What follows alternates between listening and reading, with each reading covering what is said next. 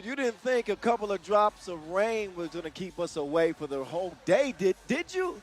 No, there was a chance. It got pretty scary there for a moment. But listen, the show must go on. We are back in Ulaanbaatar, Mongolia, for the second half of the first day of this competition. Men's Pool D action.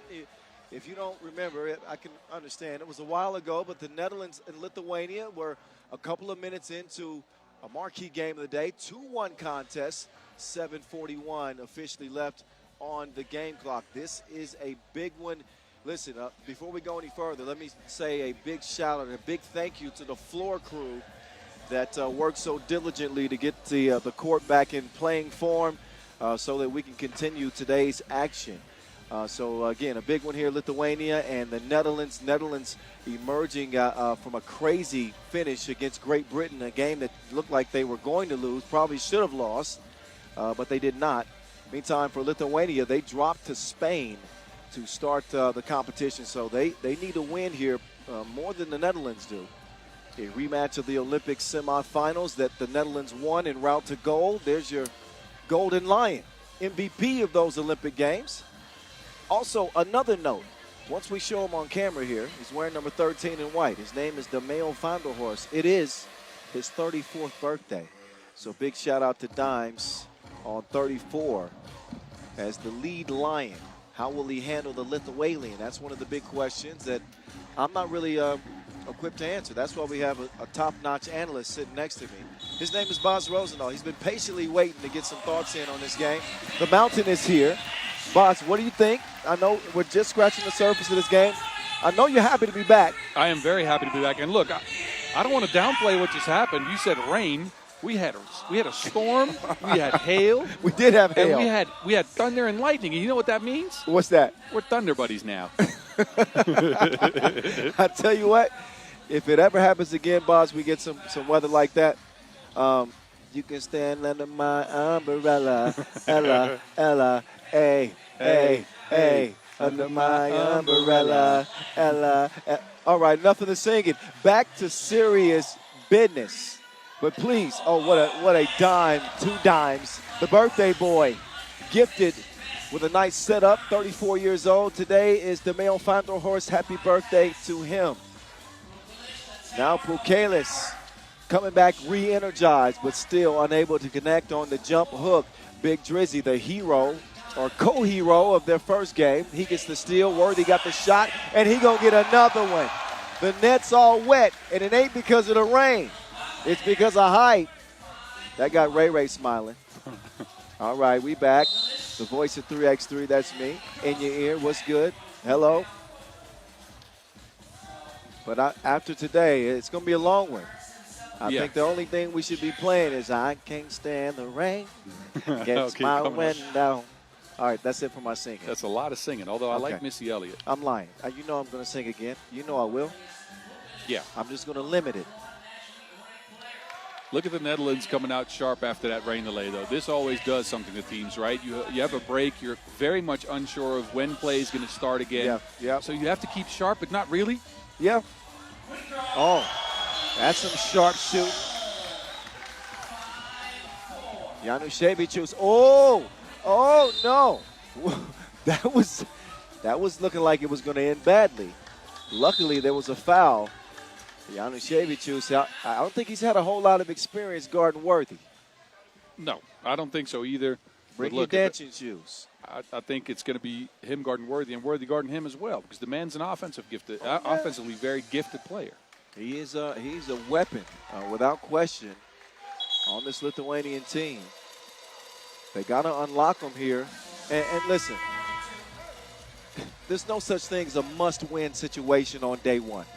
But this is a big game for Lithuania. Again, we talked about that 0-2 deficit and how much more difficult it becomes, especially when, was that B Smooth that hit that? Yes. Yeah, Alberts is adding to the Netherlands lead. Probably a bigger game for Lithuania than it is for the Dutch. Look, I think it's a big game for both teams. You know what? First place in pool, which is what's that play for the Netherlands here, going into day 2-0. You set yourself up for that first play in pool. That means you get 2 days off before the quarterfinals, which is incredible. Oh. That's going to count. Yes. Ulaanbaatar, a lethal weapon in green.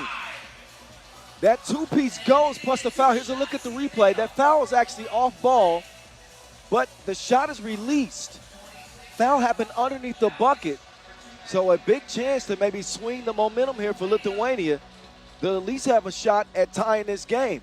Oh, still have a shot, 2 free throws, that's a 7. So Jaugas, and we've talked about his struggles from the free throw shot, misses the first. He can tie the game here, and both teams actually looking very sharp after that break. And what I was getting to, you don't know what's going to happen when you head into a rain break like that. You might not play the rest of the day. You might have to wake up early tomorrow and play the game. But these guys stayed ready. They ready. And guess what? We even. 7 apiece. Evel Knievel stunned like his dad. To the crib he goes. 8-7. Lithuania assume the lead. Dime time. Dimes, the birthday boy. He got something for you. Big body move from Vanderhorst.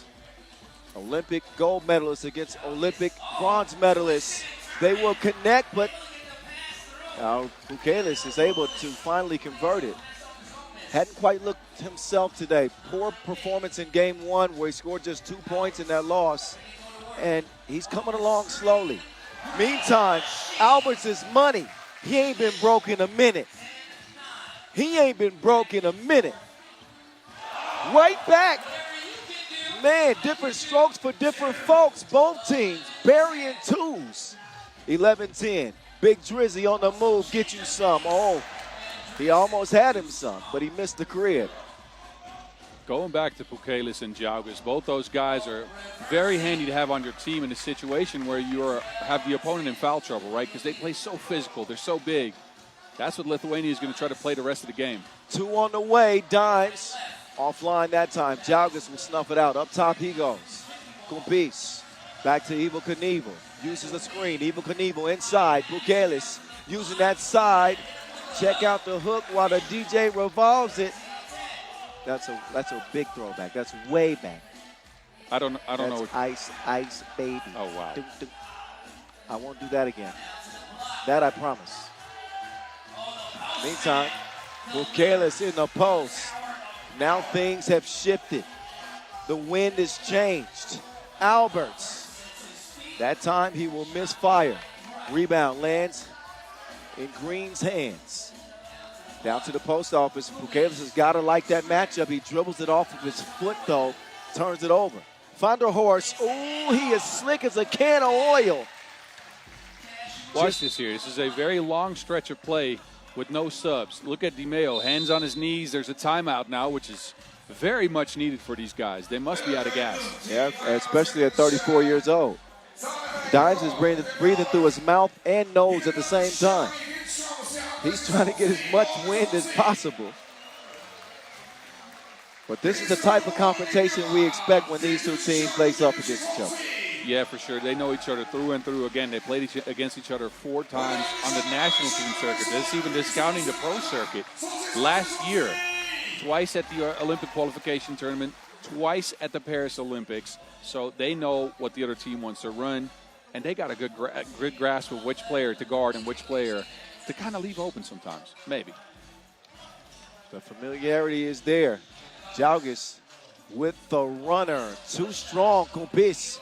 One-handed rebound. He'll snag it. Get him reset. Ulaanbaatar off target. Tip to Worthy. Up top to B.A. B. Smooth. B. Oh. He misses it. Dimes. He's there to clean up the mess.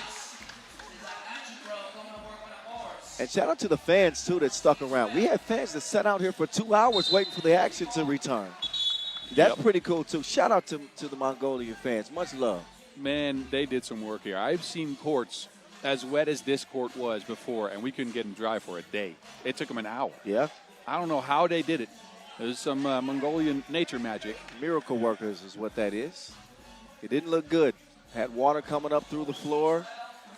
And within a couple hours, they were able to get it back in playing condition. Serious business still at stake. We got 10 games remaining on the day. The pump fake from Pukelis. Big on big. Dreesen holds his own. Hype. got that thing on a yo-yo string. It's Kupis' turn to dance. And it come back to Worthy. Worthy on the baseline. Count that.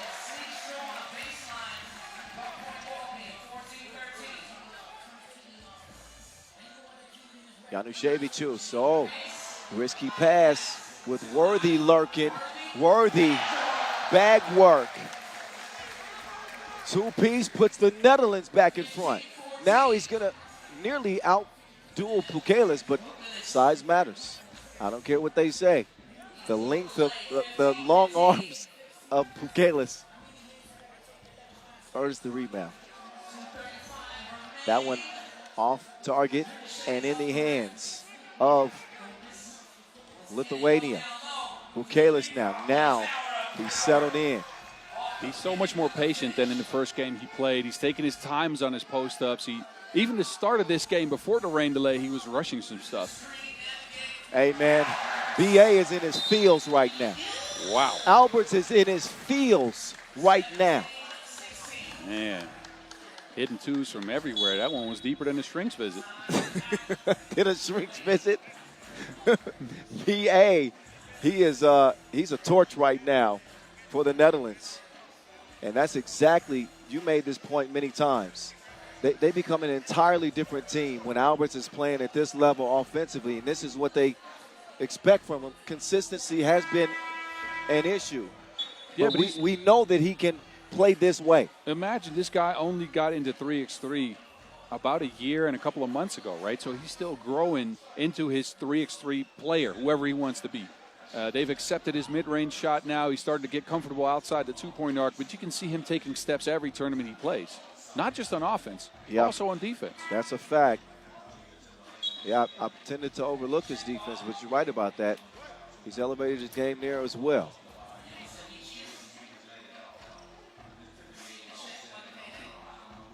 Januszewicz will get him started. Lithuania trailing only by one. Januszewicz shooting his shot like he's trying to get a date. It's a double date, in fact. Two-piece puts Lithuania back in front. This game is going up and down to make you seasick. Back tied. Jalgis, strong drive, off the iron. Januszewicz will corral it. Januszewicz driving hard left. He's got an open shooter, but he's going to double dribble. Pukelis was open on the right wing, and he mishandles it.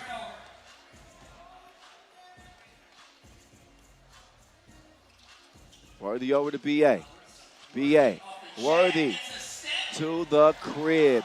Uncontested layup. Netherlands trying to start 2-0 with a 1-point advantage. Oh, Jalgis.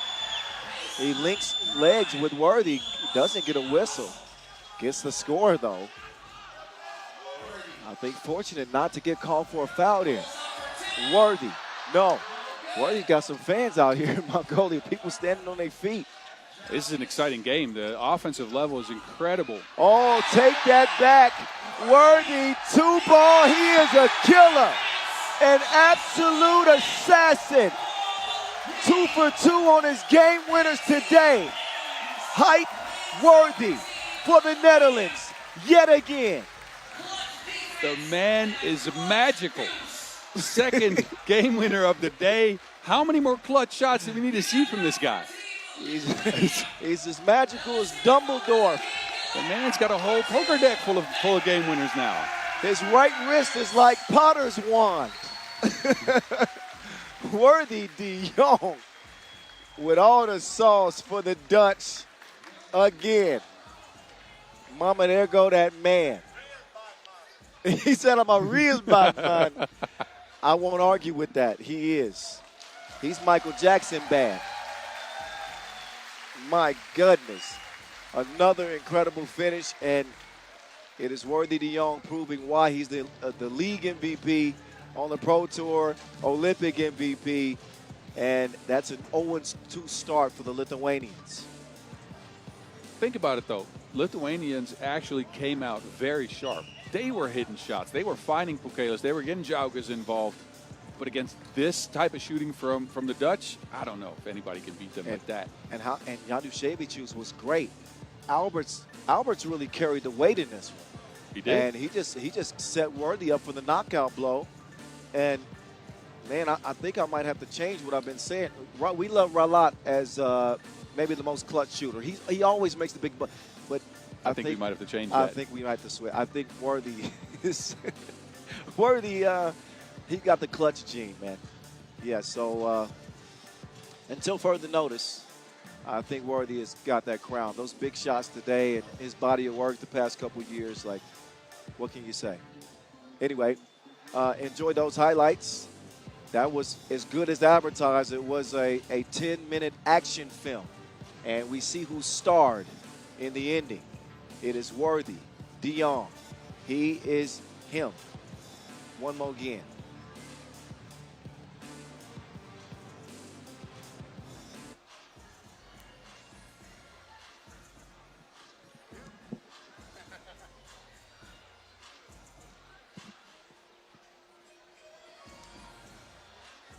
Standings in the pool as is right now. Spain as well as the Netherlands with 2 victories. Spain just ahead because they won both games before the limit. And we see Lithuania down there at the bottom, 5th, 0-2. Not a great start to the tournament. A lot of things can change as we are just getting into the action. But for Spain and Netherlands on a collision course in this group.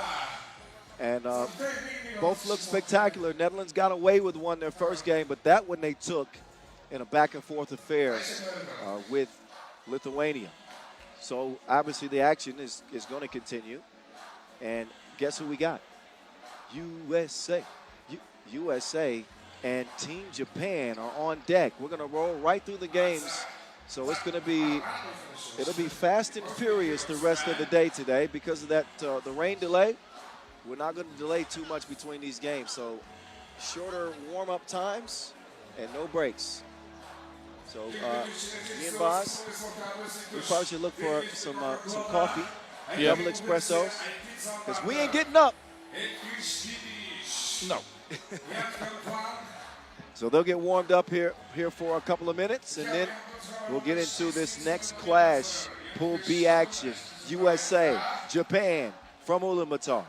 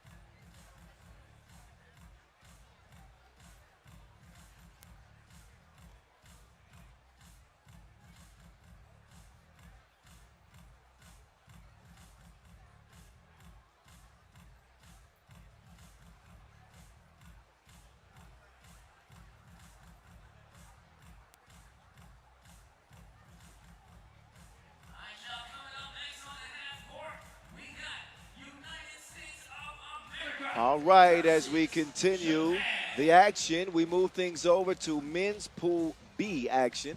In case you're joining us here halfway through the day, men in Pool B and D and women's teams in A and C were first up here in this 9th edition of the World Cup.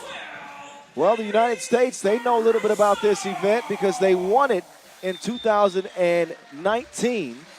The previous edition in 2023, they were a rimmer away from winning yet another gold. That went Serbia's way. Now they come back with an all-new team, some new faces wearing national team colors. It is Big Senny, Mitch Hans's government name, the Caruso, or the Henergy, there you go. Right? The lone Olympian from this American team, the real deal killer, Dylan Travis. And it is the Slim Reaper, James Air Parrott, Team USA, coming in as your 2 seed in this event and considered one of the favorites. Their opponents coming out in the red, Team Japan, who qualified to the Tokyo Games back in 2020/21. Have been a contender at the Asia Cup. Matter of fact, at the U18 level, a gold medal in 2019, but a bronze medal at the Asia Cup. They finished 19th at the World Cup 2023, and obviously they're hoping for a much better showing here. All right, boss, in this matchup, I think we both can agree who the favorites are. Agreed. But what are your thoughts on this contest? Look, I think Japan is leaning to a different style of 3x3 than they have in the past, right? They went bigger in the past with Tomoe Ochiai. Kennedy, as you remember, as a shot maker on the squads. Now they've leaned fully into bringing a small squad that plays at an extremely high pace. This is one of the reasons why we've seen Ryo Ozawa now be the top scorer in a 3x3 game ever on the FIBA, anything FIBA does. At the Asia Cup, the man exploded. He was volcanic for 20 points, if you did not know that. Ryo Ozawa wearing number 13 in red. You know, this game goes to 21, okay, just so we're clear. The man scored 20 points by his lonesome.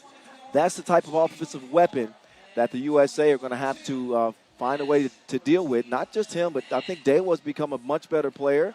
And Ego wearing number 15, great slasher. I think a pretty good defender as well, but that's the man to keep an eye on right there. Yeah, and think about it. This Team USA likes to play at pace. They like to play a flow-based system with some Princeton backdoor cuts in there. They like to get ahead. They like to get some shots upon you. This Japan team might be the only team in the field that is going to outpace them.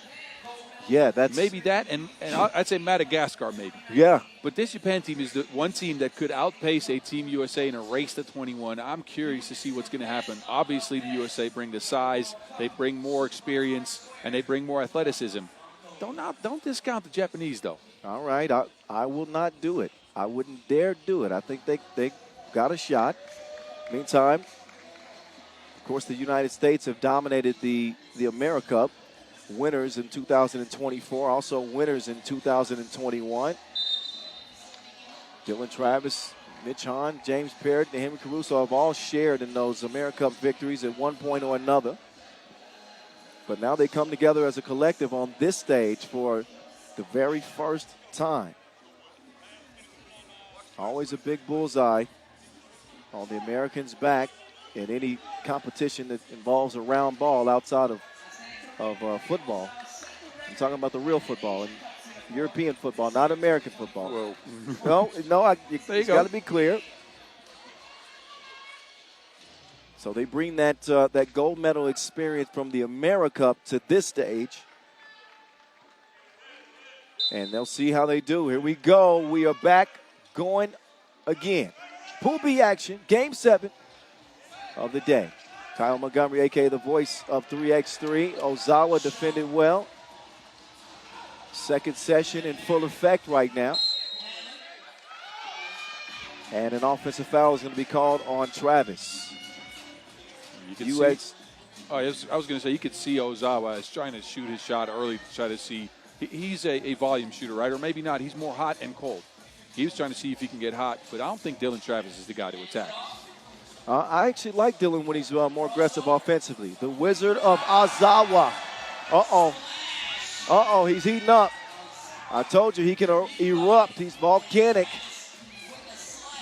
Owns the single game scoring record in any 3x3 contest.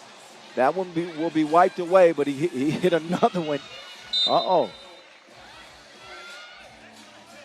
Here's another look at your record holder for the highest individual scoring game in 3x3 history, the Wizard of Ozawa. Let's see what magic he has in store.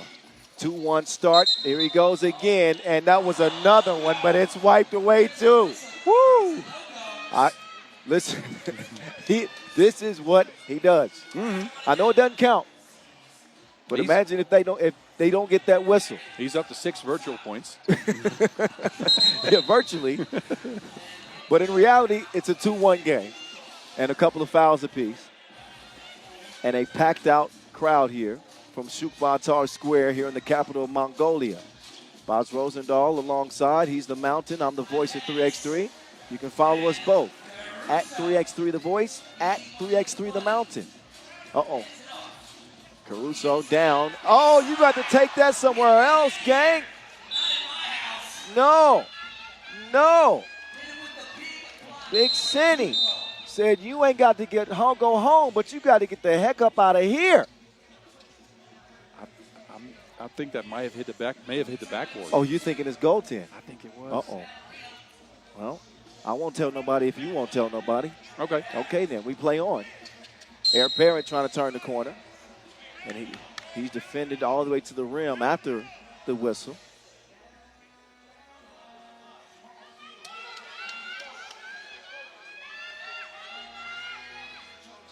They'll start it with Caruso. Look at this quick ball movement. Nobody home, and a big boom from Air Parrott. Oh, he fell asleep defensively. Another vicious block by the Americans.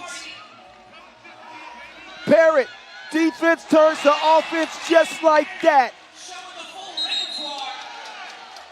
But USA hosting a block party. Japan getting VIP access. Man, where's Dave Chappelle at? 5-2.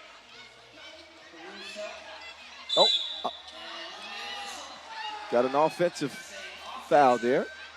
Seen a couple of those on USA. I think 2 of their 3 fouls have been moving screens. Ozawa I think this might be going up. Oh, that one was deflected. Looked like it might have hit a leg or two. Could be wrong there. In any case, they'll get it to Big Senny. Hahn. Oh, Travis. He's claiming that he was hit.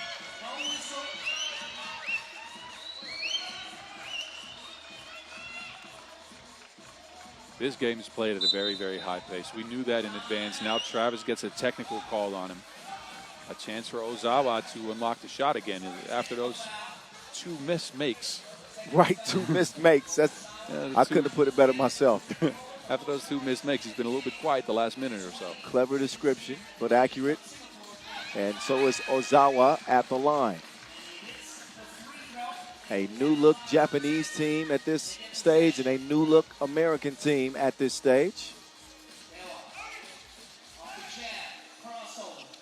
Travis the only carryover from that 2023 team that it also featured Jimmy Fredette, Canyon Barry, and Kareem Maddox. So the real deal up top. Dewa will swing it over. Ozawa, he is fouled. On the way up, he'll shoot 2 free throws. Looks like we got the makings of another thriller. He's got 3 with an opportunity at 2 more.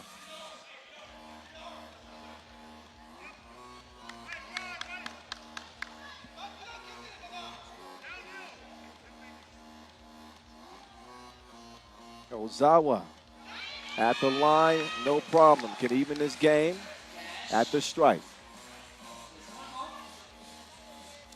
We can see clearly now the rain is gone. We got our sights set on an incredible final second half of the day. Here we go. 5-5, real deal. Put him in the blender. And now Ozawa gets whistled for the foul. No argument from him as Dylan will head up. Silver medalist from 2023. Olympian.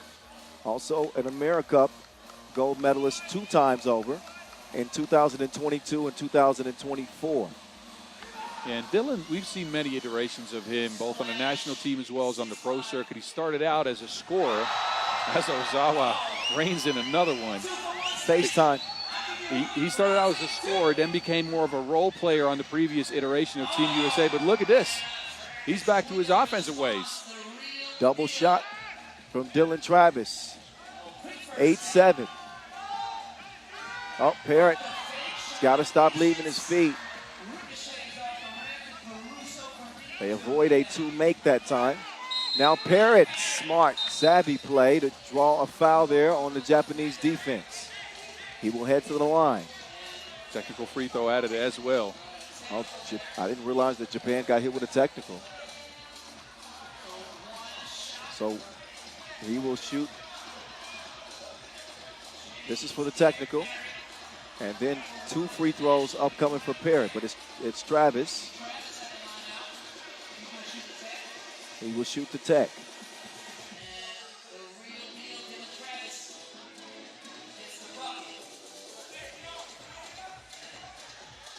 Team USA, Japan. Game 12 of 20. We're over halfway there. Yes. It is going to take us a slightly We're halfway longer. home, yes.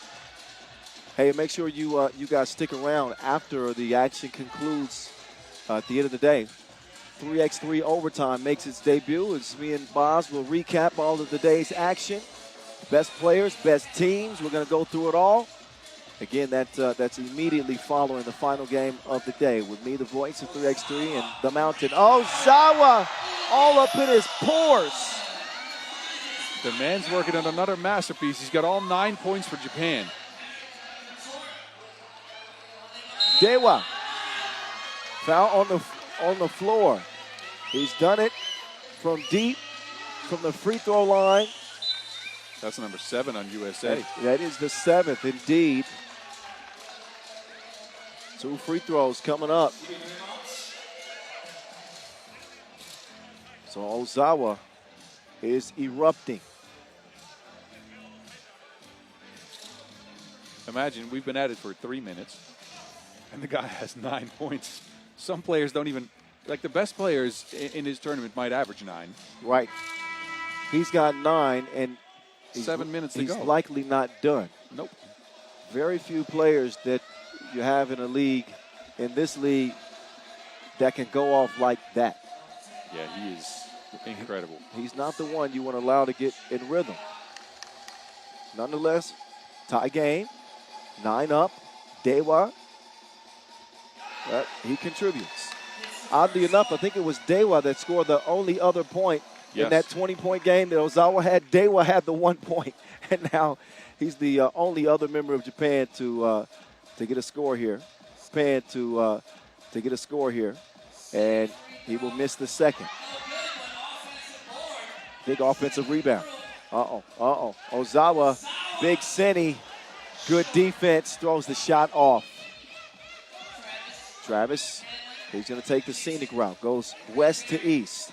Big Senny to Caruso. Yeah, he going to bang something. Two-hand flush, 10-10.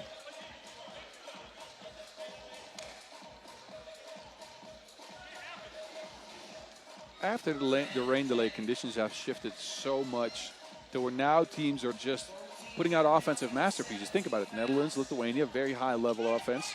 That didn't happen earlier in the day because of the heat, because of the humidity. Oh, finders, keepers, losers, weepers. Nice find from Ozawa, drawing the eyes of the defense and opening up opportunities for his teammates. Caruso, beeline, straight to the bucket. Oh, Ozawa trying to get clever with it. Maybe a little bit too cute on that pass attempt. They'll throw it away. Dead even on the scoreboard, dead even in the foul category.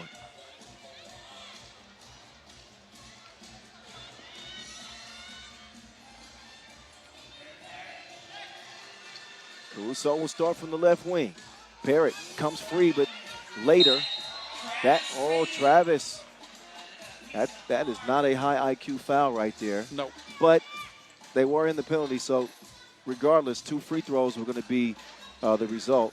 But that's just not a spot you want to foul in general. Like, if you're in the bonus, you might as well let him take that shot. Travis money on the first.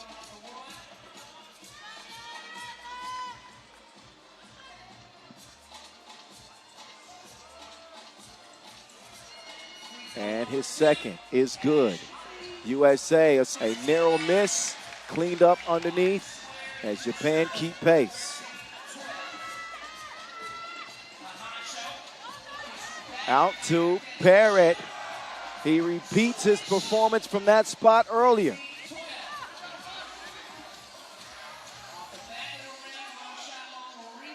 That one taken away. Parrott gets it back. Down low they go. The real deal. Oh, that's deflected.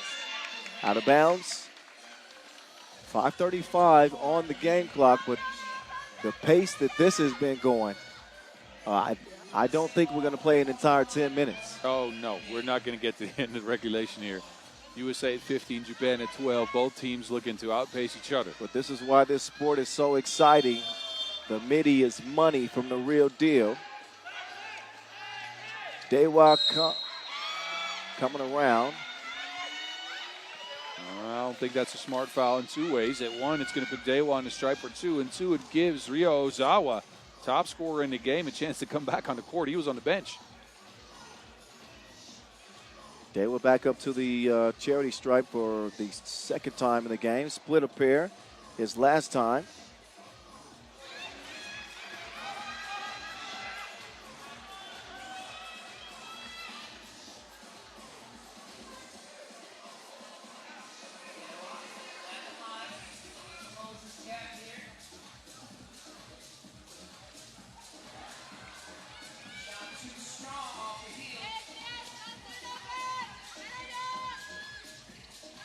Round comes Travis. Skips it like a rock on a lake. Mitch Hahn finishes it. 17-13.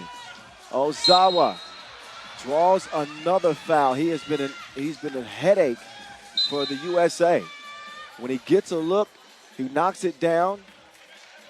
In most other cases, he's been fouled. That's the fear that he strikes in you. You have to play with this type of poise, although I'd say contestant. Don't get us close. But, man, the way he started the game, that commands some respect, right? And that respect shows now in the fact that he has to be guarded so closely.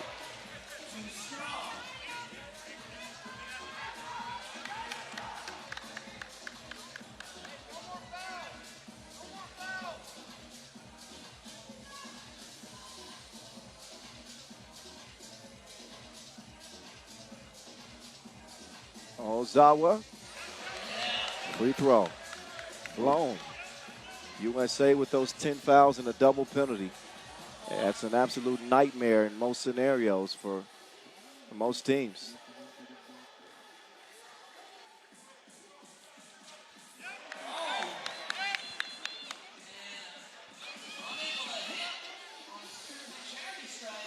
Just under 5 minutes.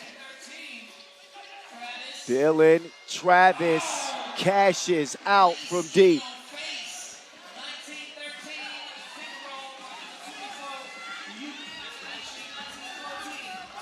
Oh, Air Parrott looking for another victim. He will drop it off instead and set the table for game point. 20-14, USA in front of Japan. Back up top, stolen. The Caruso says this one is over. Roll the credits. 21-14 USA. They get it done by 7 over Japan in a red-hot Ryo Ozawa. A balanced effort for the Americans. Nice start. The exact start that they had hoped for in this Pool B action. Yeah, and a game with an incredibly high pace. It's the USA that paced themselves the most. I think Japan kind of blew themselves up. Ozawa ran out of gas. USA with more length, and I think maybe even the better game plan.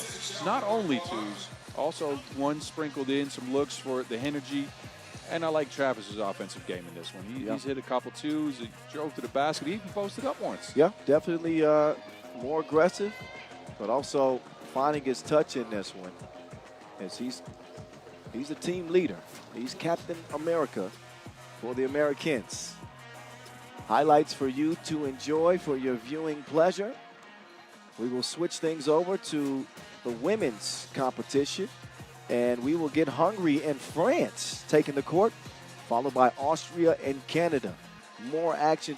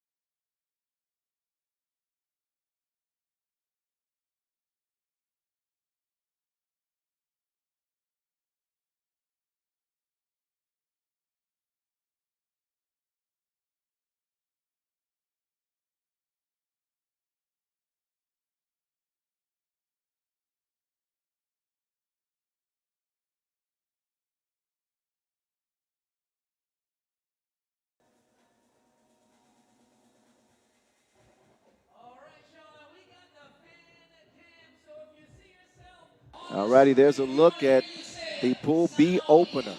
All right, tough group with Latvia, homestanding Mongolia, and maybe even a Montenegro team that shouldn't be slept on.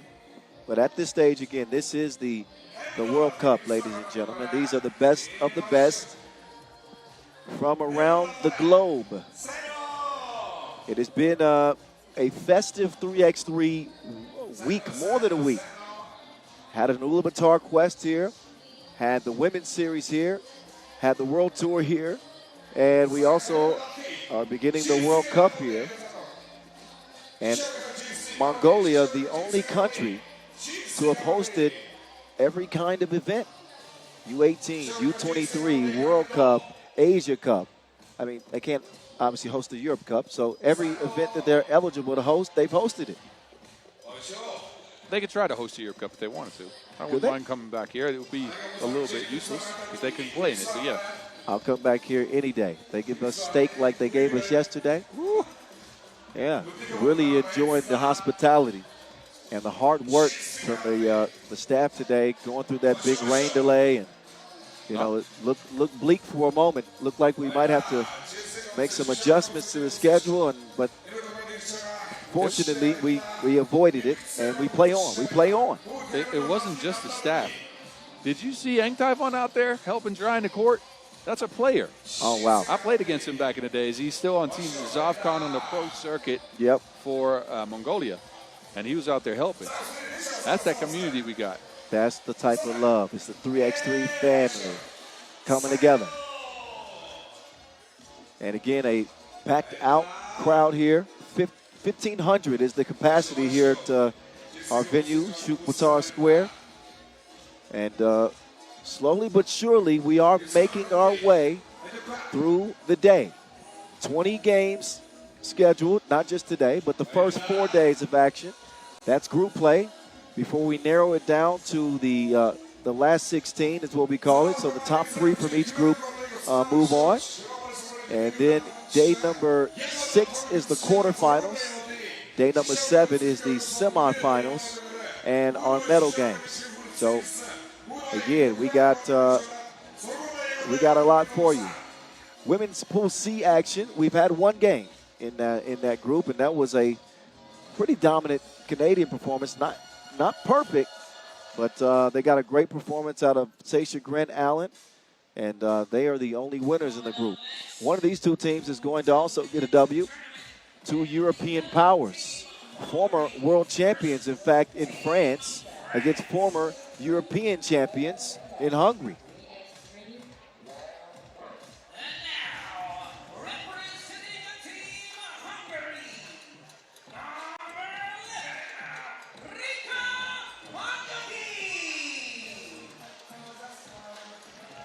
So the Hungarians will come out first in the white and red. Mayarosa. Yere. What? Oh, Are you speaking Hungarian? Look at that. Yes, I am. Osoya Tot with Claudia Pop, a.k.a. Paparazzi. Dortia Budatsik. Excuse me. Team Hungary. Been waiting all day for this one.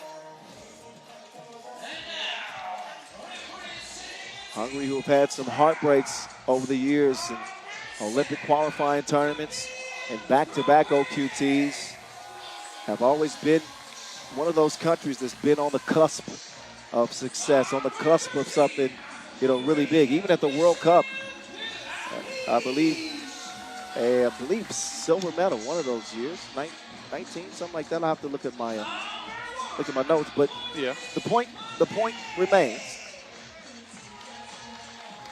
that they are a contender. Now, France have been more than a contender.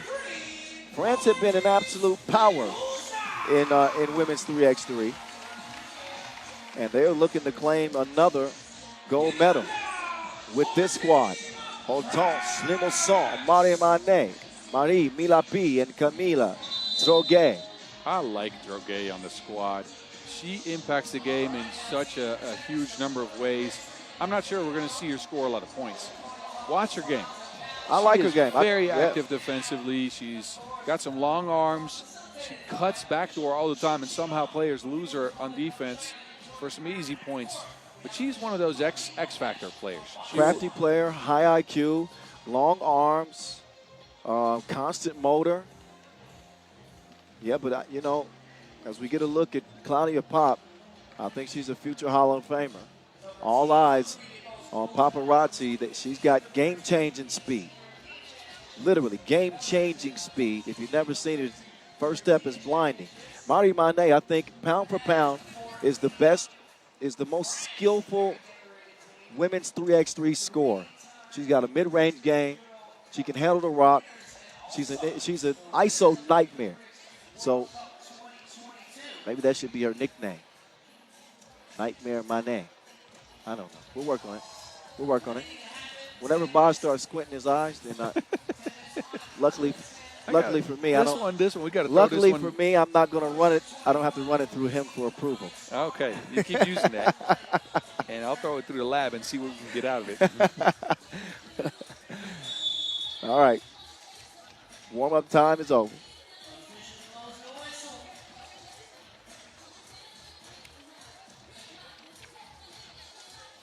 So the teams get ready to step between the lines. 10 minutes on the game clock.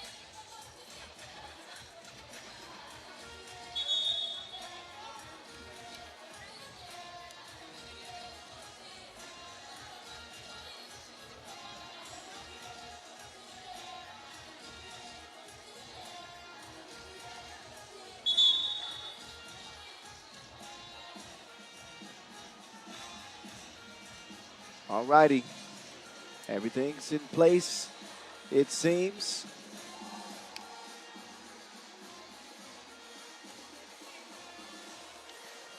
And we can finally get to it. Possession hungry.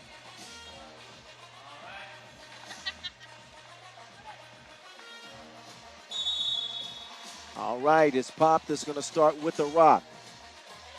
Work from the elbow. Too physical. And Stroge was trying to hold off Toth. That matchup between Papa and Limousin is going to be very interesting because both of them have blazing speed. They're both not that tall, but they can impact the game in a lot of ways. Also, both are great passers. The vision. Uh-oh. Center packing. 2-ball. Namyo. Kicked over. Pop with the dish. And that is finished.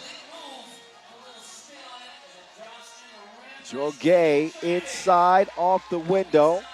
And we are even early. Pop looking for some space. Pop with the crossover. Paparazzi stop and pop. It will trickle in as Hungary assume a 1-point advantage. In comes Manyoki.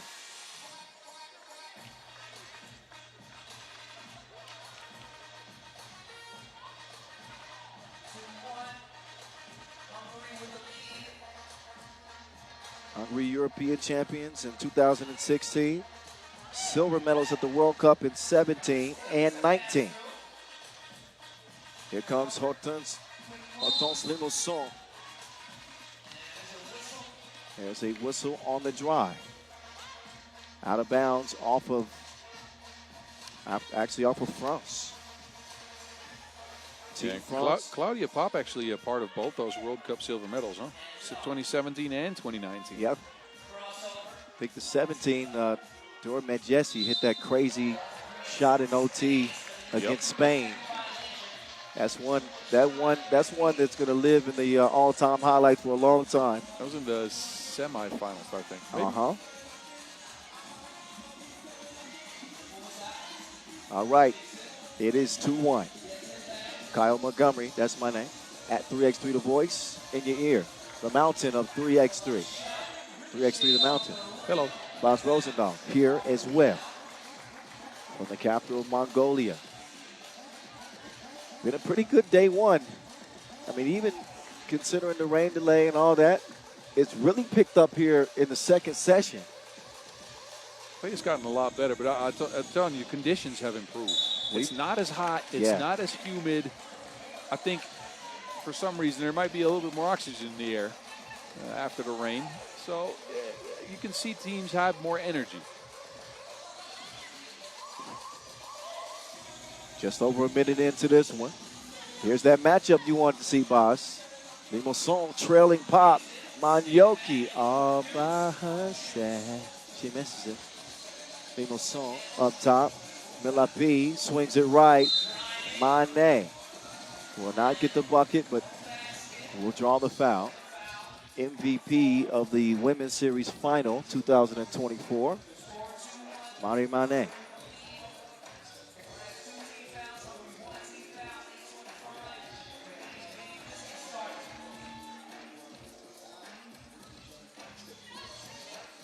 There's Limousin with the speed and the fillet.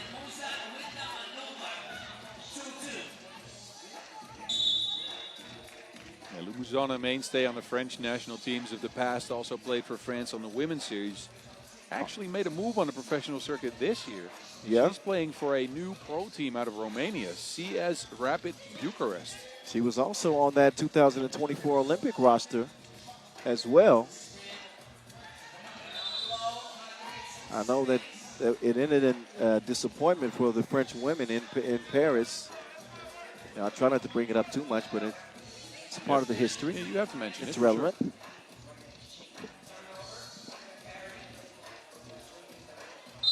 It was a silver medal for France at the 2023 World Cup, by the way, so they had been knocking on the doorstep.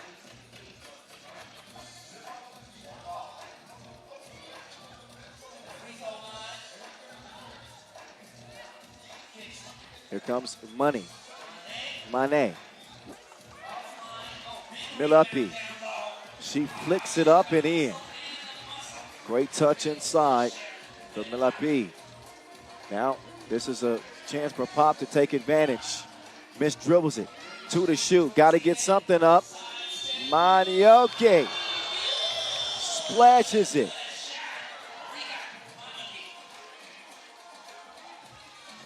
Mane, no good. Quick kick. Manioki looking inside now.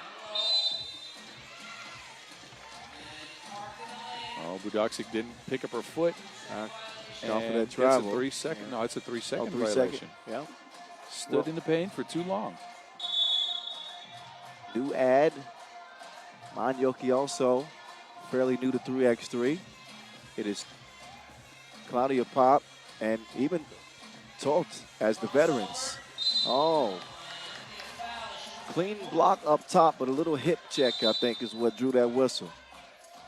So right now, with 7:13 on the game clock, scorer is Nej Hadam. You keep coming up with this Hungarian language, and I am very confused. Apparently, by the way, it's related to the Mongolian language, which is... Nam Tudor? Now you're just trying to confuse me. All good, though. Keep at it. And Maybe I'll learn something. Manioki making her move to the left. 54. Oh, Limousin lost the handle. Toth goes down to get it.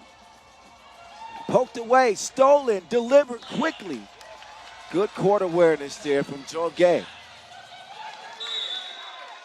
Jorge is so disruptive, man. She gets a lot of these deflections that just break the rhythm of your team. Long arms, athletic too.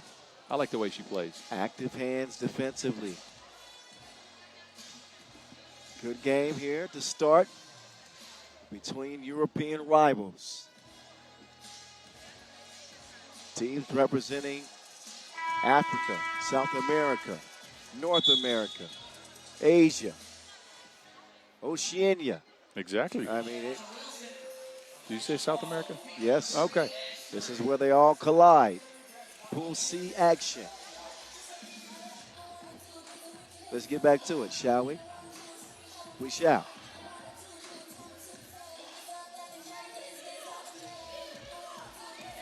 So, Hezzy, offensive foul.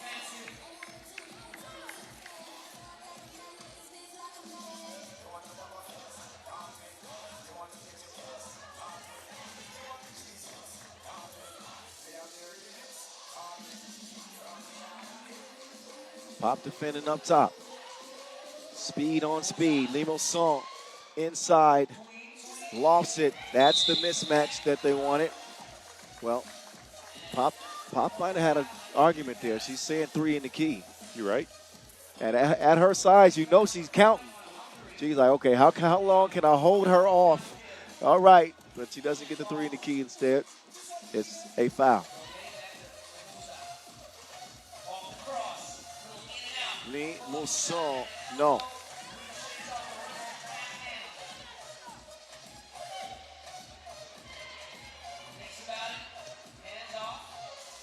Manioki getting D'd up. No. That is a shot clock violation.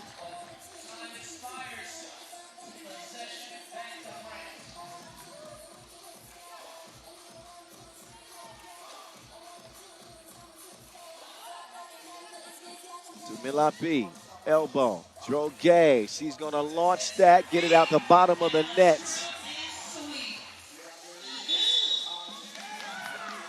Oh, now an offensive foul. It seems like France is finding their stride. They were getting the shots they wanted early. They just weren't hitting them now.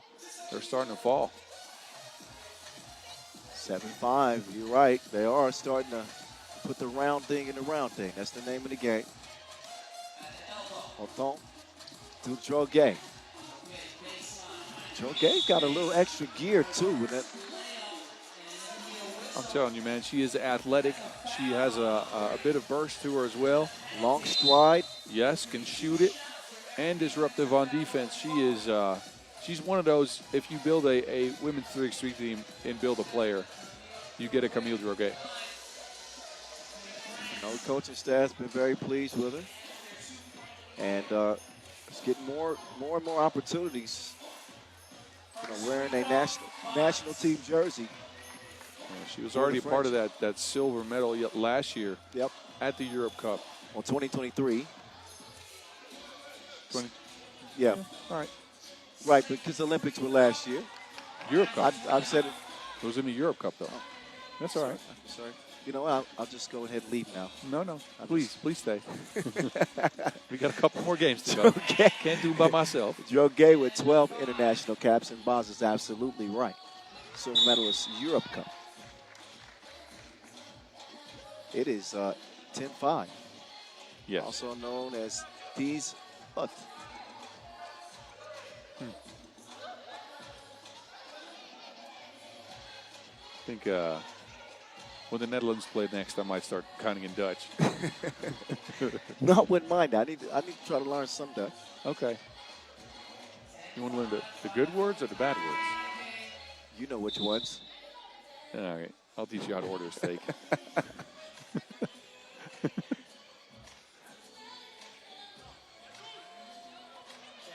8-3. Limassol and pop up top. Back over to Limassol. Limassol crossover, drive, kick. Money misses it, but will steal it, but can't squeeze it.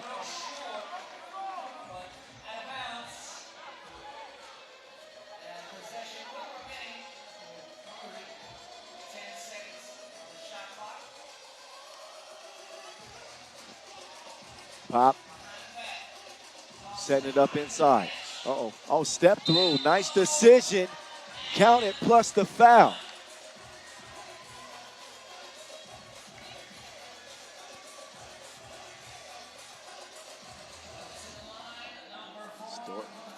So Dortia steps up to the strike. France's fourth foul. Hungary's now seventh point. Limassol to Milapi, blue attire. She's down. Quick clear from the Hungarians. Here they go. Get it. Inside. Oh, no. Missed layup. Droge. Go. Go with the win. You know, I watched that movie recently. How was it? I've never seen it. It was long. It's a classic, however. Tolt. She's bumped en route. Foul number 5. One more for France to give. The Hungarians trailing by 4 points. Orsolia Tolt has come up through the youth competitions and now has found a home on the senior team and finds that one, goes straight to the bottom of the net. No problem. Mane is having a tough time offensively in this one. Now she's going to sprint to the bucket. She's fouled.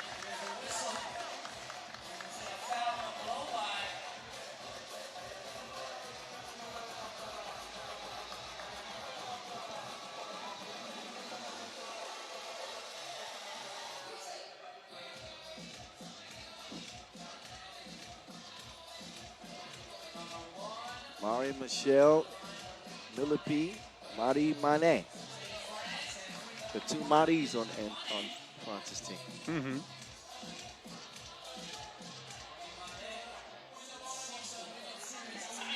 I like Mané's game a lot, man. Remember Marie-Ève Paget? Used to seeing her on this French roster. Don't see her this year. I think the legend might be picking up some new hobbies. Pop. Making it work off the spin. Drill Gay. Galloping to the rim. She'll miss it, however.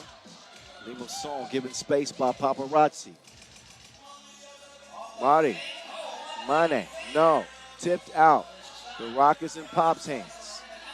Paparazzi will put the two up. Daniel. Paparazzi's strength isn't per se to shoot from long range. That's at the mid-range, and layups are more her style. But the length of this French team is making it difficult because she's got Limousin as a prime defender, and then there's two women waiting back there with a wingspan to rival anyone in the field. Yep. Absolutely right. Question is, who touched that last? How that decision's been made. LFP can't believe it. And it is going to be Hungary ball.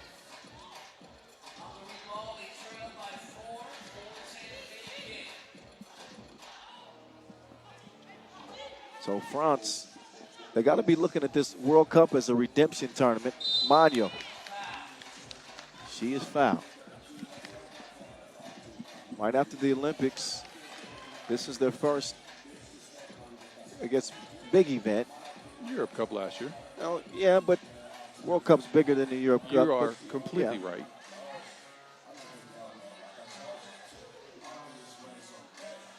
Magno. Yo. Inside. Milapi putting her own spin on things, but that ain't legal.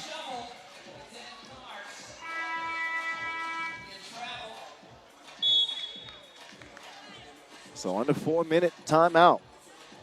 Yeah, France took that 10-5 lead, and I thought they had figured something out. I thought they were going to maybe put this game to bed early. But it's been the fighting spirit of Hungary to bring them back in this game, a 13-10 score now. And I like what I've seen from Hungary. They might not get the best shots, but they've gotten a couple to go down, and they're going to keep fighting on defense, that's for sure. Yeah, they haven't had a big scoring game from Pop. They've done a good job preventing her from penetrating and breaking down the defense, as we've seen her do many, many times. But it's the fight of the Hungarians that have kept them in it. Paparazzi. That one's going up. Off iron it goes. Droguet being pestered by Pop. Kicked over to Mane. ISO. She loses it. Mane just seems a little bit off. Yeah. She's missing shots you usually see her make. She's losing the ball out of bounds. I don't know. It's not her sharpest game. Let's just say that. Yep. Certainly been out of sync. Paparazzi. Limassol leaves her. Paparazzi. Excuse me. Bocciana. She's got a bucket to get. Down to a one-possession game, a 2-point difference. France and Hungary.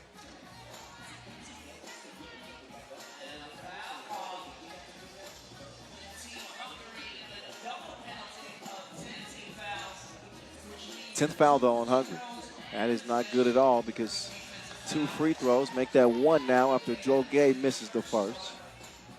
The possession will also go to France. Was that a technical foul? Must have been a technical, but they do have 10 fouls, so Limassol trying to get in her bag. That's foul number 11. Now there's 2 free throws coming up. And Hungary, who have fought themselves all the way back to a 2-point game, that's where they might lose it.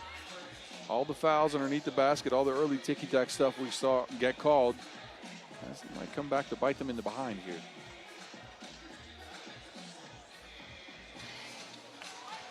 Milapi, smooth stroke at the line. Yeah, could nix a nice comeback for Hungary because of the foul situation. And a good job by Milapi at the line to take care of business. Who turned the lights out? Oh, more lights just went off. Somebody turned the lights out.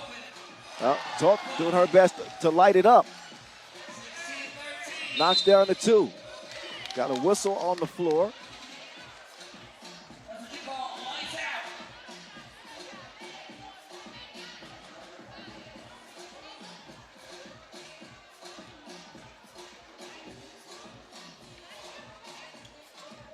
And now, yeah, they've drawn attention to the lights. We both saw it immediately. 3-point lead for France. Slight technical issue. We apologize. We'll get it fixed as quickly as we can. You can trust things to be corrected quickly around here. I've noticed that. Right. Man, After to go the back to monsoon that we rain had delay, today. we had a court that was just flooded. I'm talking water got underneath the court. It was on top of the court. If you jumped on the court, you could see it kind of go up and down. Oh, yeah. And look, I've seen situations like that back in the Netherlands, and it took us hours to get that court dry. And here they worked their magic, and it happened in just an hour and a half, maybe an hour. Got us back on track. Yep. So I wouldn't. These lights are going to be on very soon. And you know this little break in the action. Do you think this works in France's favor, or does it benefit Hungary more to have this this little technical issue, no matter how long this break lasts? I'd honestly say it works in Hungary's favor a little bit because they're the ones extending all their effort on defense. They're the ones chasing these French ladies around. France, a lot of individual creation, so you have to really extend yourself on defense if you want to stop that. A little break like this, I mean, depends on the focus you bring out of it, right? But a little break like this is for sure going to get your air back. You get some more oxygen in you get a little bit more clarity up in the noggin. Yeah. Recharge a little bit. I don't know if it works that way for me. No? My noggin's getting more cloudy as the day goes on. What's your name again, sir? I wonder what it is. Well, they're still working on these lights, y'all. Yeah. But don't worry, I won't mention your age again. Huh? 41. I say it proudly. 41. Yeah, I'm right there with you. Yeah. I'm about to be 40 in March. Can you See? believe it? We're in our prime, man. We are. I would say mentally, yes. Physically, Touche. not so much. I worked out a couple weeks ago with some guys that high-level talented basketball players, and I tell you, I couldn't pick up my daughter for 2 days. I was sore for a good week and a half because I played a couple of games of basketball. Now, mind you, I still play some 3x3 ball now, right? Every Wednesday we get together with the old Dutch national team. So Aaron Royer is there, Jesper Jops is there, I'm there. And we'll play some of the guys we know. One of them you might actually know from Russia, Fedosov. Oh, yeah. Yeah. He comes and plays every Wednesday. Really? Yeah, so me and him go at it in the post. Wait until I'm fully healed from my neck. You can come with us on a Wednesday When my neck is healed, I'm coming at your neck. I've heard this a lot of times in the past, and all I have in my mind's eye is that one-on-one game you played against the French coach, Karim Sochou. That I won. That you won. That I won. And that was by far the ugliest game of one-on-one I've ever seen in my life. It was ugly. Yes. A win is a win. It's a win. There we go. You're right about that. You did get a win. Okay. You also talked more trash than anybody I've ever seen. Trash talking was your defense. Me talk trash? You would never, huh? I would never. Okay, sorry. You played really hard defense. You put your knee out there. It's not a part of my personality to do that. I'm just a quiet guy. Yeah, you're right. Humble. Well, I am humble. That's true. Are you saying being quiet isn't it true? No, that's a lie. I want to strike that from the record. I want the lights back on. Yeah, me too. Although we get a view of the beautiful clouds here with the sunset in the background. All right. Well, in the meantime, we'll step aside for a moment. There's some bugs in the system. They're testing them out right now. Don't think it'll be long. It won't be long. But until somebody turns the lights back on, then we won't be able to play on until that's fixed. Come on, let's go.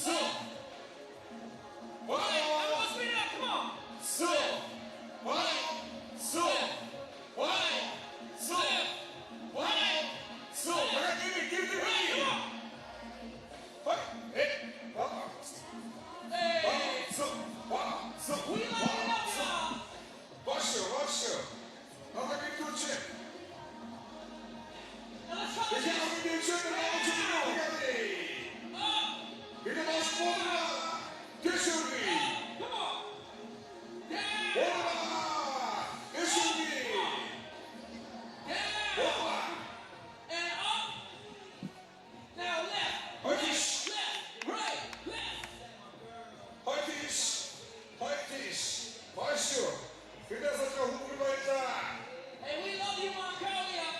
Let's go.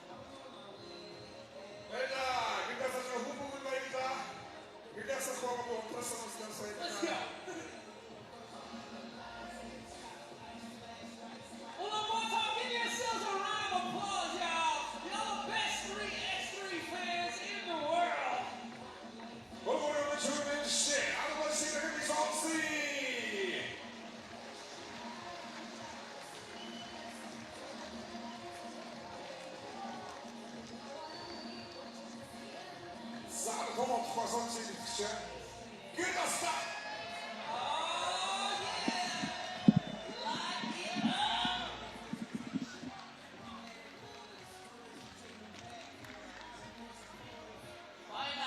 Thank you.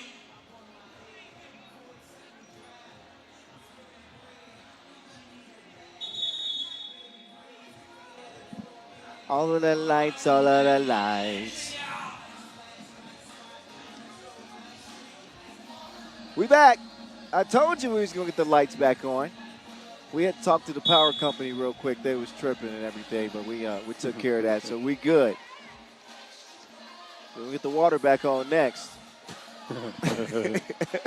Manioke with the stroking. 16-15. Limousin up top. Droge swings it left. Mari Mane. She has been in quite the drought in this game. Manioke, the 23-year-old, new add to the national roster, the scoop-de-doop. And don't look now, Boz, but we're dead even. I told you this break might benefit Hungary. Teasing hot, teasing hot. Two-piece combo. There's Mane. Manioke, she scored the last three. It would have been four, but she drug her pivot foot. The jab step, working on Limousin here, and In super slow-mo, you're going to see that pivot. Oh, that was, yes, most certainly a traveling violation. Here we go. France back in front, though. They withstand the charge of Hungary. Toth with some good defense, but that's just better offense from Jorge. Like that matchup, too, with her and Toth. Agreed. On the drive, Toth. Oh, she got blocked by the backboard.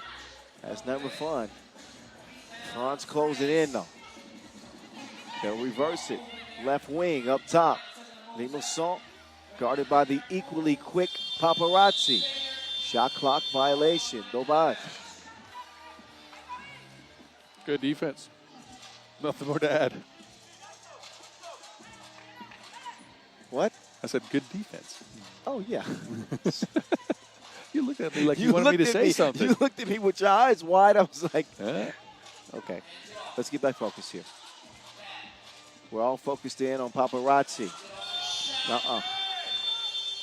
Oh, yeah, Pop hustling, but maybe a little reckless on that steal attempt.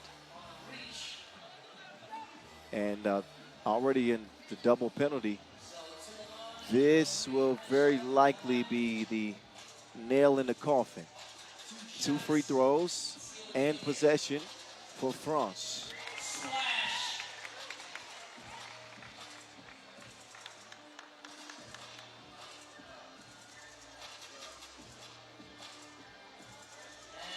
And that is your game winner, Miller P. Cool as the AC at the line. France win it over Hungary, 21-16 in this Pool C contest. So that is that for that.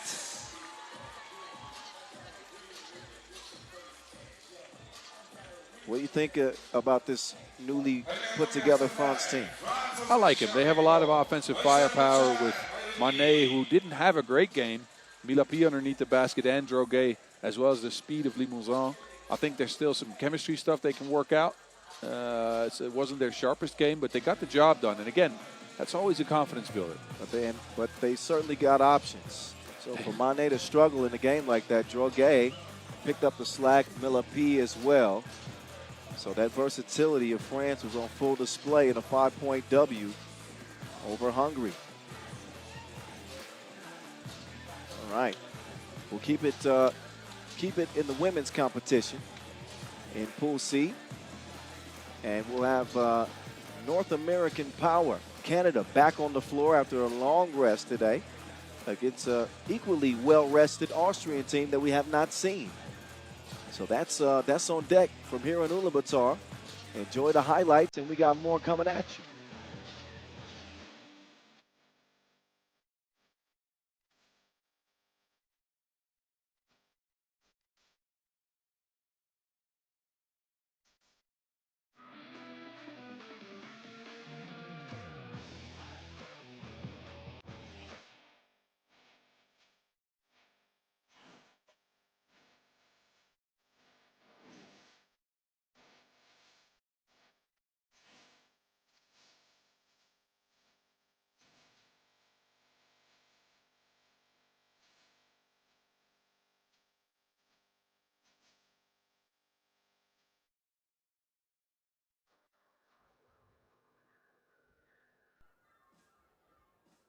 Coming up next, we got another women's game, and we have Team Austria versus As promised, Team Austria and Team Canada.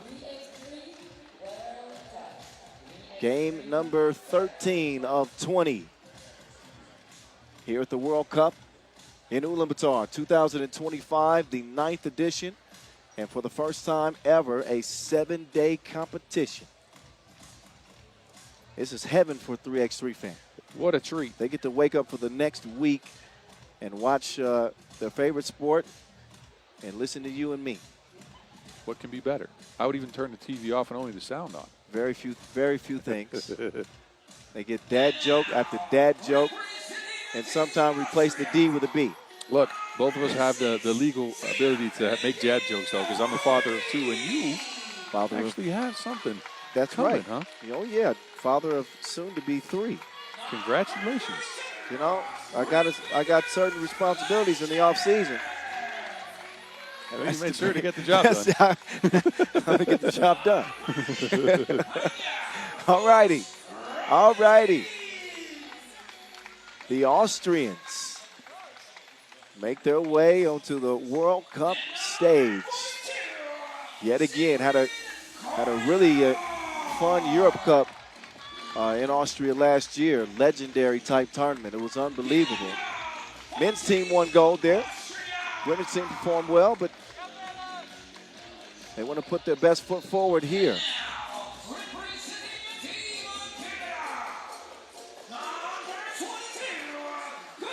What an opponent to start against if you want to put your best foot forward, though. As Austria is looking at one of the powerhouses in all of 3x3, Canada coming out. Canadian team got a pretty easy W, and it wasn't the best of games, but they got a 17-10 win over Latvia. Yeah. 9 points, 8 rebounds for SGA. Our SGA, that is. Yeah, that's Sasha Grant Allen. Uh-huh. And Crozon and Cassandra Brown both chipped in 4.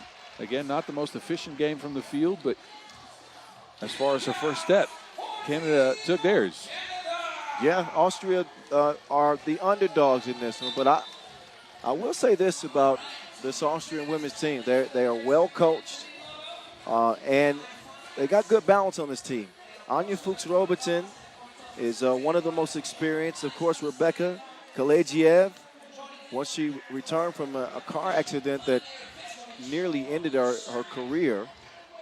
We've been thrilled to see her back playing 3x3 and healthy. Sigrid Koizar, a new add, and Sina Elka Holler. They usually have Alexia Roll on this roster, but I believe she got injured here recently.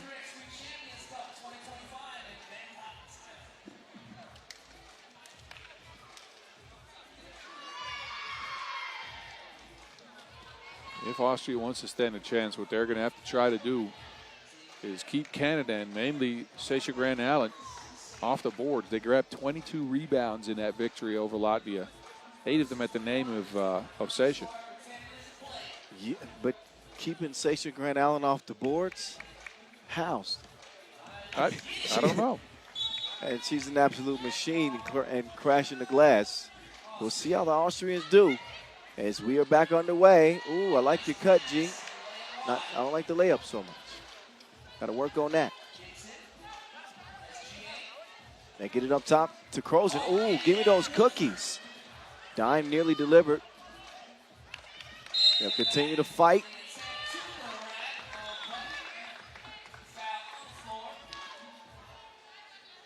Kalejiev is in.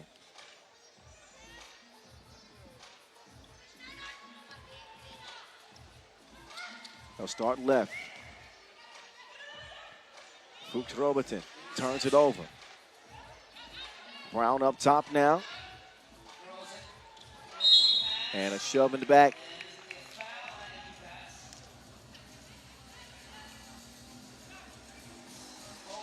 One foul apiece, no scores to speak of yet.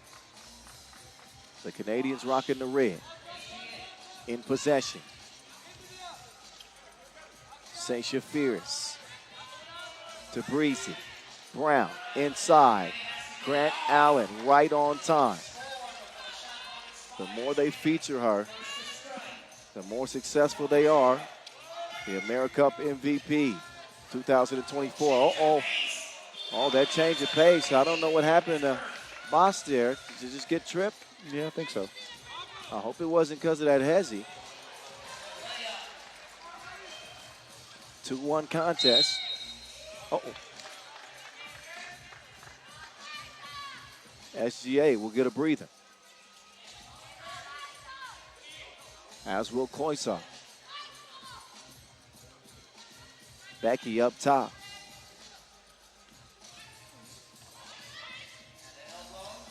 Up and down. That one swished. Cena Brown. Nothing but oxygen on that attempt. Turned back over to Austria.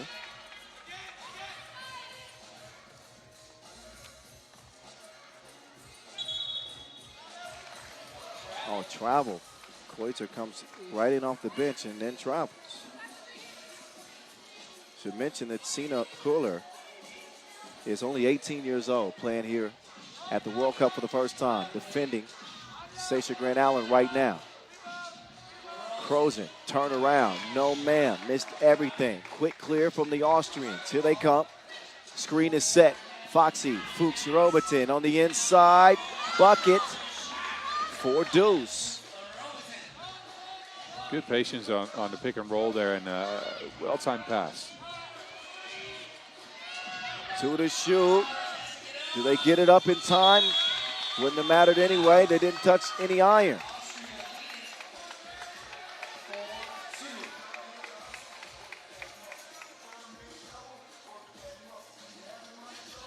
Pelagiev passes left, swings it right.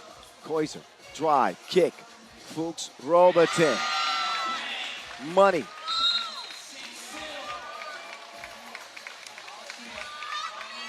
Then a quick offensive foul called on the Canadians. Man. But look at this drive and kick. 2 defenders leave Fuchs Robertson wide open.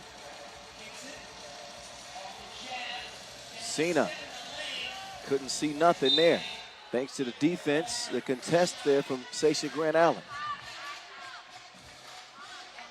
Sasha Grant Allen at her size, to be able to move the way she does, stick with her offensive player, her matchup, and to contest shots like that is just unfair, man.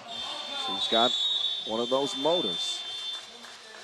Usually, non-stop. But that's what I'm saying. Like, you usually don't see that from ladies that size. That's usually big, plodding through the paint, like that type of stuff. She is nimble. Yeah. Ain't a lazy bone in her body. Brown, drive and kick. Bosch, Spice to the crib. Oh, Becky with the long hair, swinging it on the drive. Does not connect. Brown. Oh, that's a foul. Koiser will come in.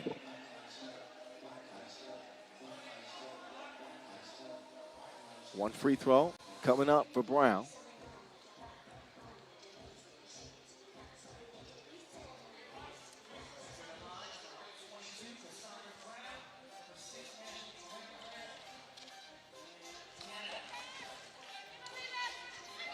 Six, 4.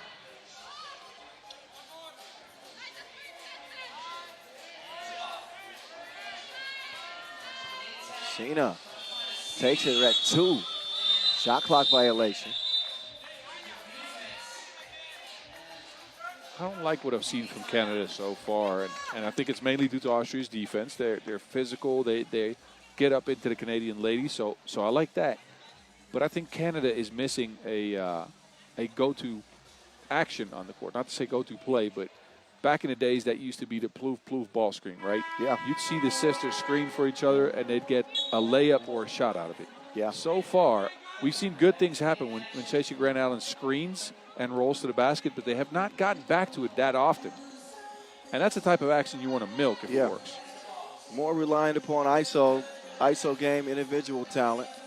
And most of the shots that they're taking are contested. Good defense from the Austrians.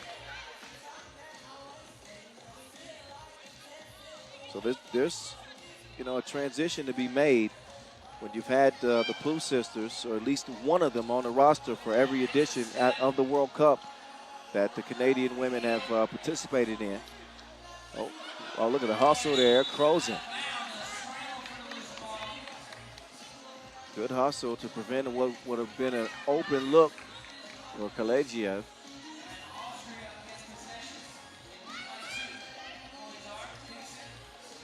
Sina. Oh.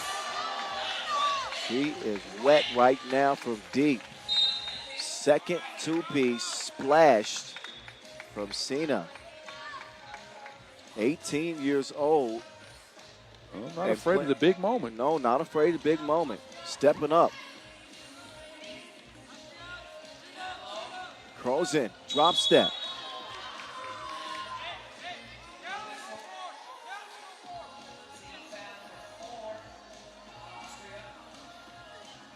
Crozen on the line, got one coming.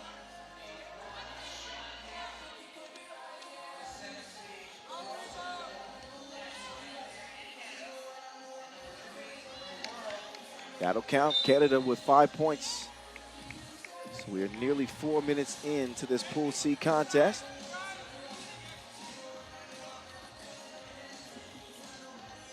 While the Canadians favored in this one, they've been trailing pretty much from the outset.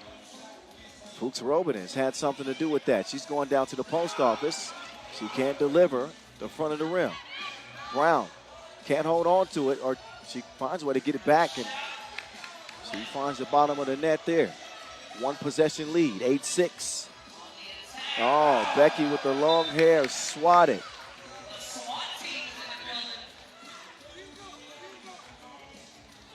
Brown, she's a Beyonce fan. She don't like Becky with the long hair.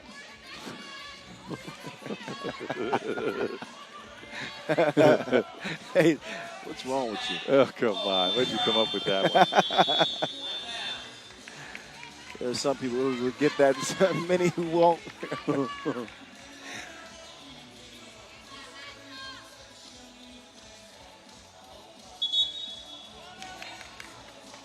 travel. Point of emphasis this year. Got to be very careful on those check balls. Players they have the tendency to want to get those feet moving before dribbling the ball.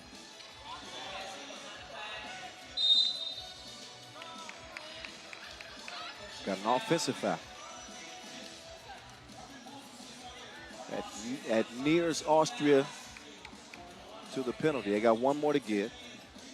Free throw line might be very important again in this game, as offensively it's not been a masterpiece, let's just say that. Both teams are struggling to score. Crozen has struggled with her shot today. Brett Allen, she's good all the time like grandma's cooking, but she's going to need some help. Osina misdribbles it and will substitute out. I think young Cena still hasn't learned that SGA isn't the lady to go and attack. Long arms, sits low, sticks with you. Yep. Active hands as well. Seasoned player. Look at that. Grant Allen is doing everything. She's doing everything for the Canadians.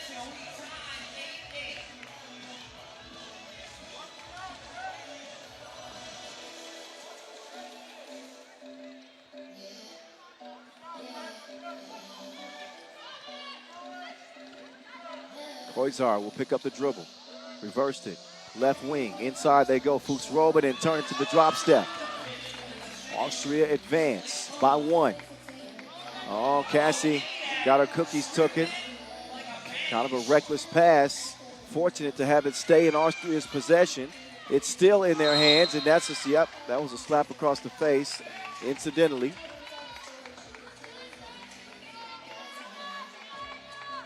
Just the fourth on the Canadians. I'm about to say they've been very disciplined in guarding Austria without fouling them. Oh, that one thrown in reverse, but does not go down. Run up and get done up. She can taste the leather. 9-10. And an offensive foul on Austria. Sixth one, so they are at the bonus. Next defensive foul, 2 free throws, Canada.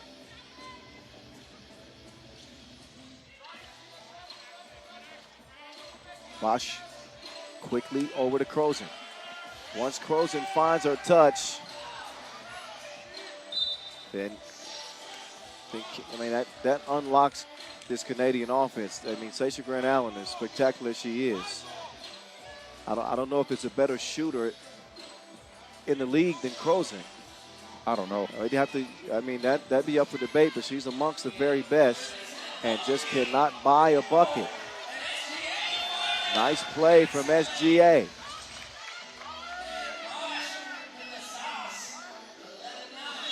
Canada with a chance to start 2-0 here in group play. 5 teams per group. 4 groups. Pool C, more than halfway done. 3:56 exactly left in this one, and really anybody's game. If Austria can sharpen up a few things. Yeah, it's mainly their offense that's lacking, right? Again, I like the defense that they brought. I like the fact that they've been very active, very physical, although they're going to have to start watching out with the foul situation the way it is. But they rely a lot on individual creation of shots. And against the length of this Canadian team, that's troublesome. You don't really get a lot of easy looks against SGA and Brown. True statement.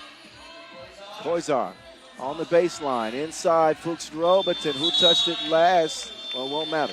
Shot clock violation. That is the determination.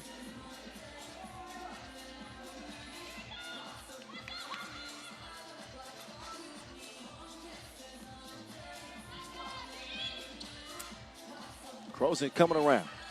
Crozin. Oh, attacking the rack. And I haven't seen Paige struggling like this. Brown by herself, not no more. Reservations for 2, please. 13-9. Koizar. That Sasha Grand Allen defense is crazy. This step back. Becky can't hit it. Offensive foul. That is the whistle coming from the baseline. This one officiated, by the way, by Alex Telesanin, Vladimir Veskovic. 3:10 to go. Oh, nice look. And reminder, next defensive foul, free throws are coming. And that is a shove in the back.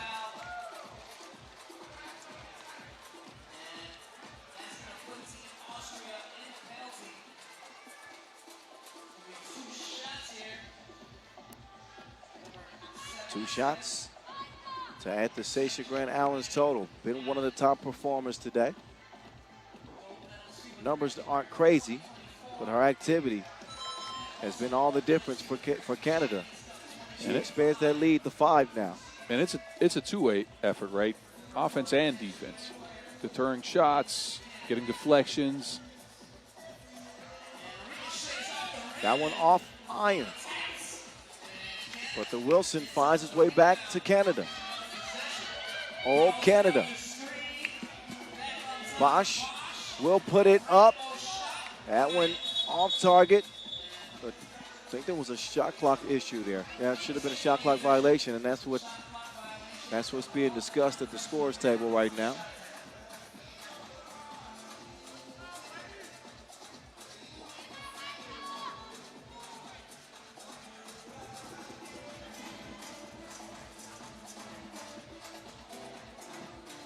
So it looks like this will be, shot clock violation.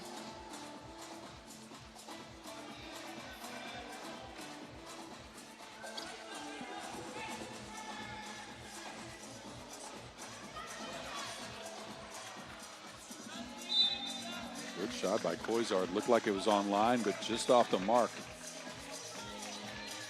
Low scoring performance here for Austria. At this stage, you got to put the round thing in the round thing. 9 points with 2.5 to go. They need a wake-up call. Brown will give it up. Crozin. She has been missing nearly every 2 attempt. What are her numbers? She was 1 of 6 from 2 in that opener. I don't think she's got one in this one.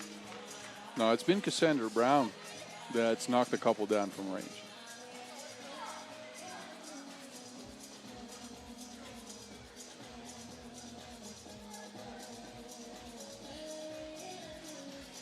Free throw's good. It might be Austria's way to easier points. They've struggled to create some offense here in the last couple of minutes, but that 7th foul for Canada is going to give them something. Again, they'll turn the ball over, too. Well, here we go. That's kind of been the storyline of several games today.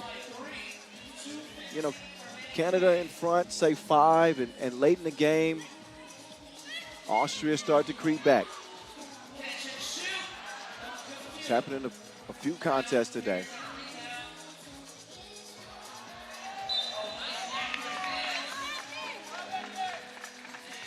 Just over 2 minutes left in this one.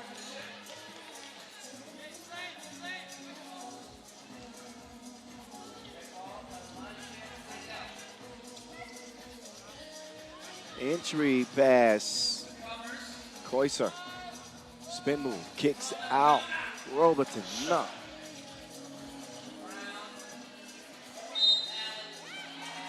Yeah, hop by Stacey Grant Allen before she started her dribble.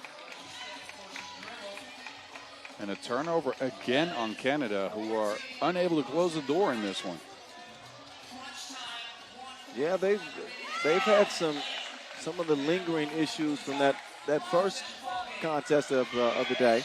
That one didn't get clear. They finally realized it, and they refeed the post. Stacey Grant Allen not that time. Oh, and a travel called on the baseline. But down to a one-possession game. Austria nipping at the Canadians' heels.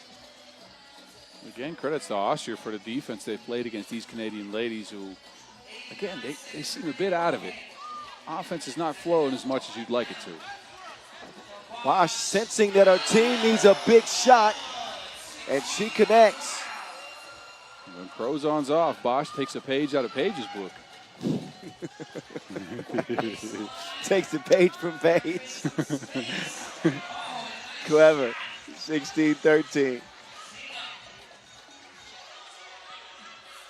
Bosch whips it to Brown. Brown. Man, she puts a finesse on that thing.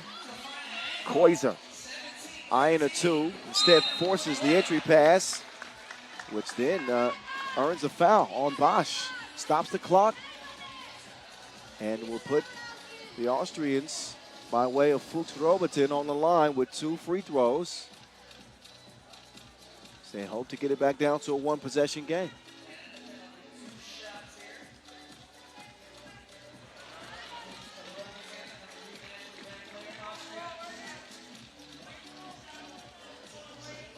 After the first, the second, more of the same.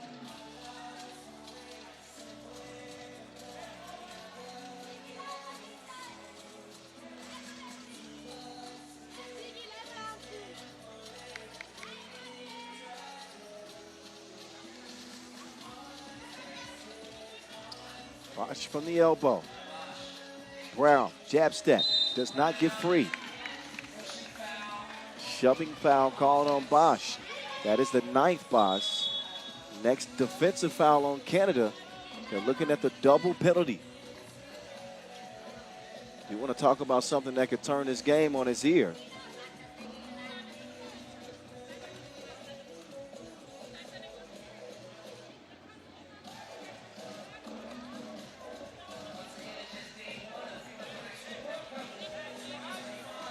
Here's a bird's eye view of this beautiful venue from Ulaanbaatar Square in the capital of Mongolia here in Ulaanbaatar. 1,500 strong.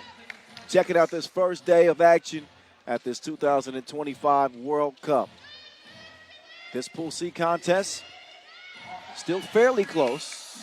2-possession game. That is a foul on the shot, and that is the 10th. 2 free throws and possession for Team Austria. Exactly what they needed. Another moment to stop the clock, get easy scores, and another opportunity to try to go there in the next possession because they will get the ball back.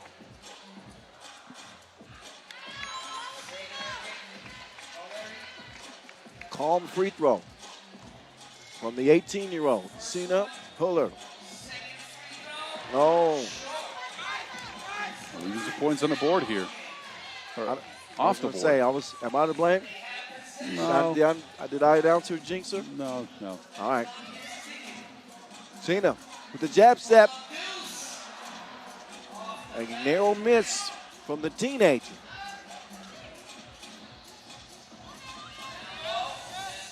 Oh, SGA giving her some lessons. Great contest there. What a hustle there from Brown.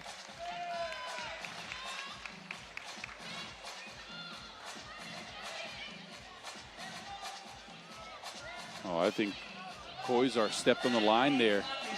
That ball was going out of bounds, and it would have been Austria's. Oh. Technical foul for delay of game. Oh, wow. See that? Oh, that's on Canada. That only makes matters worse. Canada trying to put them away, but they keep shooting themselves in the foot. I think Austria is going to foul here and put somebody on a strike. It's foul number 8. Hey, well, you called it.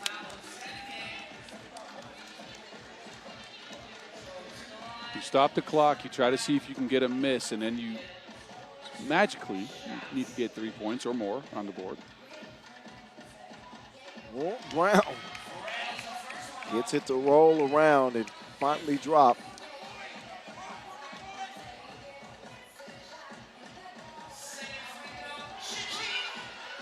Point game. Creative attempt. Page. Nah. Won't matter anyway. The Canadians get the job done. One more again.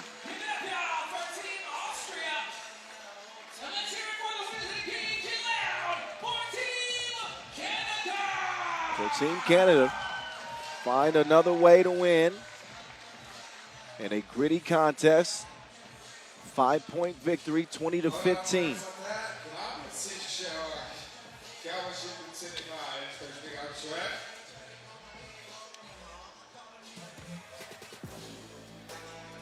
Some highlights for you to enjoy. Pretty good game throughout, but it was marked by mistakes and obviously fouls. Canada able to overcome some of those issues and emerge victorious once again. 2-0 to start their 2025 World Cup campaign. Not too shabby. Men's Pool B action coming up next. Latvia, Montenegro on deck from Ulaanbaatar.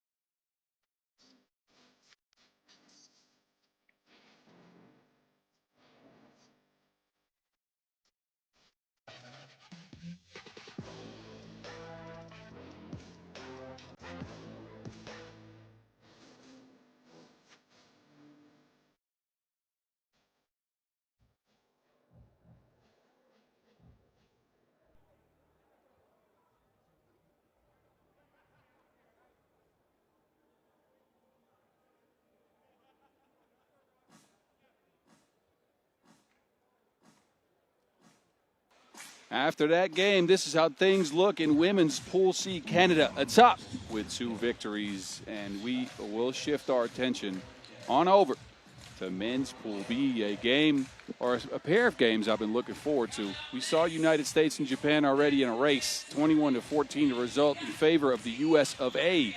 Now we'll get our first look at Latvia and Montenegro, the latter of which qualified here through the World Cup qualifier. Take one more look at this beautiful venue. In the background, Ulaanbaatar Square. We'll be here all week. You'll see this a bunch. I'm not going to get tired of it. I'll tell you that right now. But Our first look at Montenegro coming out of that World Cup qualifier as well as Team Latvia.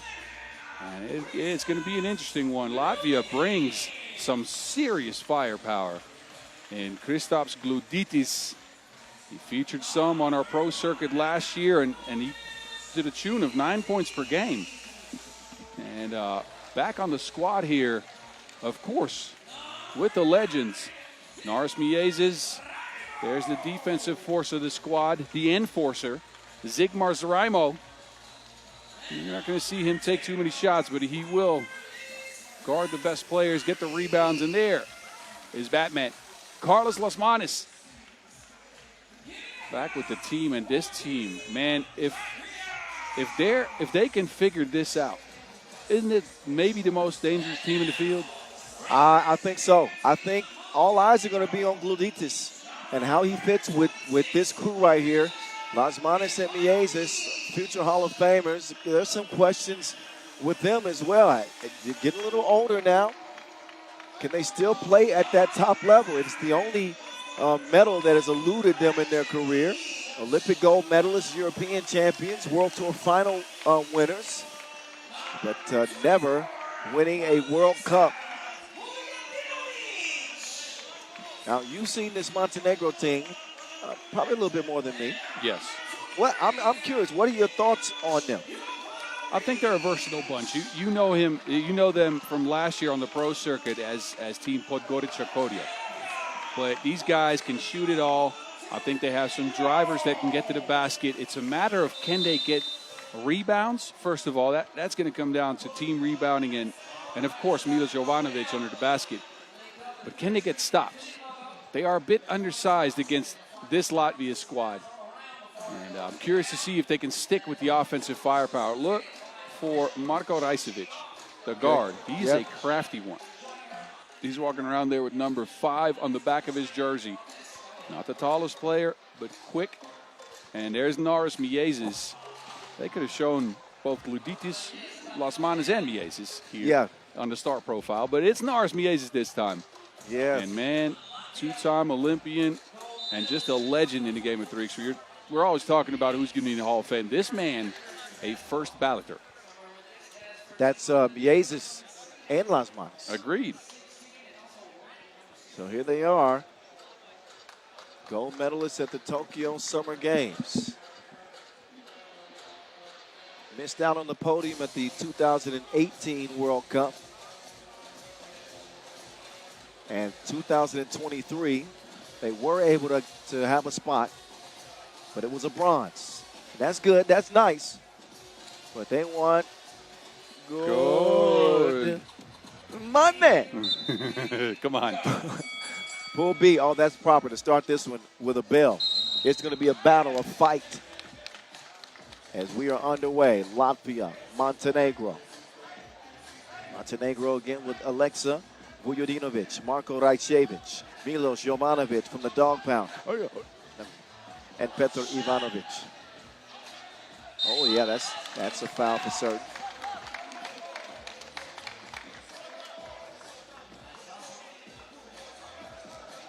Substitution is made. Gludaitis is out. And the Miezes is in. All ankles are on alert. Naris Miezes, when he gets that rock in his hand, could be a highlight waiting to happen. Lasmanis unable to connect at the line.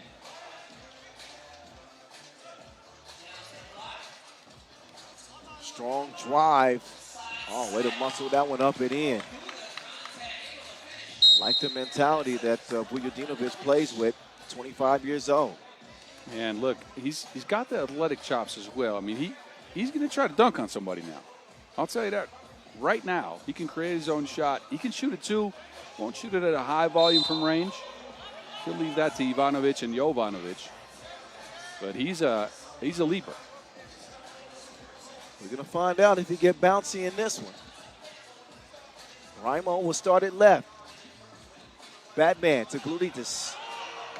Trying to find the Olympian Raimo. That's a shot I'd like to see Gludaitis take instead of passing it to Raimo. Come off that curl screen, you're only slightly open, but that's where you pull the trigger. First appearance at this stage. I think he doesn't want to do anything that draws negative attention to him. I guess so, but again, even if you're stepping on a team like this, and this is of course a well-established team, 3 out of 4 players featured on the Olympics last year in Paris. But even so, you got to come with what makes you a good player, right? And that's not passing for Gulidis. You're right. You can do it. They didn't that's bring him shooting. on. You're right. I agree.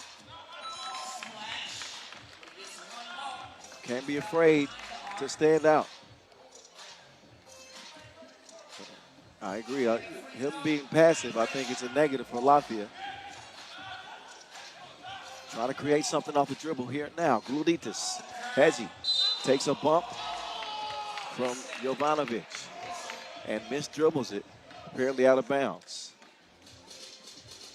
No whistle. I thought he might have got a foul call. Not the case. Jovanovic sets the screen. Hezi. Ivanovic down to the post office. The drive, and that's what you was talking about, wasn't it? I told you he was bouncy. Vujadinovic throwing that thing in reverse.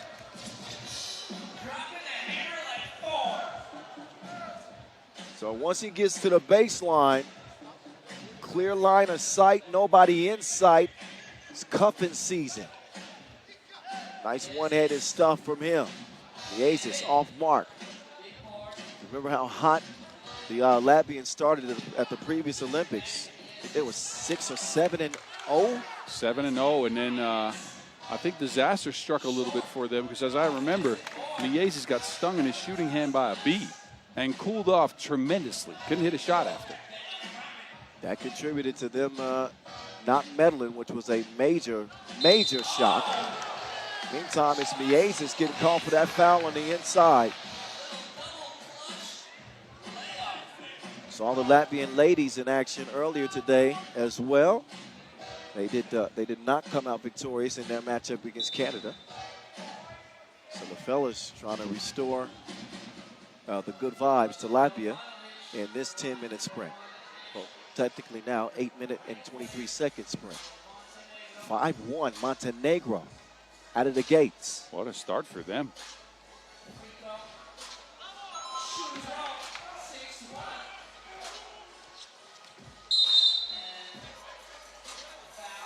Too aggressive.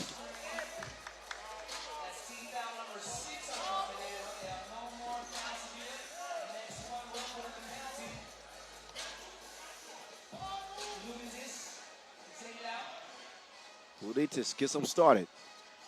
Raimo to Gulidis, denied. You got to come harder than that.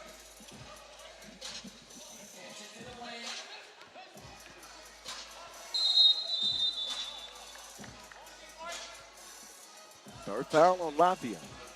Montenegro up to 6 fouls already, but I think that's the usual tactic we see from countries that come from the Balkans. Well, they're tough, they're gritty. That's what I was saying. Like Gulidis, he's a finesse kind of scorer, but I think he's got to go up stronger than what he did. You don't want to get out here and get bullied by Montenegro, but they've got the physical tools to do that. Wear you down, and they attack downhill. Jovanovic tied up. Las Manos on the cut to Raimo. That is a goaltend. Oh, Raimo. I think Jovanovic must have came down on Raimo's leg or something. He comes up hobbling a little bit. Asks for a sub right away, too. Raimo gives us a thumbs up. Apparently he's good to go. Here we go. Pool B men's action. Rajcevic with it. Leaves his feet, double pumps it, and threw up some junk. That wasn't a good shot. That was not a good shot. That shot looked like it hurt. Like when he shot it, he said, "Ooh, ow, wow." Oh, yeah. That's something you do at the end of the shot clock. It's all right. Gets an A for effort. Uh-oh, now he's got the Mays assignment. Here's the Mays. You ain't got no choice but to get lost. 3-6 off the stop and go for the Mays. Liezes. Doesn't stick with Rajcevic. He got caught out of position. Volunteers the 4th foul on Latvia. Kyle Montgomery, a.k.a. the voice of 3x3, in your ear from Ulaanbaatar. Not alone. The Mountain's with me. Boss Rosendahl. Hello. At 3x3 The Mountain.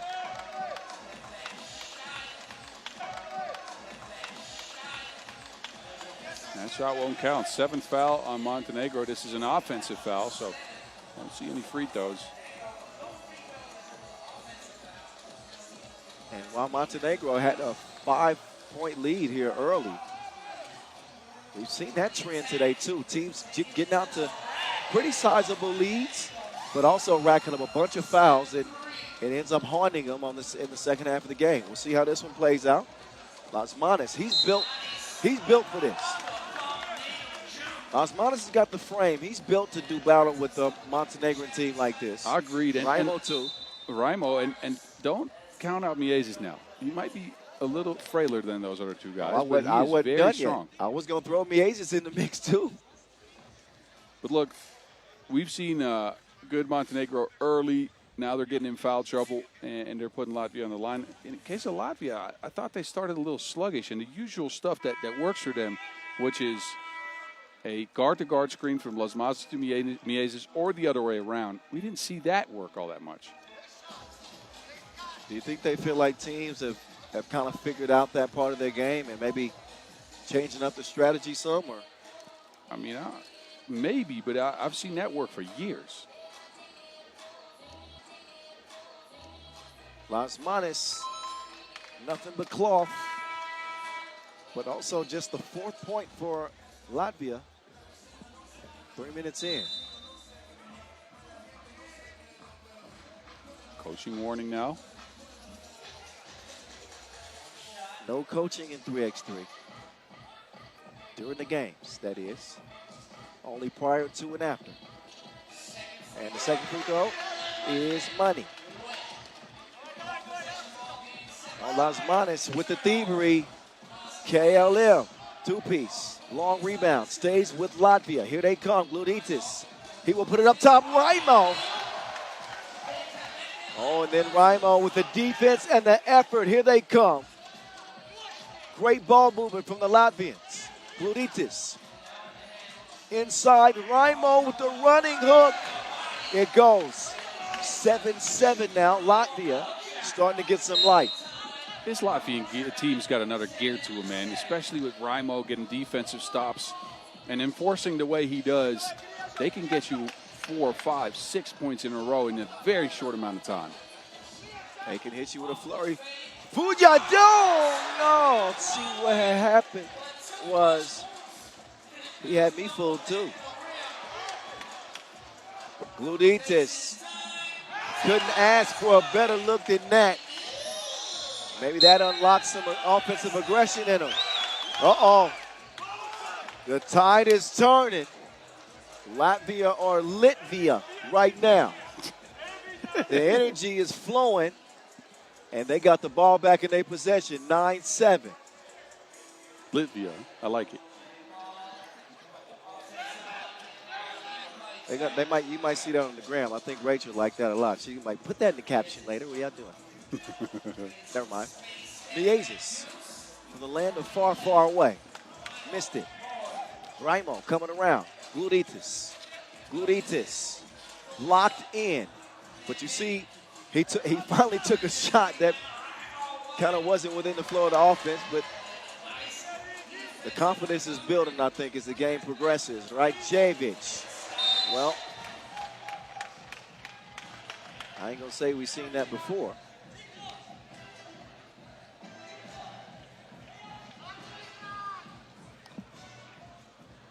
Packed house, heading down the home stretch of day one here in Ulaanbaatar.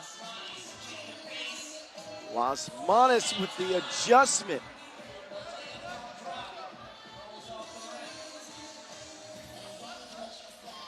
Ivanovic, nope, touched that one last.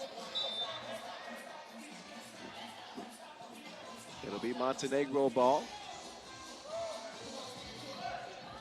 The first appearance at the World Cup ever for Montenegro, by the way. So maybe some first appearance nerves. Well, not the way they came out of the gates, right? They did everything right in the first few minutes of the game. But Latvia's experience and the fact that they just have a next level gear. Let's come back here. Foul situation also not in their favor. Gluditis has pressed the record button. The man is shooting now. Now he's shooting.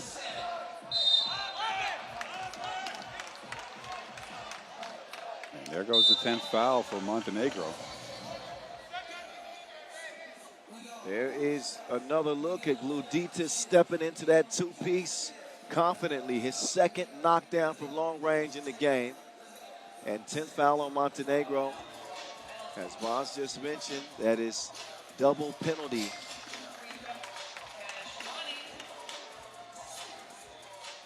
First of two, Gluditis again. Easy breezy at the stripe. Latvia assume a 6-point lead now.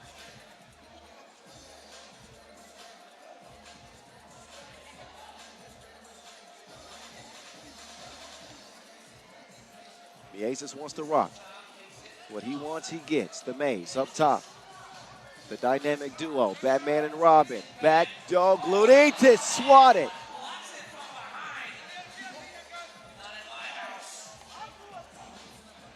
Yeah, Vujadinovic, no dunk attempt that time. No, he thought the better of it. We go out for the layup. There we go. Didn't want to befriend the front of the rim again. Oh, nice ball movement. Sharing is caring. And Batman hits one from outside. Rajcevic. He will leave that one short. Miezis up top. Oh, he's got a menacing look in his eyes. He ain't got nothing for you. But nothing for himself that time either. Dropped off. Good look. One-hand hammer. Gluditis off iron. Loose ball. To red. 15-9, 3:43, 2 piece. Jovanovic with a silly foul after. Yeah, that's the 11th. More free throws coming. With the nice little drop off. With Miezis out of the way. Vujadinovic with another yam. Latvia went on a 14-2 run to break this game open.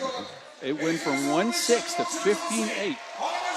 It's been Montenegro now with a 3-zip punch of their own, but there's some free throws coming. But a 14-2 run in the span of a few minutes. To your point, you said they can heat up like that. Oh, and that's right, more than heat. Almost right on That cue. is more than heat. Yeah, they ought to heat. It's Carolina Reaper. What? Carolina Reaper peppers? You don't know those? Oh, I do. See? I don't like spicy food, though. I want to put that on record. Don't ever try to give me none. I don't mind spicy food, but Carolina Reapers that's next level spice. You need to sign a liability clause when you eat those. That's the ones that Idris Elba and Shaq tried. It's like a challenge, yes? Yes. 16-11. Final. Gluditis. Out to Miezis. No good there.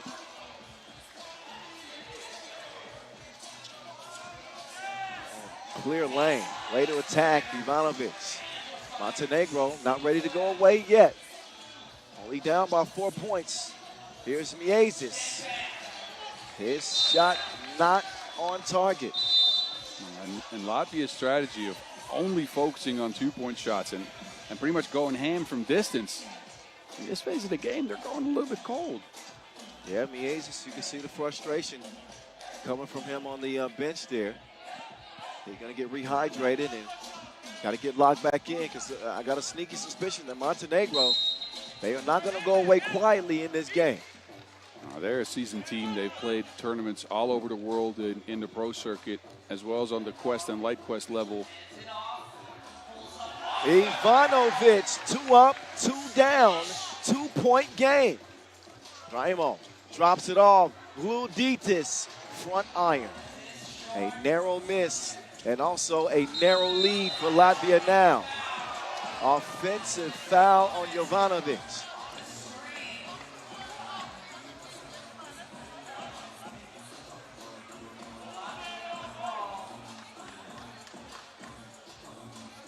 Question now is how many fouls can they get before the end of the game? They're at 12. We got 3 minutes left. You don't see it too often. Latvia, they got the experience to use that to their advantage. We'll see if they're able to exploit the foul situation. Attack, and Raimo misses.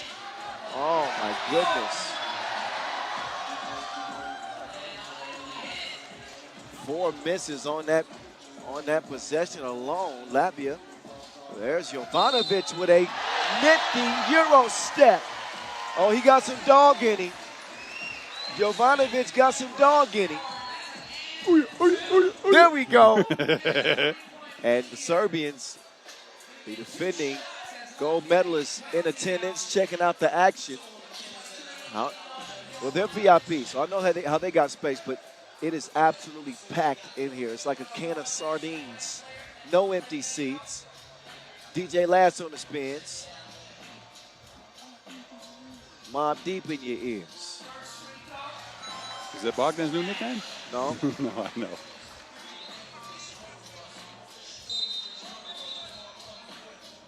.226. Strip ones? Yes. Thank you. Because ain't no such thing as halfway crooks. Jovanovic. Hey, Montenegro can take the lead, boss. They can. With this would be the shock of the day, I would say. Agreed. But 2:20 to play. Not ready to draw any conclusions now.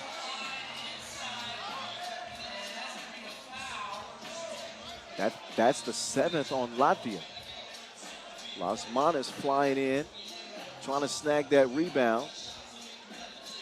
Was a foul? I don't think a foul was called. Okay, I out of think bounds. Well, do you think? Well, I think it could have been a whistle there. Yeah, maybe. A little bit reckless on that rebound attempt. Nonetheless, you're right. It's deemed out of bounds on Latvia. 2:15 on the game clock in a 16-16 tie.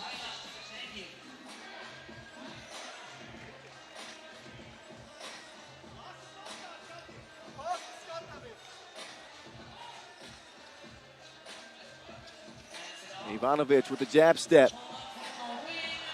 It's airmail.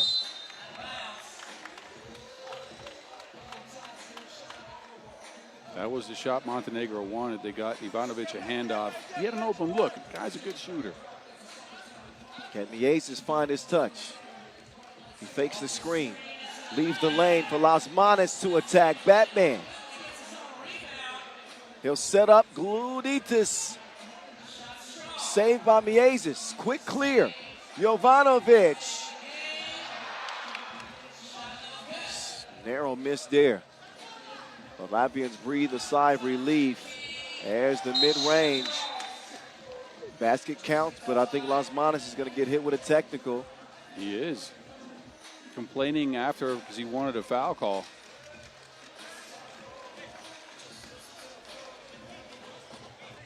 He has a point. Jovanovic reached out and touched his hip while he was shooting. Well, Jovanovic, maybe he did get away with something. But he's got to make Latvia pay at the free throw line with the opportunity in front of him. So the ball don't lie. And that's 2 missed free throws in a row for Jovanovic. Well, were you performing for the camera there? Oh. Yeah. Hey. Okay, enough. 17-16. They saw me dancing left. Batman. Da-da-da-da-da. Well, Lasmanis and Miezes are both struggling. Gluditis providing a spark, and even he's hit a cold spell. Minute 19.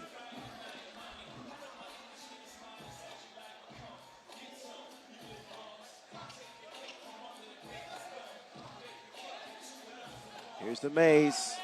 ISO. Stolen away. Great positioning by Fujadinovic, but 3 in the key call. That took too long. Yeah, that's tough.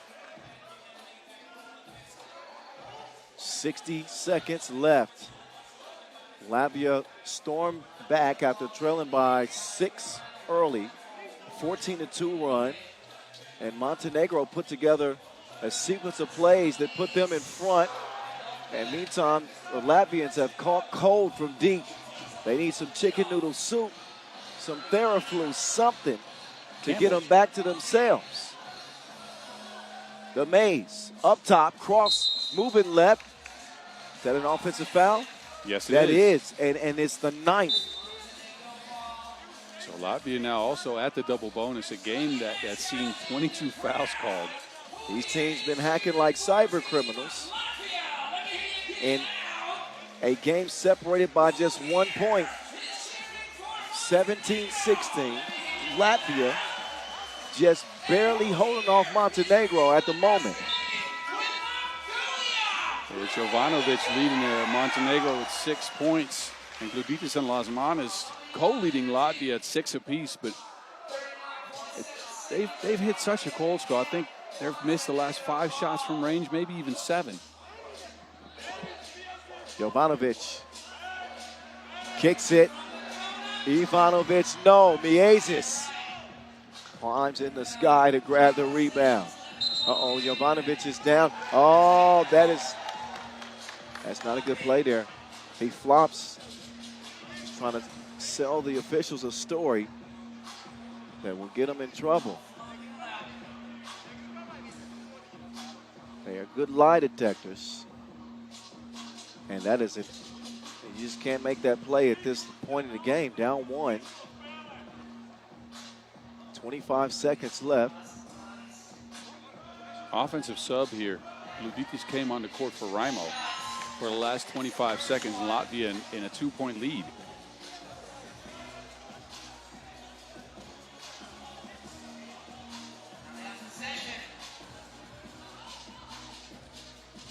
Miezis, 20 seconds to play. Tried to find Lasmanis on the slip. Batman turns the corner. Don't get caught slipping, homie.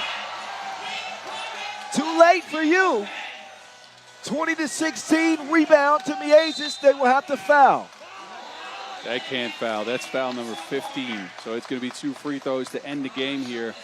And if they miss both, they get possession back. 5.2 seconds left. Big play from Lasmanis late. Miezis can put the game to bed. Not exactly how they planned it, but Latvia, in the end, able to hold off Montenegro. Couple of mental miscues from Montenegro late, but they certainly had a chance at this. But look at this. There's the slippage. And Batman lands the 2-piece. Big bucket late. And that is what helps secure the victory for Latvia again. 21-16 over Montenegro. Look, Montenegro is going to be left scratching their heads after committing 15 fouls. In a game where they were up early, actually made a comeback, but kept, and especially Jovanovic, the most seasoned player out of all of them, kept making these dumb fouls and silly mistakes. That'll cost you against the Olympic champions. So some highlights for sure for Montenegro. But the biggest highlight is a win, a W. And they don't have that. Only belonging to Latvia in this one. Another one coming up. Men's Pool B action. Mongolia, USA. It's going to be loud. This place is about to get crazy. Get ready. It's going to get wild.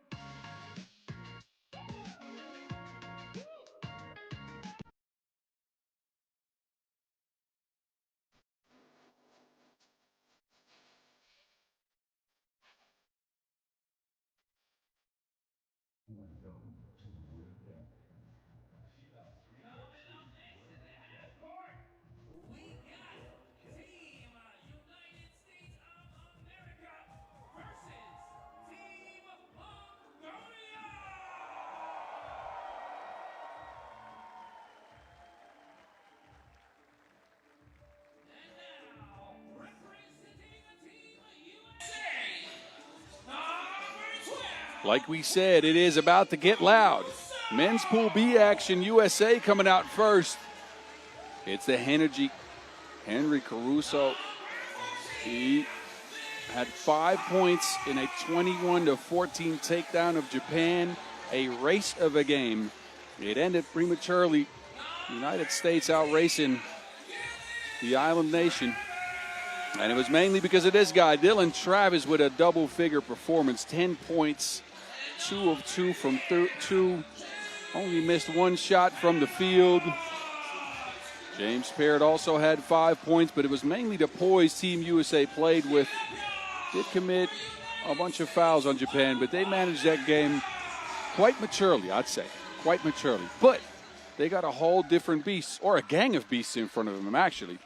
Because out come the Mongolians. This venue is packed to the brim.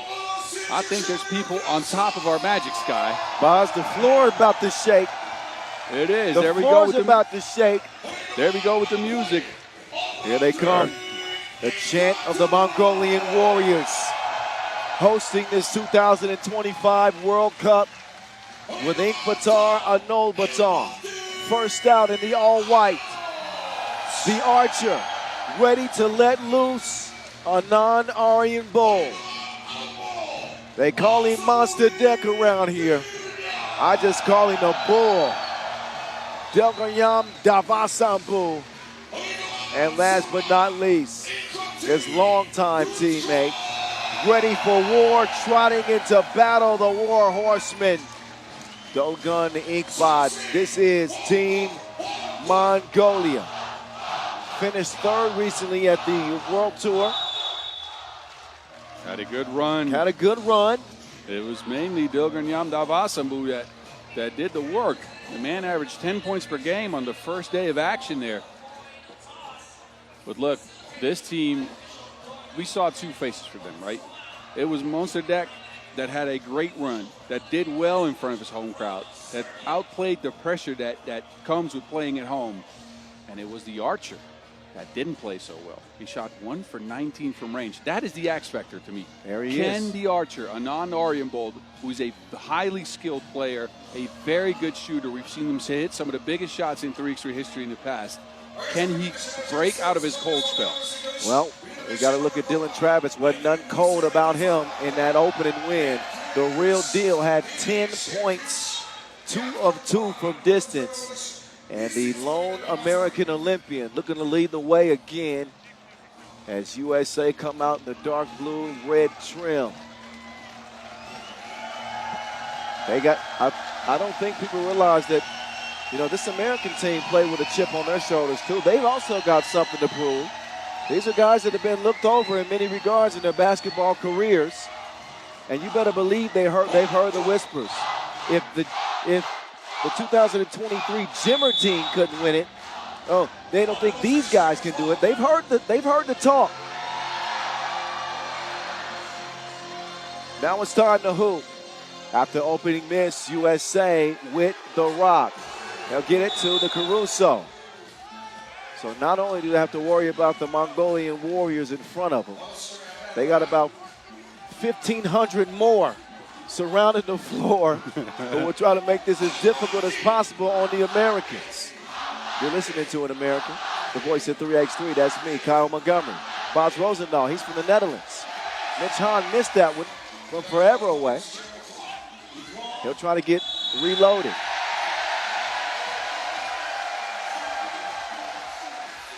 The energy in this place is palpable from Ulaanbaatar Square. We're going to try our best to keep this Magic Sky canopy situated on top. Dogun to the crib, finishes strong.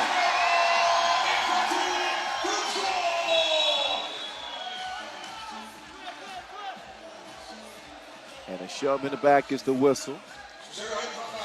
First look at the Mongolians today, by the way.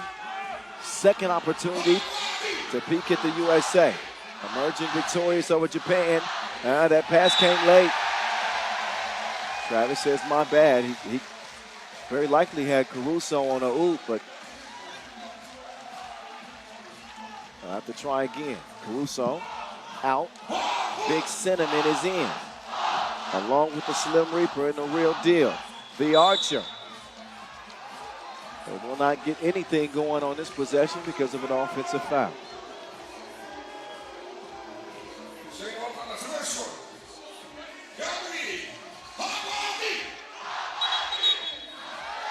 And now a travel will give it back over.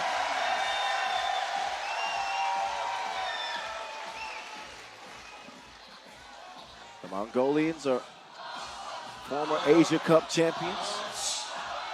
Came within an inch of making it to the Olympics.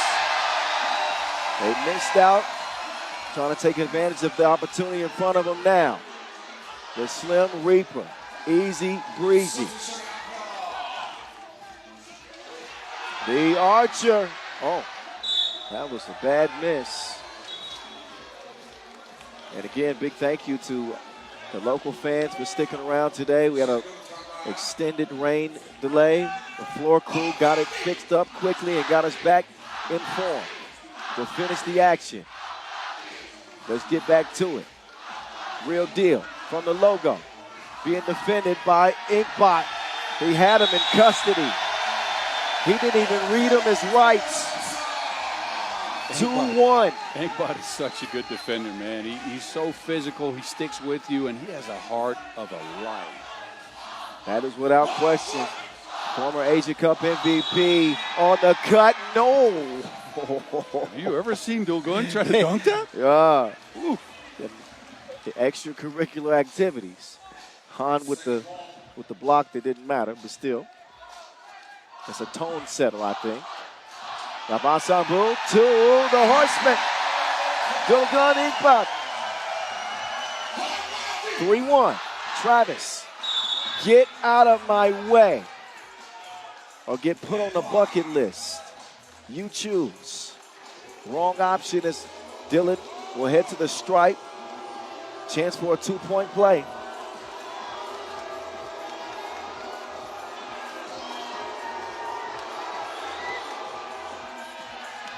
And he will convert it.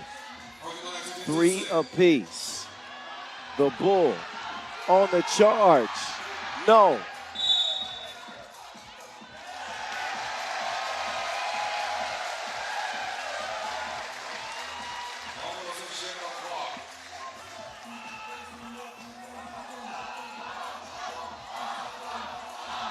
Inside.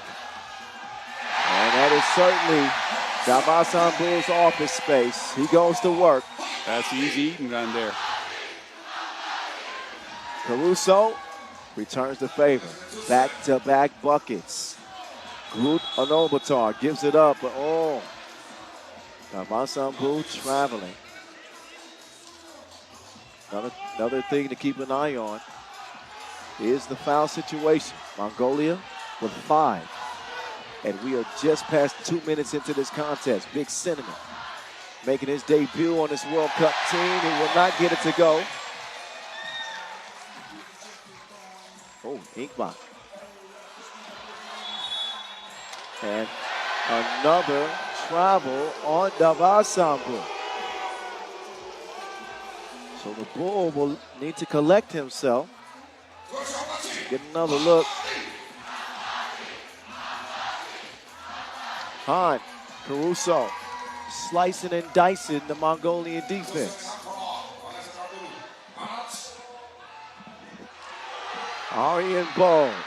The stroke is not stroking right now for him. The Real Deal gives it up. Big Cinnamon. Halfway down, but spit out. Oh, Ulaanbaatar. He will make good on a second opportunity. And evens things up 5 apiece. Real Deal. Risky pass to Caruso. It's broken up. Dorothy Okac and Vladimir Veskovic officiating this 10-minute sprint Pool B action from Mongolia. Give us a follow on social, if you would, please. Let's be friends. At FIBA 3x3. Use the hashtag 3x3WC, if you would, please. At 3x3 The Voice and at 3x3 The Mountain. Thank you. Quite welcome, sir. 6:45 on the game clock. This will certainly be the loudest game of the day. That's the only thing we know about this one. Auriembaut could not sell a foul. Watch out. James Parrott. He'll kick it out. Shot clock issue. Play has to be stopped right in the heat of the action.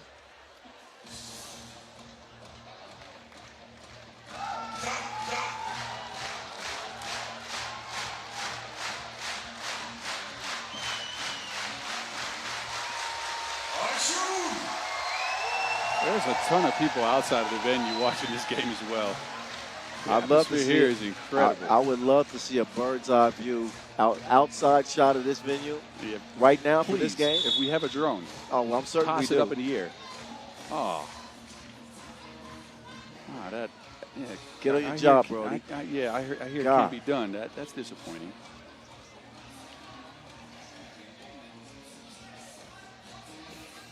Five tie. They got the shot clock situation situated. 8 seconds left. Here we go now. Here we go now. Oh, give me that and you take this. Slim Reaper. Chunks the deuces. Off iron it goes. Inkbot with the fake. Dishes it off. That is thrown back. Great interior defense from the red, white, and blue. Man, Big City brought the spice. Defensively for sure. Oh, that was meaner than I expected. Told you. Real deal over the Big City.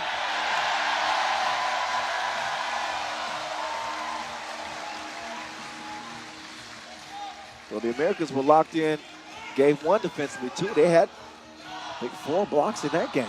It started out a little rough with Ozawa going for 9 points in the first 3 minutes of the game, but then they clamped down and slowed down Japan. But this is such a different style from Mongolia, right? Japan's play so fast. Mongolia, they try to wear you down, make it a 1-point game, make the game a grind. They're physical. They fight hard. Big Cinnamon shot him like Metro Boomin ain't trust us. If your Metro won't trust you. All right. Let's get back serious again. Air Parrott outside. Big Cinnamon. Magically delicious. Man. Sweet stroke from deep. That one was deeper than soul searching. Auriembaut. That is deflected. Hahn off target there. And, yep, you can see that grab clear as day, Auriembaut. Yeah. I don't mind that shot, though, from Mitch Hahn, because, again, this Team USA likes to play with pace. They like to play with flow. That shot, that's a momentum shot. You want to take that when you feel good, when you're ahead. And they are. 9-6 to be exact, 5:23 left on the game clock. Auriembaut. Oh, he shook Parrott, confused. Any crossover that turns you around is problematic. 10-7. The help defense comes. They close out, and Inkbot couldn't make them pay. Travis wants a screen. He's going to take advantage of the open lane. 11-7 is the result. Now it's the Bull. Davasan Bull. Bull E-ball. Travis trying to get tricky. There's a sneaky link. It ain't even 2 a.m. yet. 12-8. Davasan Bull. Right at the front door. He delivers.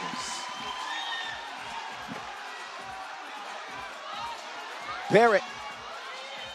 Oh, down to the post office on the Bull. Parrott's got such long arms, man, and that helps him finish underneath the basket. and avoid the defense for the bull. The Americans locked in. Mitch Hahn, the vocal leader in the huddle right now. And a 13-9 beginning. USA. The pace of the game, Kyle, favors the Americans right now. Again, this Mongolia squad wants to slow you down to a crawl, and they have not been able to. With all the backdoor cuts from Team USA, Henry Caruso getting open under the basket, and now James Sperrett starting to get involved with individual creation. Mongolia with 7 fouls. That's right. USA with that 4-point lead, and it's happened exactly how Boz just said it. Can Mongolia change the storyline? Well, they changed the score. One more in their favor. 13-10, that is going to be an offensive foul. And Travis says, who, me? He knew. Yes, you. Extended it off arm right there, pushes off. That is a foul for sure. Back up top. The Archer and the Aryan Bowl. He is struggling mightily in this one. Travis runs into traffic. Gets tripped up.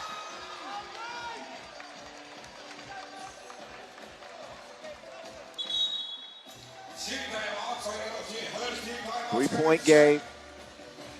3:46 left. Mongolia within reach.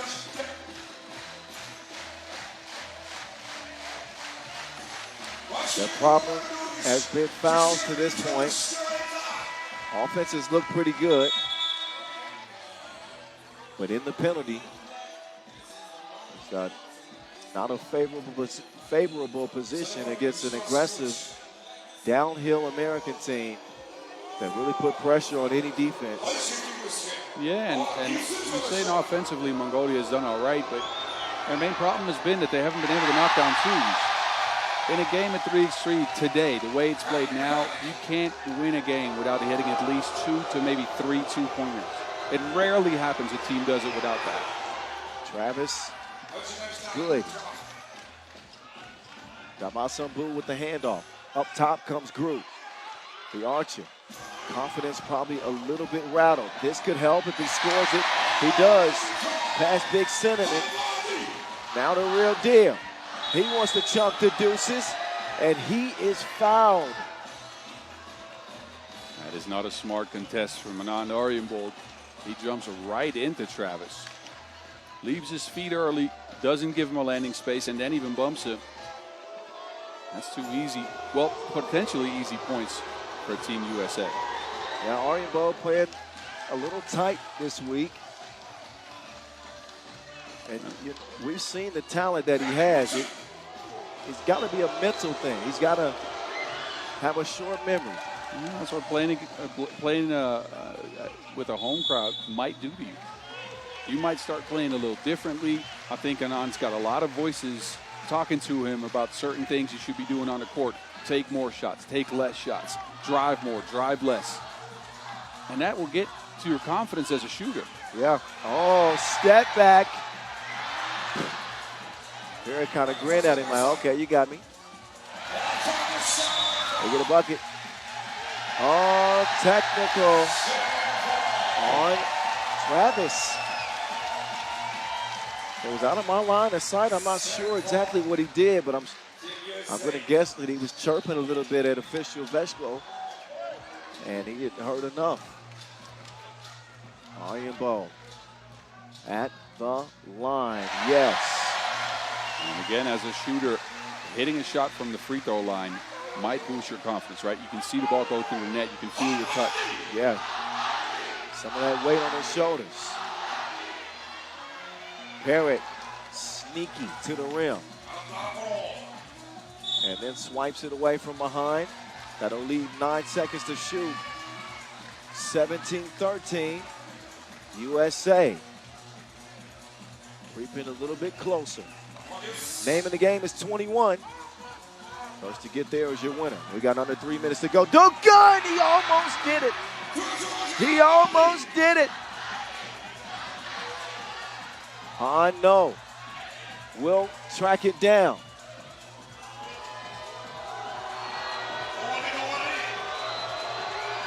Travis, no, off iron. The archer up top to the bull. Ulaanbaatar, what you gonna do? Now the Slim Reaper, lay some. And that's a warning for delay of game. Eric got in the way of Ulaanbaatar clearing that ball. Both teams in the penalty. Mongolia on the brink of being in the double penalty. 9 fouls, 2:23 to go, trailing by 4. No time for the USA to let their foot off the gas. But also no time for Mongolia to start to panic. No, again, they still have one of the more potent shooters in all of 3x3 on their squad. He might be ice cold right now, but shooters shoot themselves out of these holes. Inkbot, he will misfire badly, but there's Groot.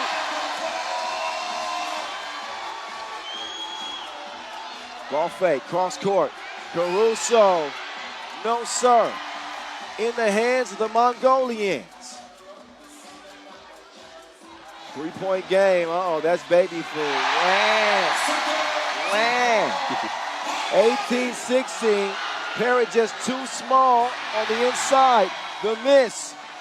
Something is happening in this building right now. Their momentum is shifting. It is, but this might break it. The bull with the travel, but have you ever seen a parrot and a bull go at each other? This might be the first time ever. And that's got to be the third or fourth traveling call on Ulaanbaatar in this one. And now USA give it back. Offensive foul. Mongolia could pull within 1 or tie this game. USA can't foul, neither can Mongolia, without free throws being the result. Up top to the elbow, the archer. Arian, bold, bullseye! The archer on target for the first time all game. Big Cinnamon being harassed.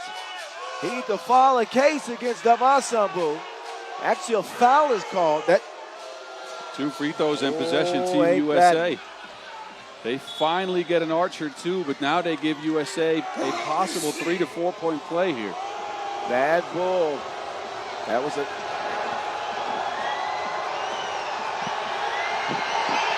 We will put Han on the line. Han on the USA team for the first time. Big Cinnamon may be the missing ingredient to USA success for the first time since 2019 at this event. He connects on the second, and it is a game point situation for the USA.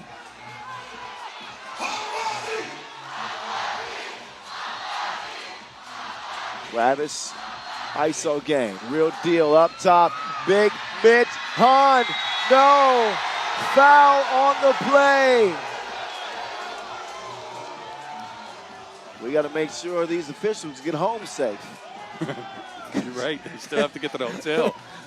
No, I'm joking. That is absolutely a foul by Dugu, and he tried to keep his hands up, but he jumped into Mitch Han.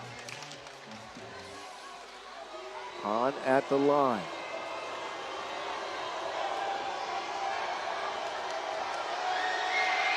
And that will do it. That certainly quiets the crowd. USA. USA. I did it twice for their win today. 2-0. First Japan, then Mongolia. Their job is done here day one. Kind of an up and down game for Mongolia. It was just riddled with mistakes. And then Arianbo finally gets one to go late. They were within reach. But credit the poise of the Americans to stay composed, not get rattled in this crowd, in this environment, and handle the job. Agreed. They again, played mature 3x3 basketball, I would say. Sometimes you see this good way team to put rattled it. when a team's physical with them, when they lose some of that momentum, but they never let their heads hang. They never forgot about their game plan, and they got a second dub as a result. All right, coming up next, we got Latvia and Hungary in the women's competition, followed by France and Austria. And then the men will close the day with Japan, Montenegro, Latvia, Mongolia. So 4 games left on a 20-game opening day. Enjoy the highlights. We'll get to that ladies contest up next.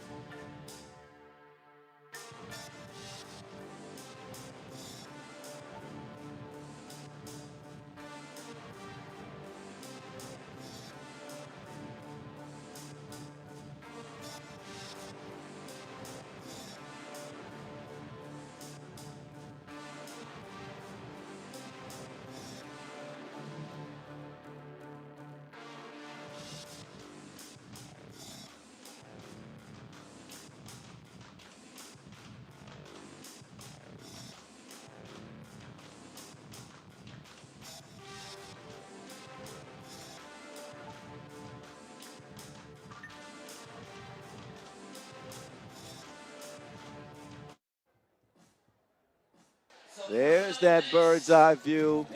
Oh, a thing of beauty here in Ulaanbaatar, Mongolia. Welcome back. You just saw the USA men pick up their second victory in as many games in Pool B action. And as promised, I told you we got Mo. I told you. Thanks for sticking around. Canada leading in women's Pool C action. They are 2-0. France victorious over Hungary. That's why the Hungarians are hungry, no pun intended, to get a win. Truly, no pun intended. It just sounded like that. They get the Latvian ladies, who haven't seen the court since much earlier today. Maybe they'll be inspired by the Latvian men's victory that we just saw about 30 minutes ago. So out comes Digna Strautmane. Don't let the pigtails fool you. She's dangerous, as is Mishenko. Laimane, third out, and number 6. Katia Laimane. 17-10 loss to Canada is how things started for the Latvian ladies. They do not want to go home to the hotel empty-handed. They've got victory on their mind, but so do the Hungarians. Played a pretty close game with France, to be honest. But their bugaboo was those fouls. Got into the double penalty situation and found themselves on the wrong end of a 16-21 loss to Le Bleu. They come out with Dortia, Budajcic, Paparazzi herself, Claudia Pop, Orsoya Tot, and Reka Manyoki. That is the Hungarian squad. Seed 11 against seed 18. So 2 fairly evenly matched teams with dangerous ball handlers at that guard spot. Got some athleticism in Tot on the wing. Manyoki, good shooter. The Latvians have the size advantage, and I think they have an interior play advantage. So contrasting styles in this one. Katia Mane, ranked number 38 in the world. She's a baller. Ready to get that first W, we'll see. And Paparazzi, a mainstay on the Hungarian national team, and has played at this event twice before. They will step aside and have their final discussions before stepping between the lines. What's good people? Where y'all watching from? What's up? Y'all enjoying it today? Who's been watching since the beginning? Don't lie to me. Don't you lie to me. Hit me up at 3x3 The Voice. I'm giving shout-outs. I'm giving shout-outs the rest of the way. Hit me up. Who you watching? Who you like? Who's your favorite?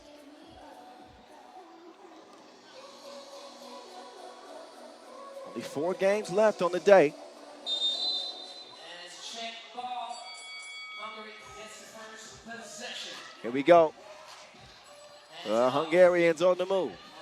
Dort inside. Nice pass to set up that opening score. Hungary first on ball. Udacic, Down on the score. who converted that pass to start the scoring in this one. 2 women's games left, 2 men's games left. My broadcast partner left. That's all right. He's back now. Mons Rosendahl back on the mic. The Mountain. What's up? Hello. Why'd you leave me so long? Well, I had to go take a short bathroom break there. I got separation issues. You can't do that to me again. Okay, I'll stay. All right, here we go. What's your assessment of this matchup, Bob? Judging from their first games, I actually like Hungary in this one. I thought they showed out against France. Didn't get the win, but they played pretty well. Oh, paparazzi, yeah. He had traveling plans at the wrong time. That's a turnover. Substitutions are made for both teams. Mishenko is getting a rest. Tolt is in. Diggy will have it swatted away. Stolen. Hungary on the attack. Right to left crossover. Tolt will draw the foul on Vaimane.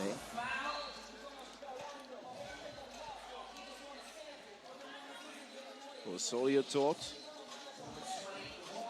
up to the line. 24 years old. But 31 international caps. That's quite the number. Yeah. Experienced even at 24. That comes from all the games he played representing the Hungarian youth teams.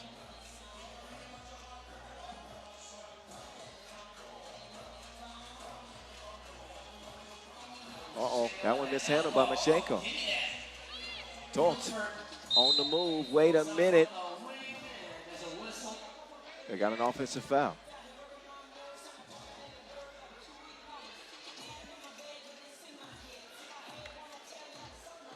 .904 officially on the game clock, just scratching the surface.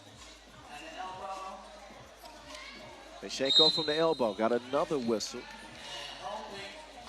A lot of fouls here early. And not keeping their hands to themselves. Where's their manners at? 1 point game. Mishenko, nice find. Vaimane will do the honors. Around comes Paparazzi. Paparazzi, vroom. She's a speed demon when she turns that corner.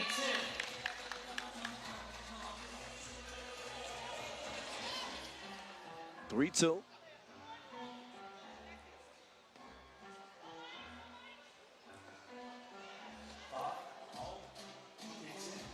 Tolt on the wing. Up top, Manioki.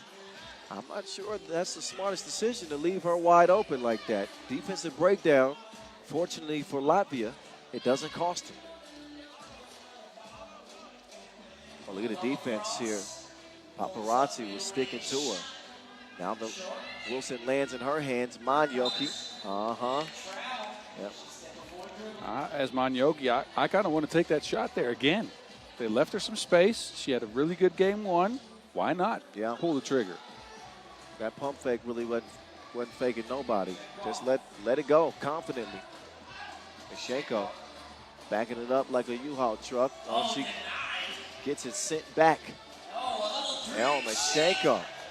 There goes that little shake again. Mishenko. On the baseline, it's Manio. Oh. That's a tough one there. Pool C action. Temperatures beginning to drop. And we've been on both ends of the spectrum today. It was blazing hot this morning. And now the temperatures are really declining. We have seen all seasons today. We've seen Rain, hail, sleet, rain, snow. wind. No snow yet. Maybe later on. We've seen sun, and now it's getting cold. We invite y'all to stick around at the end of business today. We're going to be wrapping up today's action with the first ever 3x3 overtime post-game edition and talk about some of the top storylines from today's action. Mashenko in the post office. She will travel.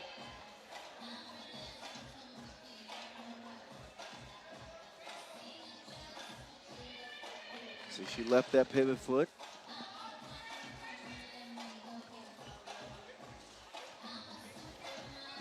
Paparazzi. I told you, speed kills. She got some to spare. Good harassing defense. Paparazzi. The defense focused solely on her. Pass is broken up. Mashenko will get it cleared for the Latvians. She will let it fly. Off the iron it goes. Manyoki clears it herself. Bad pass, broken up. Mashenko trying to go straight to her spot. Manyoki, though, with the quick hand. She'll get it over to Paparazzi. Pop, wanted a screen. Oh, Pop, pull up. No. Oh. Foul on Hungary. Time for a media timeout, 4-4.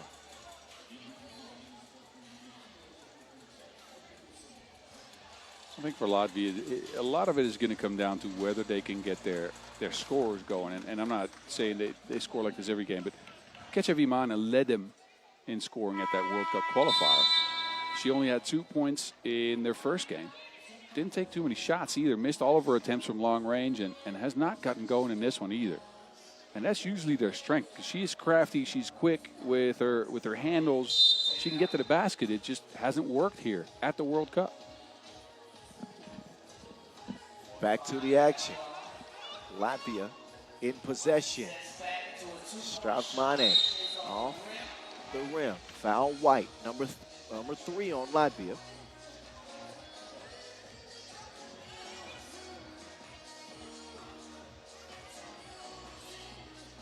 First time at the World Cup since 2019, the Latvian ladies. That was a 15th place finish. This year's squad looking for that first W. Pull up. Bottoms. Manyoki finds Dia. So how about Claudia Pop at the start of this game doing most of the damage for the Hungarians, but Laimane continues to answer back like a belligerent teenager. Interior.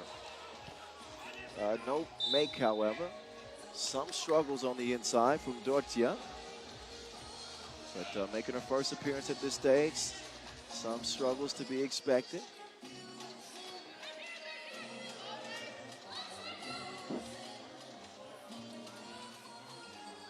Pop. Paparazzi with the cross. Turn around. Namyo.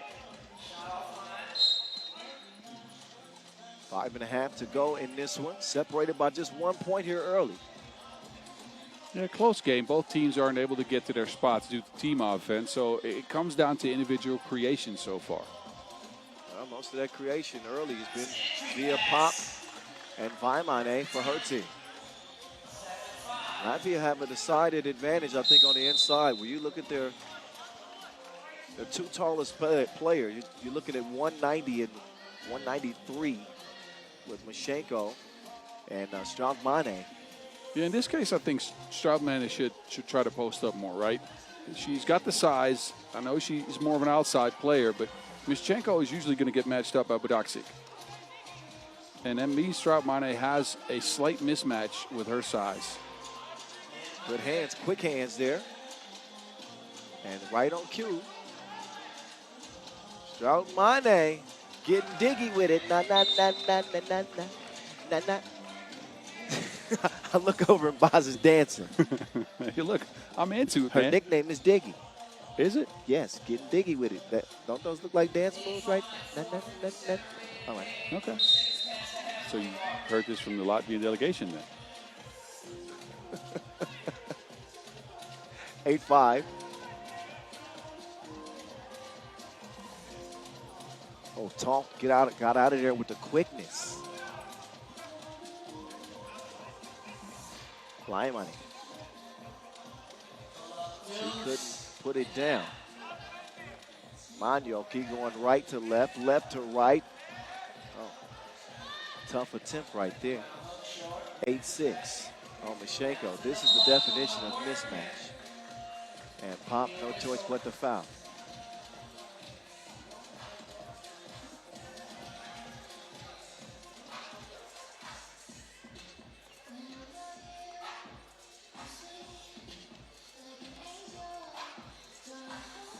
Hungary getting close to that bonus again. That was an issue for them in their last game. 12 fouls committed against France.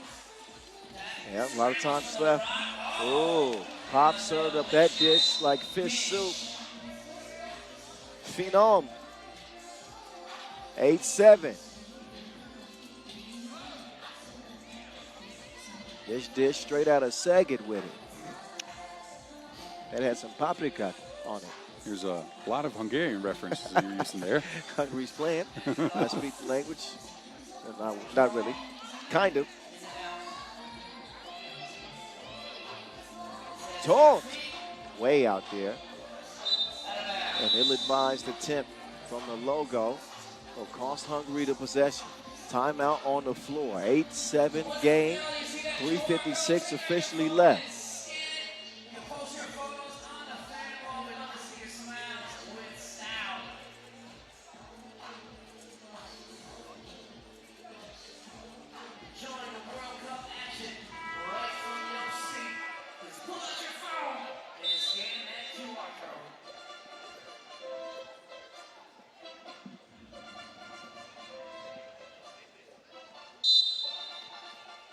Waimane up top to start things right to Waimane. Strautmane outside, 2-ball. Not enough protein on the release. Over to Hungary now instead. Paparazzi wants it back. Paparazzi on the attack. Good defense to prevent the make. Waimane. Oh, she lied on that pump fake. She did not make the shot, however. 10-footer goes begging. Paparazzi inside, and Dortia. That will not go. Diggy. Not that time. Pop will try to settle this squad down. Trailing by 1. On the interior. This play is bound for failure. With Dortia hitting the deck there.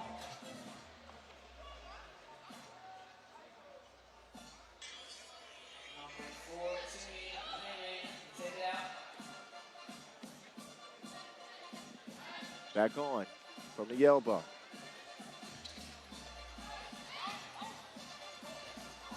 Mashenko. Oh, got to convert that. She does on the second chance.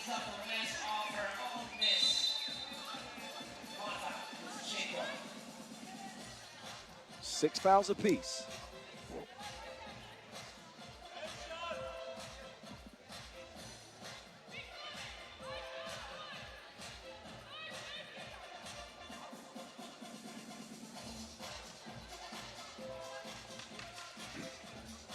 Paparazzi, ISO, Manioki. No good.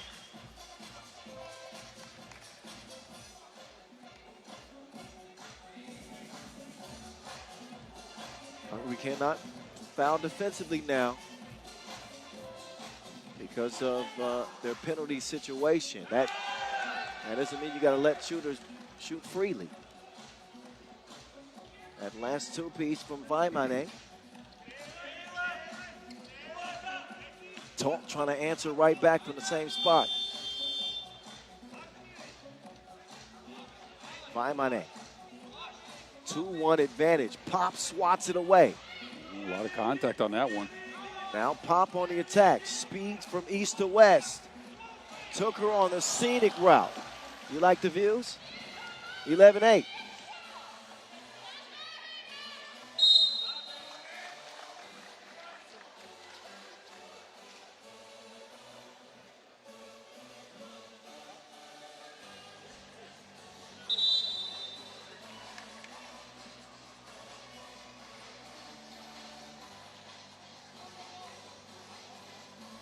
Three-point advantage for Latvia. Both of these teams looking for their first victory of the tournament. So score 11-8, 2 minutes remaining in the game. Total of 4 group games will be played. 3 from each pool advance.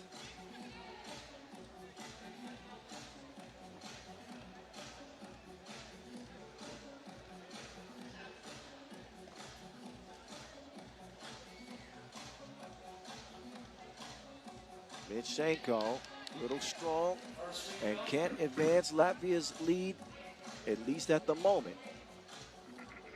Another opportunity, and still the same result. Hungary find themselves in yet another game where they got a shot, but also the fouls in this one, a familiar story. Paparazzi, oh, dribbles it.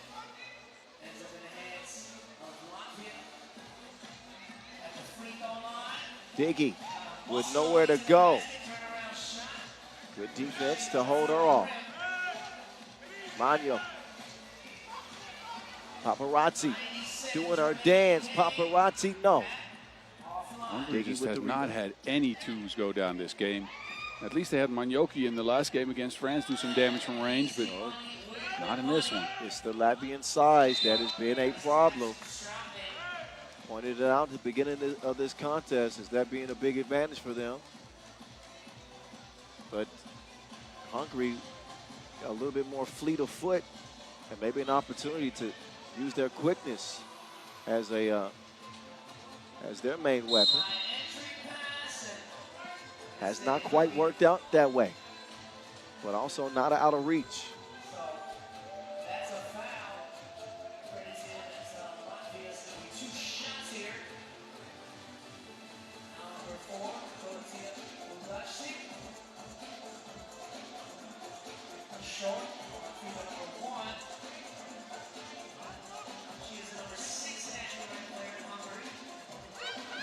Long on the rebound.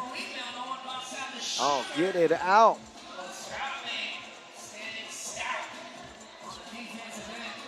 Mane's defense turned into offense. The crossover left her cross-eyed. That right to left. Oh, Tolt, no. Mitchenko. Oh, blew it. 44 seconds. Just a little more patience on Mitchenko, and she would have really closed the door on this game. Now, there's some free throws coming up for Hungary, and they might pull it in 3. Got to make them both. Arsolia Tolt. Oh. First one's no good.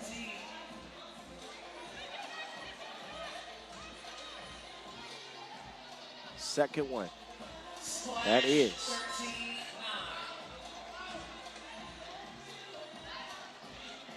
Laimane. And she's put together a decent game for Latvia. Really been efficient close to the bucket. They fell asleep defensively, which does leave the door open for Hungary. Both teams with 8 fouls. Tolt is going to get called for a technical flopping.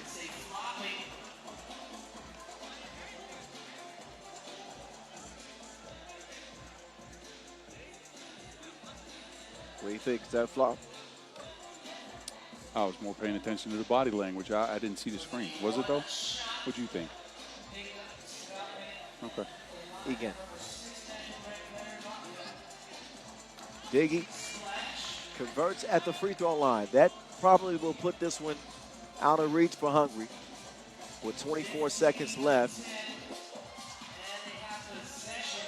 Time on their side. 23 seconds remaining in the game.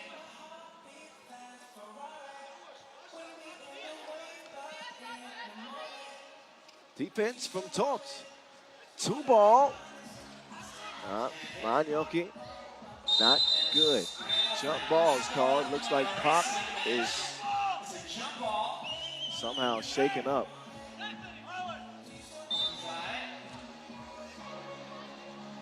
referee to the scores table to review. Pop took a shot in the nose. Pat took a hit. Are you saying Pop got popped? No, you're saying Pop got popped. Okay. He's getting some attention on the bench there. They're already done taking a look at it. I don't think there was anything egregious, or at least the officials have decided so. Ball, they trail by 5, 8 seconds remaining in the game. Tot tries to drop the bomb. Final ticks off the horn. Laimane. Emphasis on Mane. 15-10 is how it ends. And Leslie should get that too. Does that count? We made it 17? I think it counts. Yeah. Let's see. The official tally still says 15-10. So maybe that ball was still in her hand. Anyway, Latvia. Nope. Nope, they're going to count it? Nope. Nope, okay. Yeah, officially 15-10, Latvia over Hungary. They get that first dub. That will give them some confidence going back to the hotel as their day is done.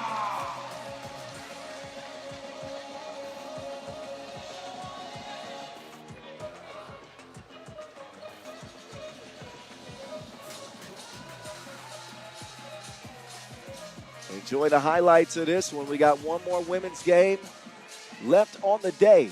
Of course, we stay in Pool C. France, Austria. Getting ready to go toe-to-toe. That's coming up.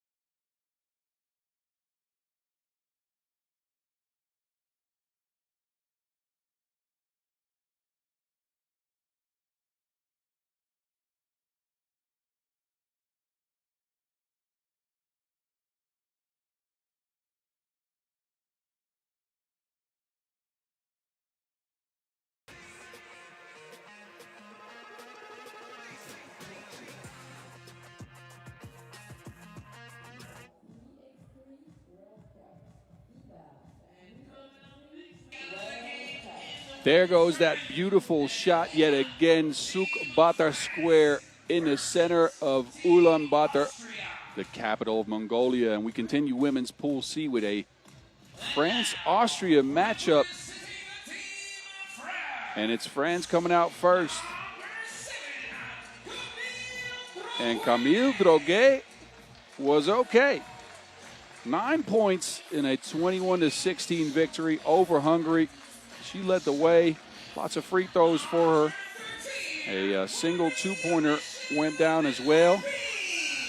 She's joined by the power under the basket, Marie Milapi. And we got another Marie Manet. Wasn't her best game against Hungary, so she's going to look to improve on that. And last but not least, of course, Hortense Limousin. This is your Team France looking for a second win in women's Pool C. And for that to happen, they are going to have to go through a very feisty Austria team. Austria, who kept Canada from reaching the 21-point mark. Made it very difficult on him. It was Sina Höller with 6 points that led the way. They were more defensively minded, I'd say, than offensively minded. Couldn't get all the offense they wanted. But Anja Fuchs-Robertin chipped in with 4. And Siggy Koizar with 5 in that 20-15 loss. So Austria still looking for their first win. But there were some encouraging signs in that game against Canada. Again, the defense was on point, and they were physical. The shooting percentages were not so good. 5 of 15 from 1. That's going to have to change for them. But they're going to have to contend and deal with the length of this French team. Well, the first 2 games for Austria, if you think about it. 2 of the all-time powerhouses in women's 3x3 in Canada and France to start your World Cup campaign is not the easiest schedule. Let's just say that. But this team came to play, showed out in that game 1. Didn't lead to a win. They get a second shot at it here. There's Marie Manet. Again, kept the 4 points, not by the Hungarian defense, but mainly by her shooting woes. Only 1 for 6 from range, but don't get it twisted. She's a bucket, as is Anja Fuchs-Robertin. A versatile player, can shoot from range, rolls to the basket as well. And these teams have met up in the past. And it's been a one-sided affair. It's 6 wins France, 2 wins Austria. Last one came at the Europe Cup last year in the quarterfinals, where France ended Austria's hopes of staying alive in front of their home crowd. So a bit of a rematch here. A revenge game, so to speak, for Austria, and it's Fuchs-Robertin starting things off. Höller on the move. And a foul committed. First on France. The French got the 7 fouls in their first game of the day. So not too much foul trouble. But it's Austria on the board first. Fuchs-Robertin drops one in. And then an offensive foul called on France. Turnover right away. And a second foul. And also, my friend and colleague, Kyle Montgomery, has returned and is dancing right next to me. I'm back. I don't know why you're dancing, though. You must be cold. Yeah, I'm getting us some hoodies delivered. Really? Limousin. Down to the block. Limousin using that speed. Zoom. But there's a hand in there. That's out of bounds. Leaves 2 seconds on the shot clock as Kyle is borrowing a sweater. Look at you getting things done. Borrowing sweaters and everything. I see you with the shorts on still. Oh, Droge. Zoom. She's got some speed as well. Kaladiev. Avoids Milapi's arms, but also avoids a score. So back to the French. Manet to Milapi. They kick it to Droge. Hit her single 2-pointer. Now she's got a miss on her tally. So the French not firing early in this game. But don't get it twisted. This is a squad with a lot of offensive firepower. I know somebody else with a lot of offensive firepower. And also somebody that now has a sweater. Man, is it just me? Or is it warm out here tonight? Yeah. It's a cozy summer night out here in Cozy Ulaanbaatar, huh? summer night here in Yeah. Ulaanbaatar. There you go. Whew. Wish we had a beach to sit on. That's better, much better indeed. All right. All right, boss. What's been going on the first minute? Well, France has missed some shots. Okay. And Austria have not? They've also missed some shots. 2 ball. On target. Manet trying to wipe away a poor performance, offensively at least, in game one. Limason with the fake, kick out, Droguet. Also, the fake and the runner. That will come off the iron. Inside quickly, nice awareness on the entry pass from Becky. Oh, Droguet and Mané not on the same page. A turnover for Le Bleu. Three-time European champions and former world champions trying to get back to the top.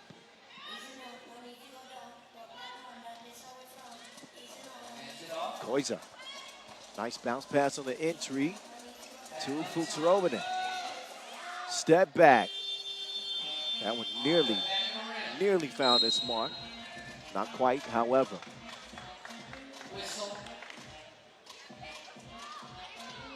Last ladies game of day one.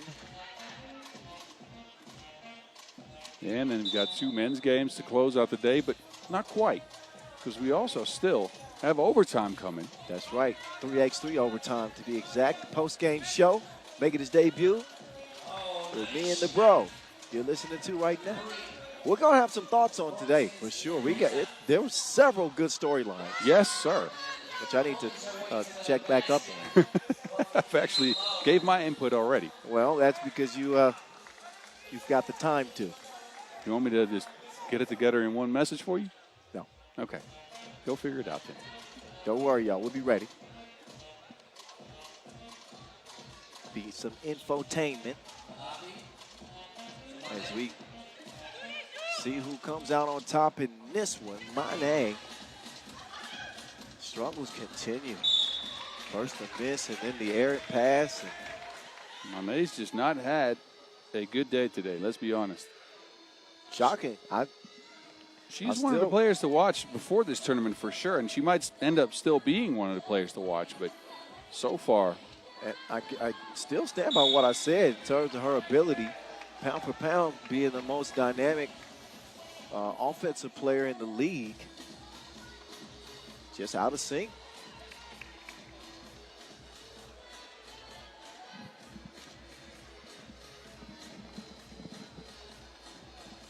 Kalijiev at the line, count that.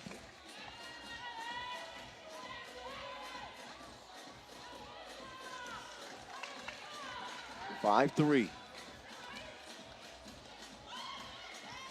Becky to the crib, missed the point-blank layup attempt, but Austria still remain in front. And man, France are having an issue taking care of the Wilson. Another turnover from France. This game looks a lot like Austria's first game of the day against Canada, where they picked up a slight lead. They kept turning Canada over, forcing them into difficult shots. Again, the defense for Austria is looking good. It's just that their offense is not really following suit yet. Well, they're in front for now.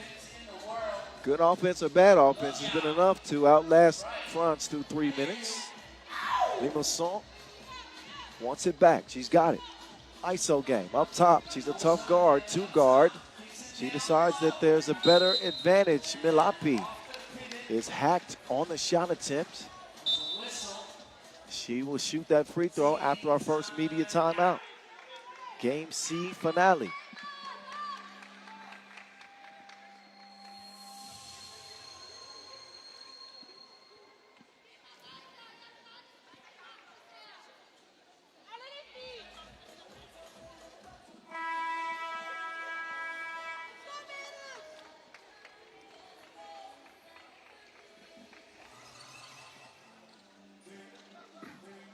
The towering Milapi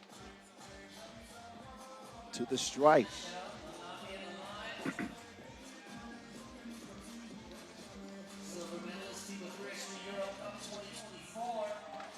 And she was splashed at. Austria trying to work something here late in the shot clock. And works a little bit of a miracle. Nice hook shot. Koisar gets it to go. Milapi hands it over to Limason. Limason with the step back.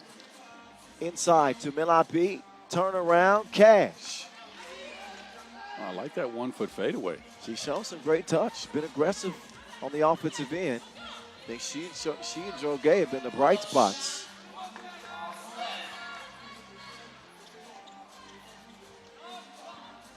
And there's Droge turning on the burners.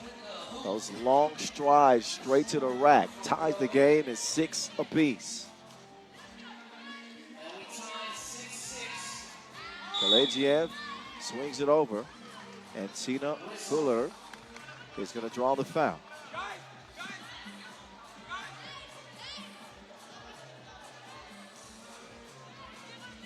Futurovitin checking the top of the key with a fresh 12 to work with. Ball lofted inside. There's Joe Gay showing some of that defense. The offense a little bit lacking, really, for both teams.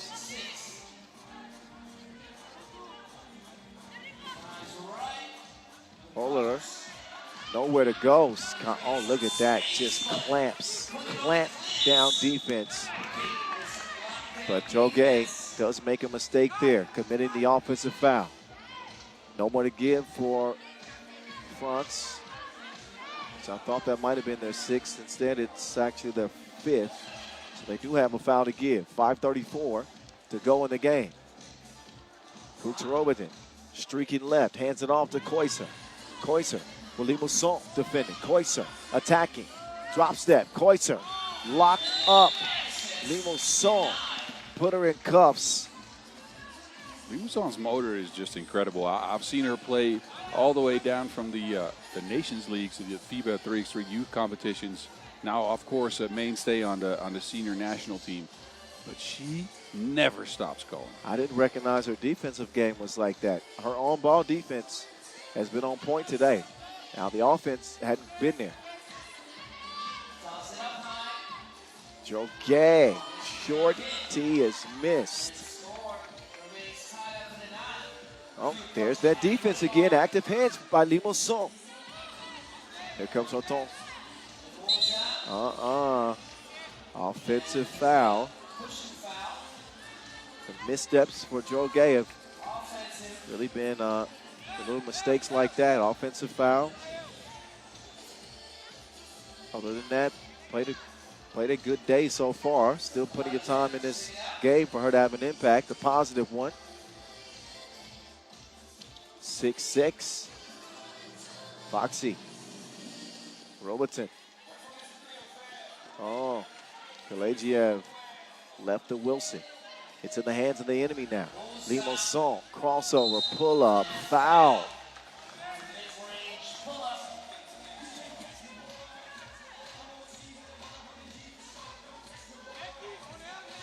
Again, another way to induce some confidence is at the free throw line.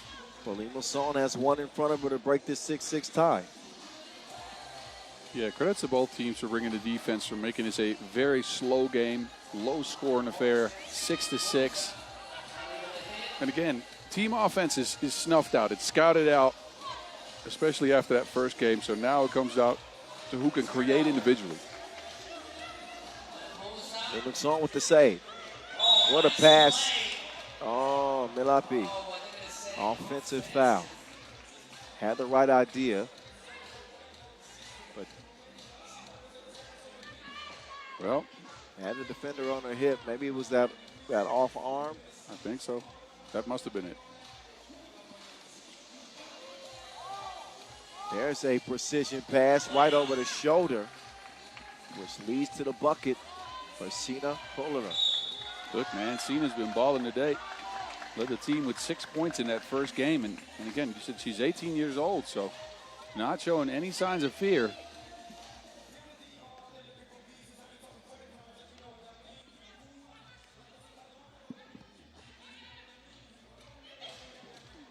Seven, 6. Some glass work from Fuchs Robertson. Oh, and that's another one of those turnovers for France. That's the same play they tried to run earlier, and Mane wasn't ready for that pass. Maybe some more practice time is needed on that particular play because it is not working right now for France. Fuchs Robertson going back to work. 2 is up. It is catching some wind. Yeah, it's still going.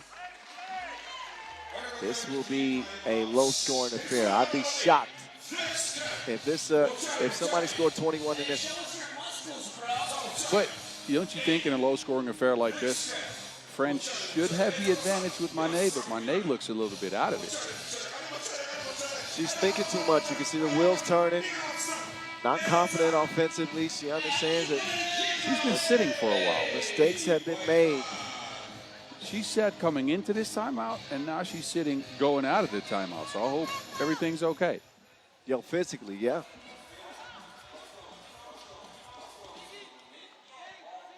Joe left her feet. Risky pass. Limusson misses the shorty. Milapi sweeps it over. Limusson with 8 to work with. Limusson in and out. Lefty can't get it to go, but Milapi can. France pull within 1. Droguet picks up another foul. Running through that screen. That is the 8th on France, Fuchs Robertson. We saw the same thing happen against Canada, where Austria forces these veteran teams, right? Teams that have been around, teams that have been good, that have been at the top of 3x3, into a lot of fouls. Canada ended with 11. France now with 3:25 left. They're at 8. Oh, Robertson no good on the second. Oh, then she's going back up to the free throw line with another 2 in front of her. And France, they have now 9 fouls. Between the two teams, France come in winners. They beat Hungary 21-16. Austria losers to Canada 15-20.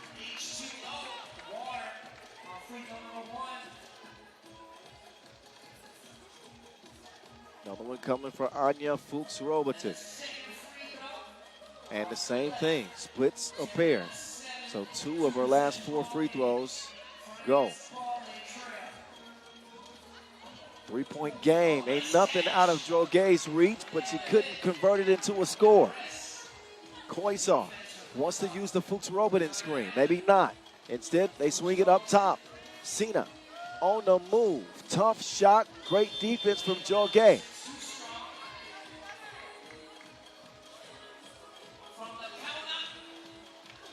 That one from the corner goes begging. Milapi kicks it out. Mané lets it loose. Misfire right back to Mari. Mané. She will score that one. That's 3 offensive rebounds in a row for France to get them a score. And that's where Mané can still have an impact. The shot's not falling, but get to the rim. See what she chooses to do with 2:27 to go. Whoa. Body's hitting the flow. Fuchs Robertson tripped up, and then Milapi goes tumbling down too.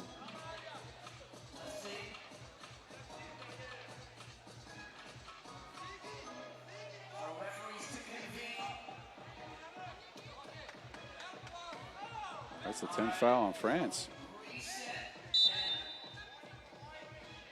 And then they get a warning for behavior. 10 fouls, yeah, like you said, double penalty.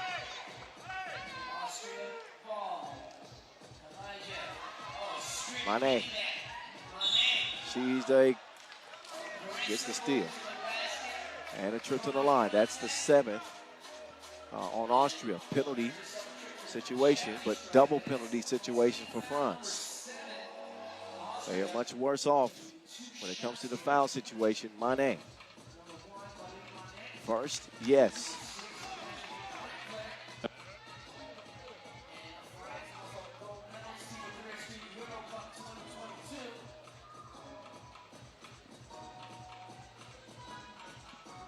Well, Mané off the mark.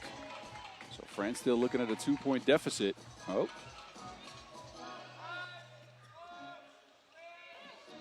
From the logo, touches nothing. Limusson. Mané thinks better of it. They reverse it up top. Milapi. 2 seconds to shoot. She doesn't do it, but nice offensive rebound. They'll give Milapi another chance, and it's the same. And then she defends in the semicircle. No, it's a foul. So that's 2 free throws and yes. possession coming up. 11th foul in France. Credits to Austria for forcing a lot of these.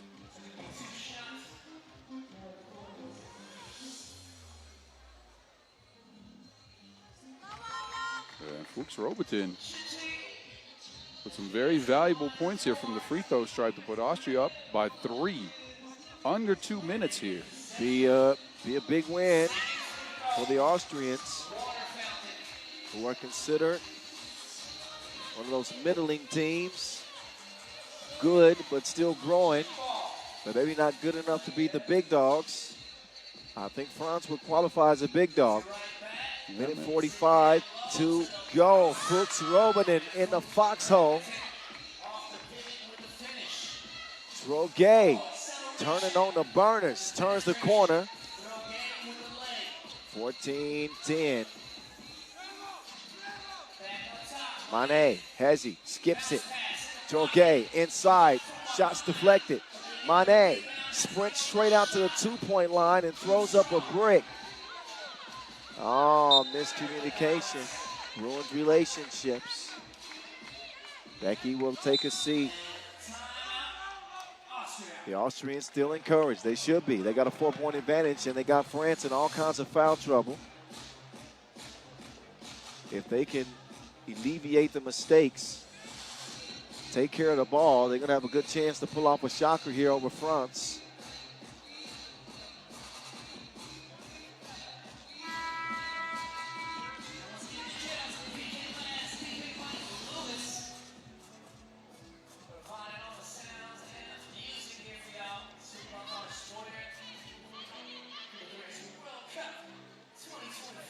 Okay, on the move again. Milapi, soft touch, floaty. Technically a 2-possession lead here. Fuchs Robertin has to force that up. No rim touched. Shot clock violation, under a minute to go. Can Austria hang on in this one? It'd be a wild result. I would say the grip, their grip on the lead is a tenuous one. Let's not forget they are in the penalty too. Stops the clock and will put France on the free throw line. Mane, can she finally get some? Mane! Mane, she needed that one to go and shows up right on time. Biggest shot of this game. Mane. 2-piece plus the foul. This could be a 4-point play and one that will put France in front. They were just down 4. It was 10-14.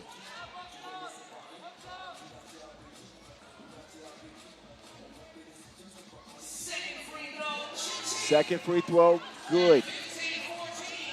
Mane breathing a sigh of relief. A sequence like that could shift her whole mind frame despite the struggles of the day. France in front and with the Wilson in their hand. It is Miss Mane delivering in crunch time for France. 25 ticks left up top. Fuchs Robertin, Sina making her move. Haller will convert. 15 seconds left, so a couple of ticks separate the shot clock and game clock. 3 seconds in between. Limassol using the time. Limassol with the drive off iron. Rebound to Austria. They will get a look. Sina lets it fly. Does it go? Answer me. Does it go? Oh, wow. Referees are looking at it. The up fake, 2-ball on the way. That angle does nothing to show us whether or not it's good or not. Oh, that basket is way away. Crushing. Woo. But what a shot from the team in red. Man, that was a half second, maybe less, from being a different result. Instead, it is France. They come from behind thanks to Mari Mane. 2 ball plus the foul. Follows that up with a drive and score. And that allows France to come from behind and snatch it. There, yeah, you can see it was just leaving her hand. So 16-15 ends up being the final. A tough loss there for Austria. When you ask the question, would they hold on? I had some questions myself. Some missteps towards the end of the game. It's what cost them. I think it's mainly that foul on that Mane 2-point shot, right? That's the one that got him. Those 2 points hurt badly. And then what a way for France to get some confidence for Mane at the end of that game, right? She had looked dead in the water for the first 18 minutes of today's action, right? First 10 minutes, not great. Here, first 8 minutes, first 9 minutes of this game, not great. And then she got going. 4 points, a quick drive, what we're used to seeing from her creativity, shot-making ability. She got it done. And France, of course, is going to hope that's going to carry into her day 2 action. We will see, but we won't see him for 48 hours at least. That work is done today. Ours is not. A couple more men's games coming at you. So stick around. After the highlights, we will start getting ready for those.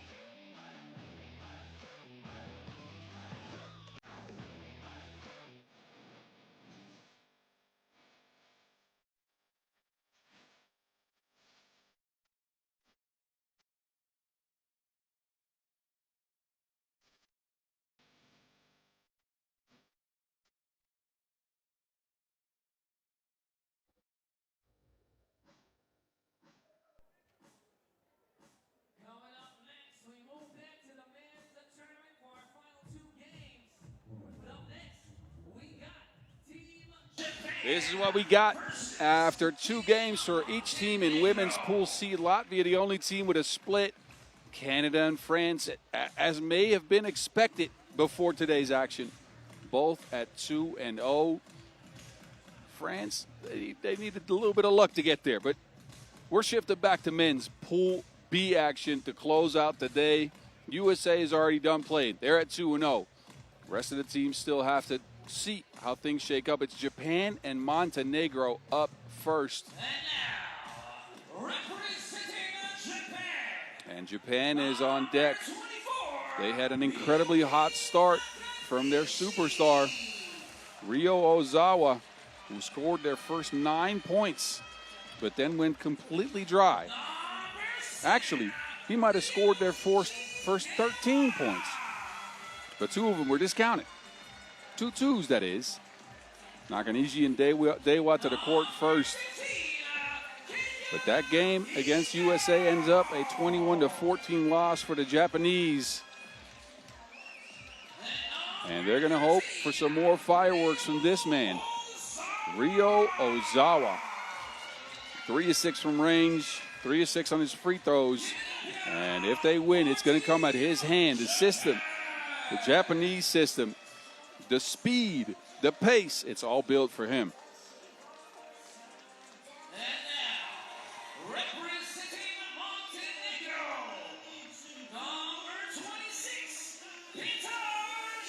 Here come the Lumberjacks. Well, Montenegro, they committed a ton of fouls, 15 to be exact. And then lost against Latvia game. They started out in the lead, then got a 14-2 run put on them, only for them to fight back but lose the game to a big Batman shot. Vujadinovic got a couple of bangs, and there's Milos Jovanovic. Led the team with 6.7 rebounds, but he was also one of the players to commit a lot of the fouls. So they're going to have to clean up their act, especially when they have to contain these speedy Japanese players. Montenegro, of course, qualifying from the World Cup qualifier in Baku. That tournament held just a month ago. And these players want to avoid going down 0-2. They are seasoned 3x3 players. They have played a lot of tournaments, a lot of them locally, and have featured on the pro circuit in the last few years as Podgorica Kodio. Milos Jovanovic, of course, making the move to Team Hangzhou as of this year. And both played powerhouses pretty well in their opening game. Japan was hanging right in there with USA. Yes. It wasn't until late that the United States pulled away from Montenegro. A couple of those mental mistakes late. It was that flopping call on Jovanovic. There was a lot of calls on Jovanovic, let's be honest. Yeah, there were several there late. Opened the door for Ulaanbaatar to hit that big two, and they suffered a defeat.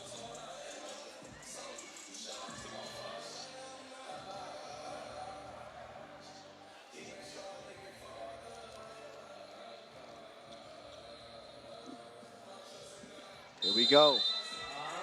Yeah, I am working. Back to work we go. Couple more 10-minute sprints. You will take that elsewhere. What's wrong with you? You see that block? I did not. I'm going to have to watch it, wait for the replay. So already some action going down as this one gets planted off the glass. Wow. Nah. Oh. And then the travel, right? Chevich. Got to settle in. All right. Eagle gets him started. We're going to see if, Ozawa, you going to set the table like that? That dish served back cold. Hand it off, and Ivano swish. Net's wet. Nice stroke. Beautiful give and go here from the Japanese. Right back to you. The speed this team plays is just incredible. They turn up the pace, don't they? Ooh, cross. How about Ivanovic, his start to this game?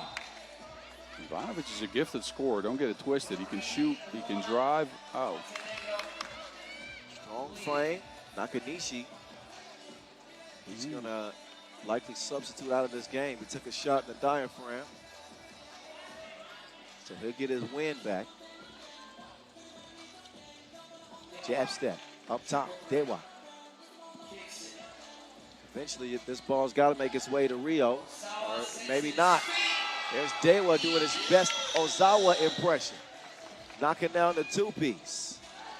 Up top, Rajcevic in range, but no service. 3-3, but a second foul on Montenegro. 3-3.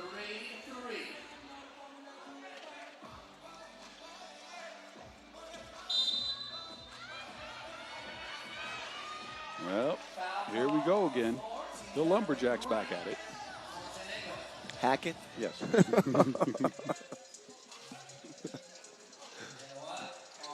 3 up. Oh, good defense. Stolen away. Ivanovic, watch out now. Wait a minute.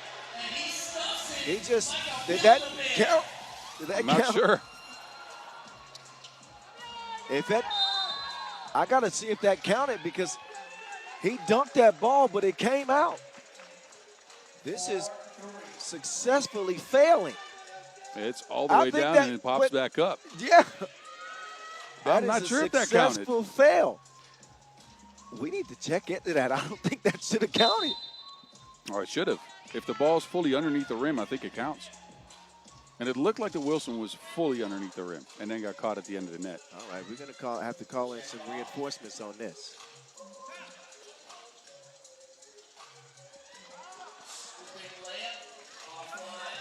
4-3. Rajcevic turns the corner. Got a whistle. Offensive foul. So the whistle not in his favor.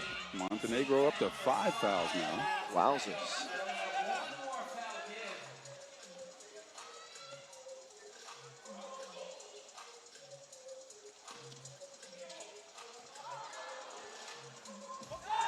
The Wizard of Azawa. Oh, he left him on the yellow brick road. Rio. He's an ISO nightmare. Hitting with the quick glitch, hezzy. And the reversal.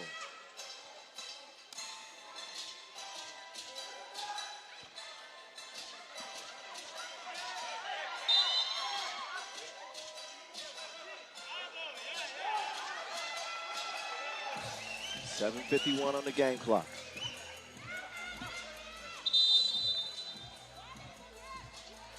And a warning for Montenegro for behavior, so they are, again, at war with Japan and the referees.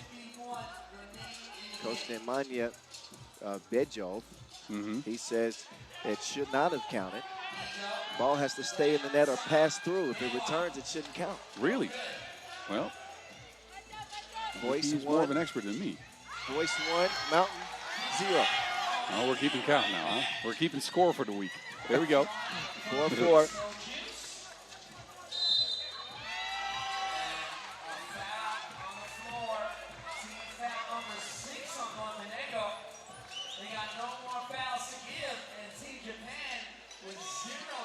.44. Scores 4-4.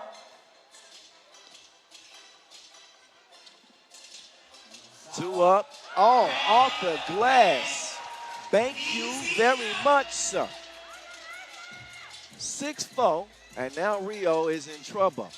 Jovanovic. Yes. Jovanovic, the #1 nationally ranked player in Montenegro.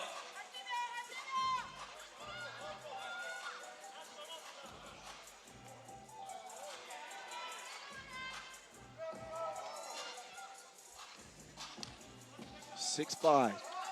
Screen, pull-up shot. Deep check. Quick move from Dewa. Dewa. Spin move nearly. Got him a look. Oh, Zawa. He's that gifted that you think that's going in. Yes. He's getting hit. He's leaning sideways, just chucking up a prayer. And you're still waiting for it to drop.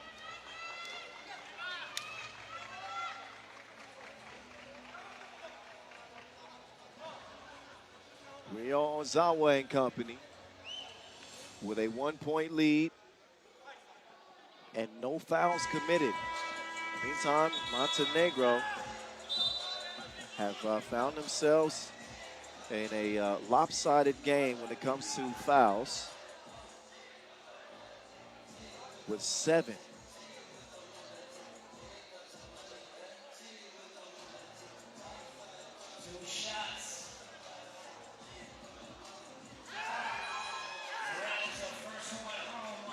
First one will make it a 2-point advantage. Rio Ozawa. And that one splashed as well. Japan. Oh, Ozawa, no argument. Trying to pull the chair inside. He gets caught and called for Japan's first foul.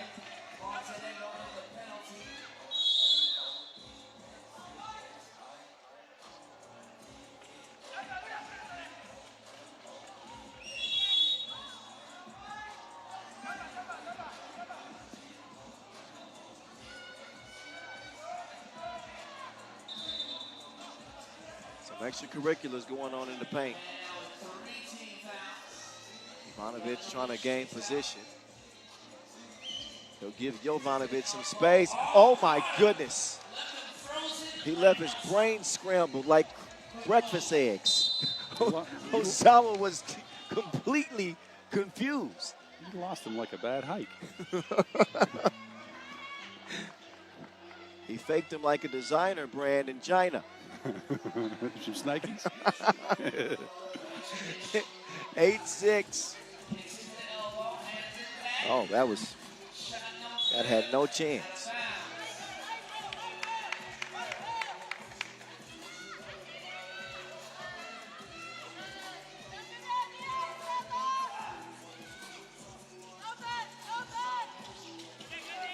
Oh, Ivanovic. Does he get that in time? No, he doesn't. That's a shot clock violation.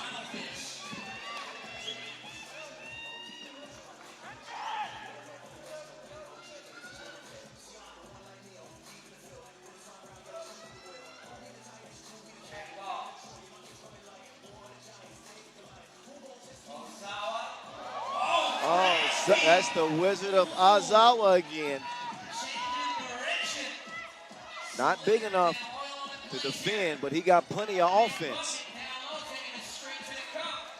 Nakanishi, no. 9-7, still one possession ball game. 5:56 remaining in the game. Still a lot of time. 56 seconds away from the halfway mark. Turns the corner and hands it off softly. And easy money with the money for Jovanovic. Ozawa. No good.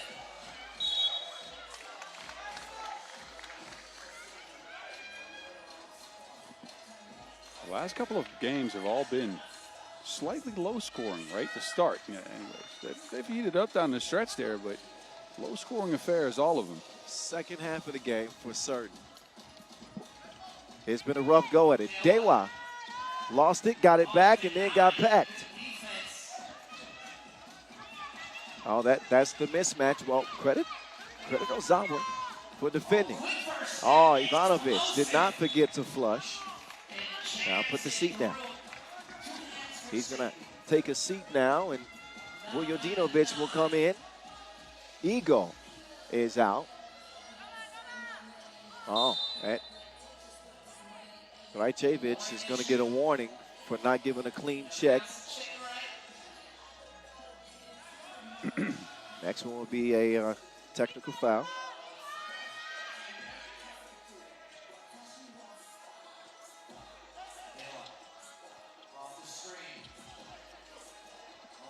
Ozawa. Oh, yes. Step back.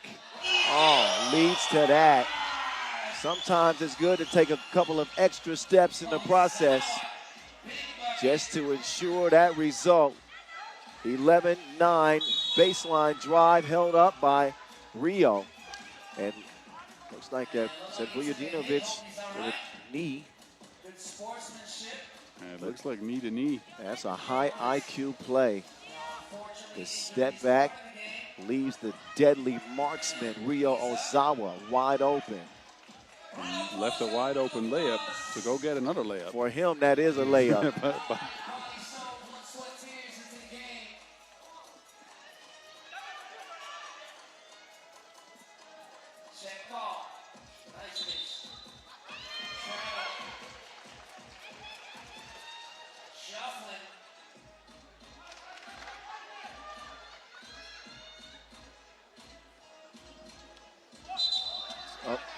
There's the technical. Rajcevic just got warned for giving a poor check ball, and he turns around and does it again.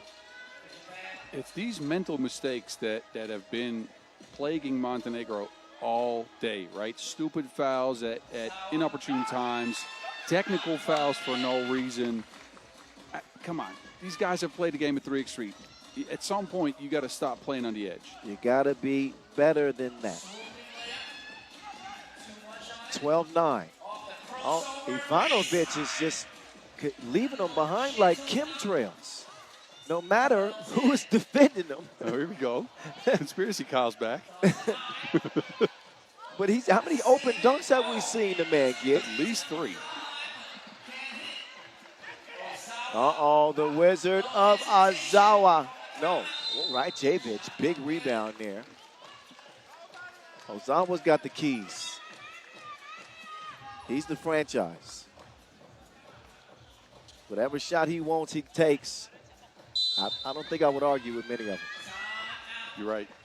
I think this whole system that Japan plays is built around Ryo Ozawa, right? He has the perfect complementary players for him to try to take all the shots, for him to be the main guy. And look, I'm with it. They did well at the Asia Cup this year. He had, of course, he picked up the scoring record. I don't think they performed bad today. I think they should feature him more. But it's teamwork that makes a dream work, right?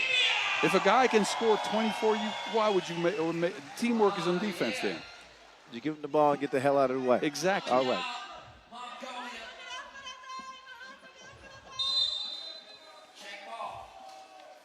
Ball's been checked. Can anybody check Ivanovic? No. Sets up Montenegro's 11th bucket. Oh, Ozawa with a clever move. Misses the layup, though, so it was only almost a play worth talking about. Meantime, Ivanovic actually finishing his. Putting together a strong game. Beat on the back door, Ozawa. Just too fast, too furious. 13-12, Japan.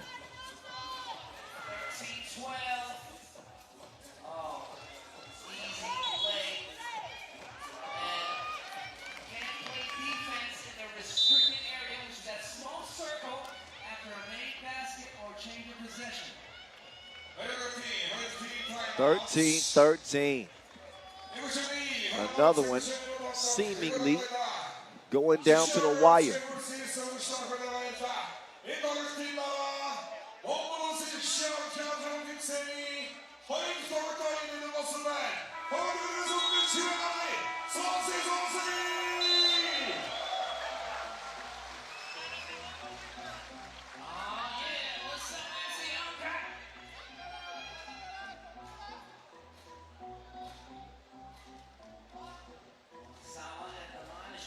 Rio at the strike. Ozawa. Wada. Putting together another big-time offensive game.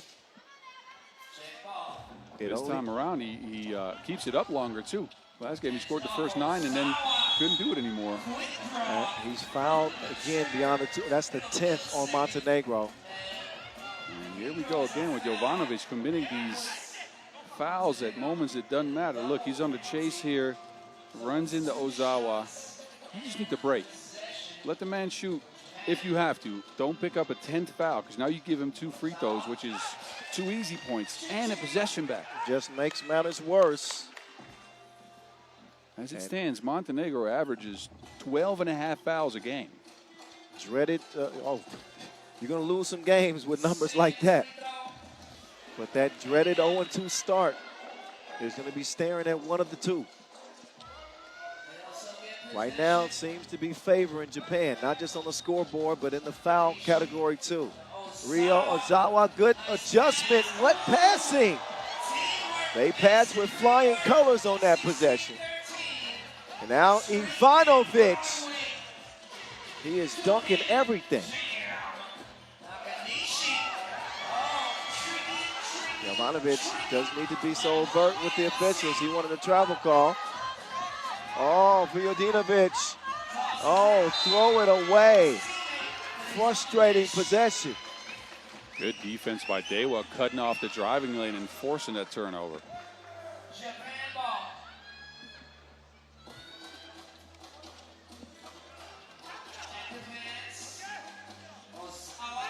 Ozawa. Oh, getting tricky with it. Tony Hawk gonna take notes. 18-14. Rajcevic will clean it up. 18-15. Jab step. Nakanishi. Oh, Dewa shifted the earth beneath his feet. Did you see that jab step? That was wild. We have had some moves in this game. It is such a high-paced game in spurts, right? The last 2 minutes, it's been a blitz, and this is what favors Japan. Look. Oh, there's first Ozawa.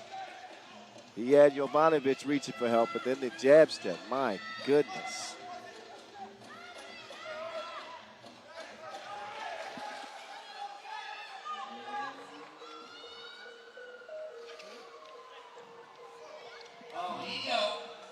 He go to Ozawa. Ozawa gives it up.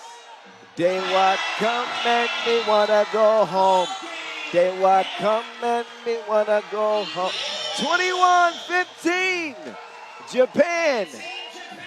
They ended with Dewa from Tulan, and they do it before the horn. 2:26 still left, and there he is. Dewa, wet ball. GG's.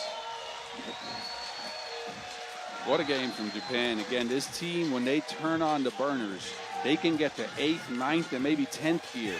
With the way they play, they like to take early shots. They got Ozawa as a centerpiece, but all the guys, Nakanishi with his slashing and Dewa with his creative ability, man, they are a matchup nightmare. I would be afraid. Japan is not the squad to sleep on. Nope. They could, out of the dark horses, they might be my favorite amongst the dark horses simply because of that pace they play with, and their offensive capability is really off the charts, especially with Ozawa leading the way. Montenegro fall to 0-2. Big win for the Japanese. One final contest left. We got Latvia and Mongolia to cap the day. After the highlights, we'll get set up for that one. And after that game, we'll bring you the first ever 3x3 overtime. Get ready for that.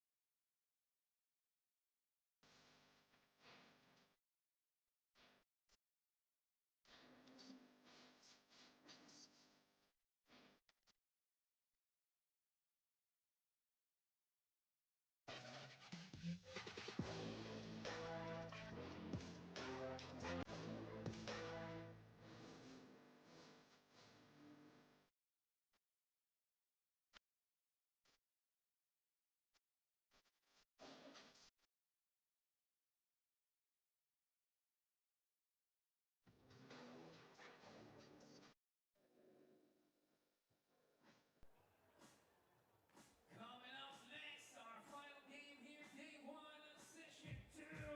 And we got Team Latvia versus Team Mongolia.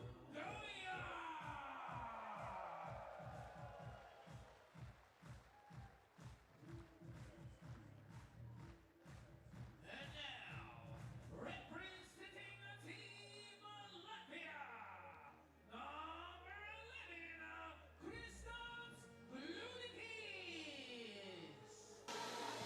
Kristaps Gluritis. If the nickname Iceman wasn't already taken, I might give it to him. He got into a nice little shooting rhythm in their last contest. Latvia emerging victorious, eyeing a 2-0 record. Their first game against Montenegro. They pulled that one out late. It was not a game without its flaws for the Latvians. They come back and they're hoping for a much cleaner performance, but this one's not going to be clean. It's going to be physical, as the Mongolians are desperate for a win in the home crowd, for the home crowd. So expect this one to be a hotly contested 10-minute sprint. Trust and believe me. I'm Kyle Montgomery, a.k.a. the voice of 3x3 in your ear.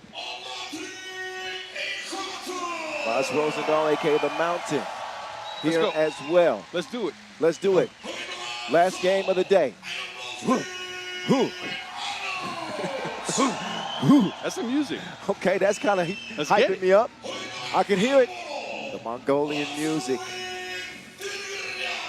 intimidating as they come out of the smoke. They want all the smoke like a hookah lounge as they set their sights on the Latvians. The Bull, the Archer, the War Horseman, and Groot.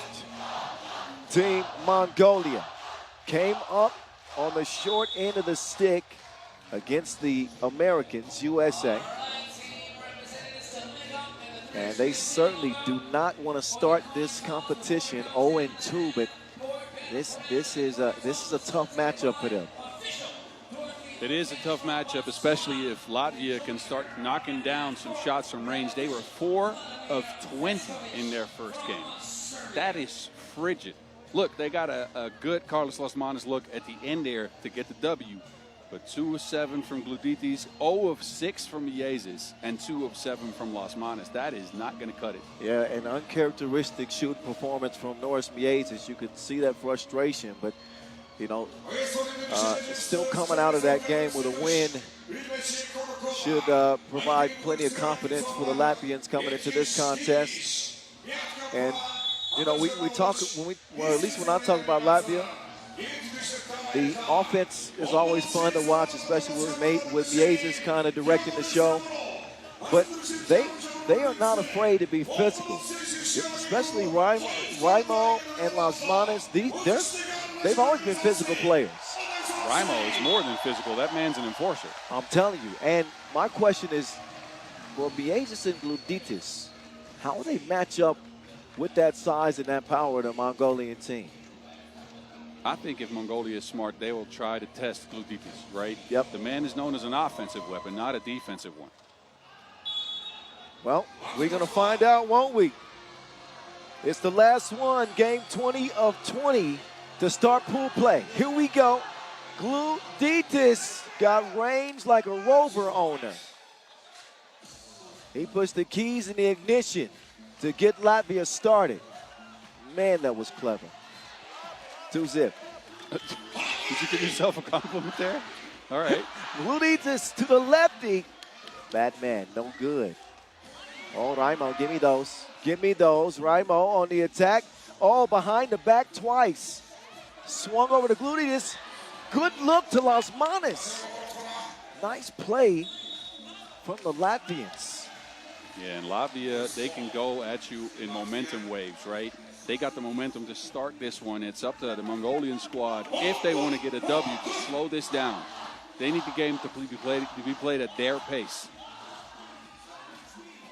Arjen Bold, nice touch and a good sign for him to score on his first bucket. It's still Gunn and Miezes getting tied up. It is going to be the second foul on Latvia. 9:06 on the game clock. Oh, where are you? Oh, well, got to finish the play. Tamasambu either just missed it or maybe Raimo got a finger on it. Meantime, Miezes, he froze him. Crossover leads to a layup missed. Arjen Bold, the Archer, oh. Dogun, oh, he will miss narrowly. But Mongolia, they seem to be pretty intent on letting them fly. They don't want to be trigger shy in this one against Latvia. You like that strategy? I like that strategy, to be honest with you, because I don't know if they have the defensive capabilities to slow down this Latvian team. Look, again, Mongolia, a very, very good defensive team, don't get me wrong. But Latvia is a gifted offensive team. They're built for offense with Gluditis, Miezes, and Lasmanis. I would get on at least 10 shots in this game. Try to see if the Archer can shoot you into this one. Try to see if he can get a W for you. If you're going to turn the keys over, this is a game where he can earn it. Could also ignite him. The Archer. Arjen Bold. To the Bull. So far, no good from deep, but there's Ulaanbaatar converting on the inside. Gluditis laces. He's a special talent, man. To come off a screen like that, stop on a dime, go up, and nail a shot. Take a look at this. On the move. I mean, once he locks in, he's got a red dot on that thing, the accuracy. Oh, there's the bull against the rhino.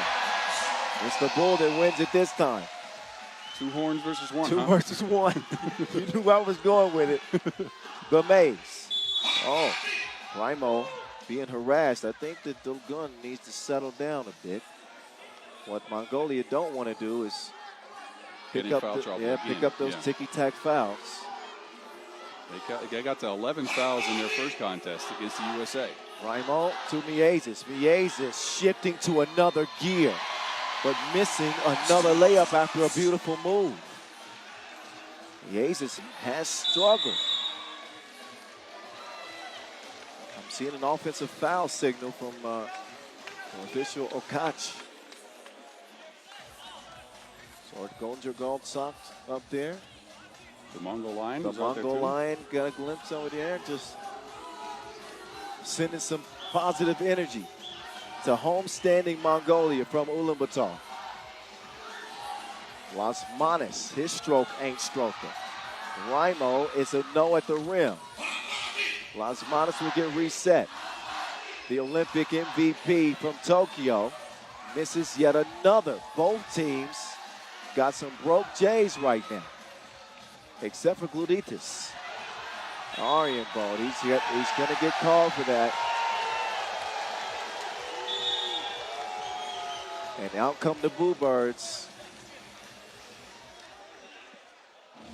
But you'll see shooters get penalized when they try to sell a foul by kicking out that leg, extending, or being overt with their actions. And that's exactly what we saw there with Ulaanbaatar.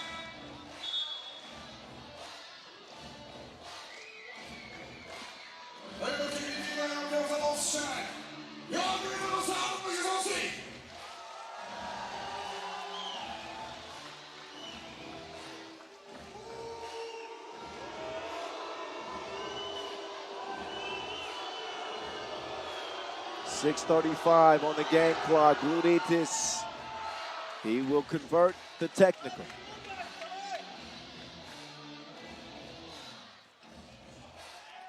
The new face on the Latvian national team this year. And how can they forget him?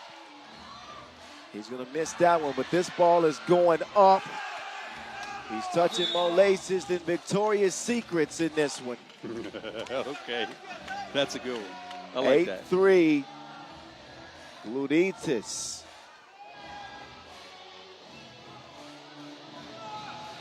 Ulaanbaatar, no! Wow. Struggles continue for the Mongolians.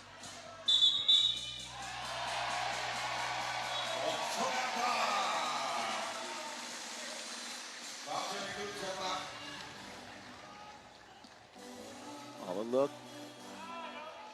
Simonis trying to apply pressure. Turn it over. Foul White. 5th on Latvia. Mongolia have not enjoyed much success against the Latvians head-to-head. Gluditis, he is automatic. 10-3 contest.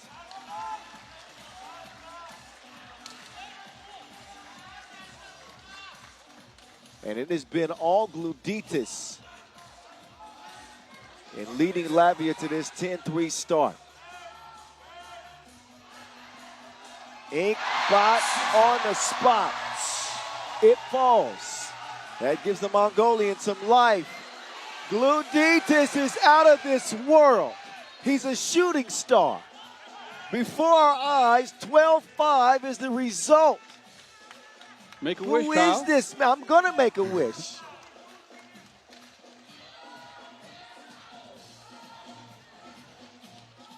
Seven-point contest. 5.5 to play.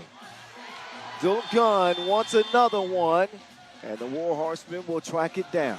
He's got Miezes in defense. Crossover. Got Miezes on his heels. Delganyam. Davasambu. No. Raimo with the handoff. Las Manes up top. Can Miezes see one go? Not yet. Davasambu lets that go out of bounds. Apparently it was poked away.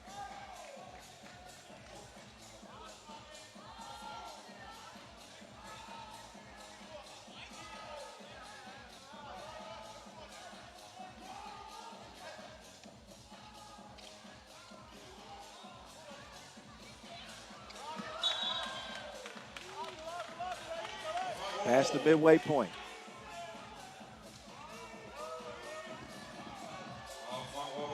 In case you missed the action today, you missed a lot.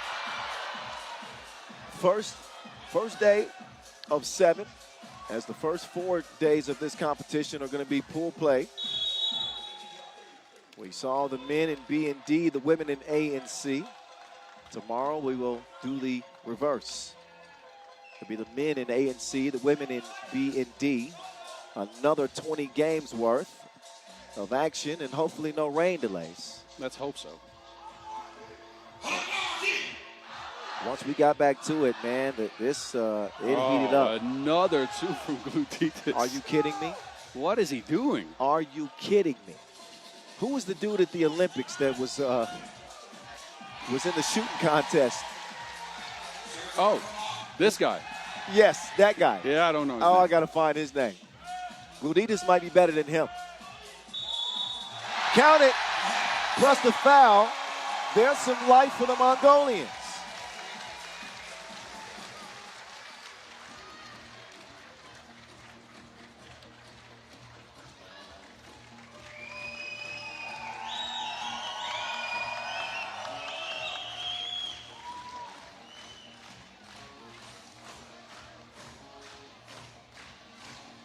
Ulaanbaatar, yes.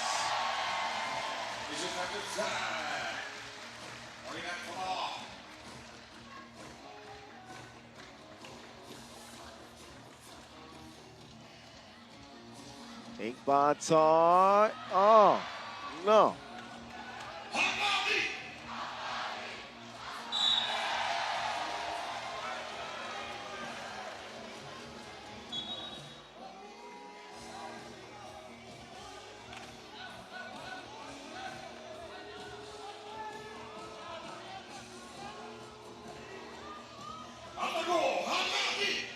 Glutitis.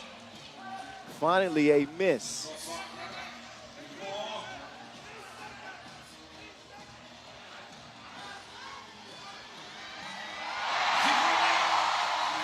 (14-9). Mongolia gonna fight tooth and nail. Oh, look at the lockdown defense. Bill Gunn paid for it as he knocked noggins with Miezes. But you never see Norris Miezes get put on punishment like this. Agreed. Go to your room.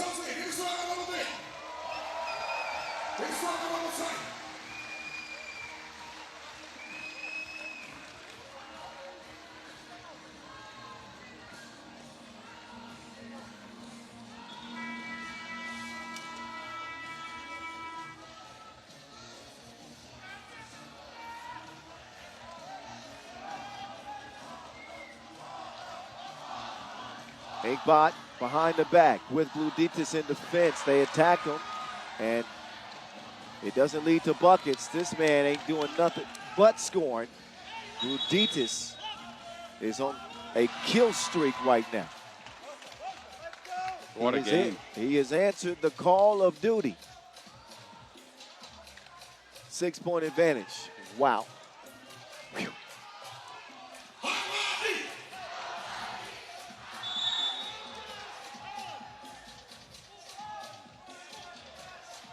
Eighth foul on Mongolia.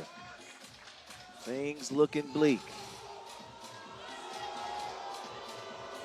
They can't keep up with the speed that Latvia is playing at right now, especially with Glutitis knocking out all those twos. This Mongolia team's more comfortable shooting ones, and ones just don't beat twos. 14 points for Gluditis out of 16 Latvian points. That is incredible. That is nuts. Latvia up to 17. Gluditis watching. He's done his job and some.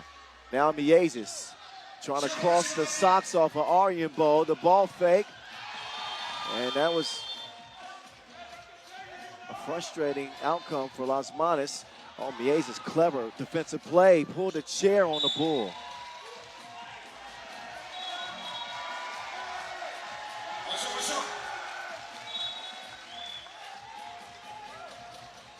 Warning for behavior here. Right away, a technical. Well, that not exactly going to hurt Latvia with the current gap, 17-10, but we've seen weirder things happen in 3x3, yeah, right? true, Momentum can true. shift very quickly. This Mongolia team has the crowd on their side, but this free throw is a miss, and Las Manas is letting us know that ball don't lie.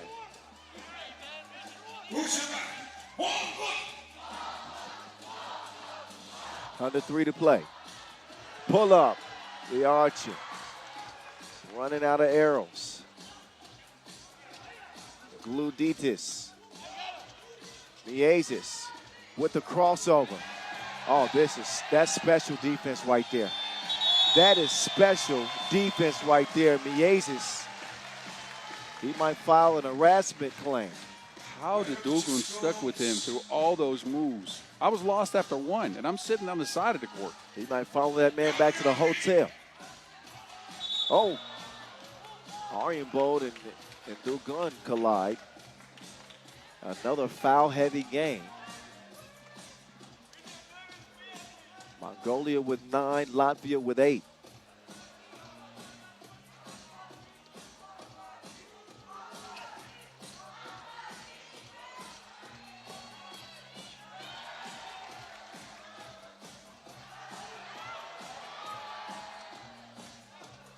.222 left.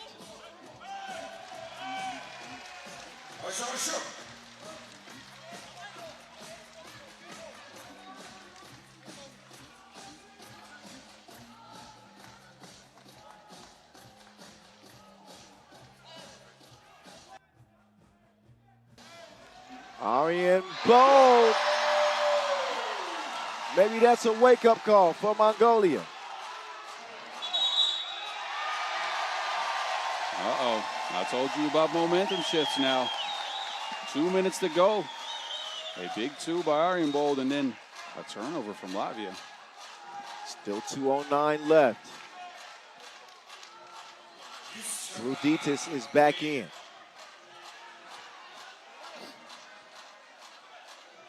Ulaanbaatar inside the ball, sneaks past Gluditis.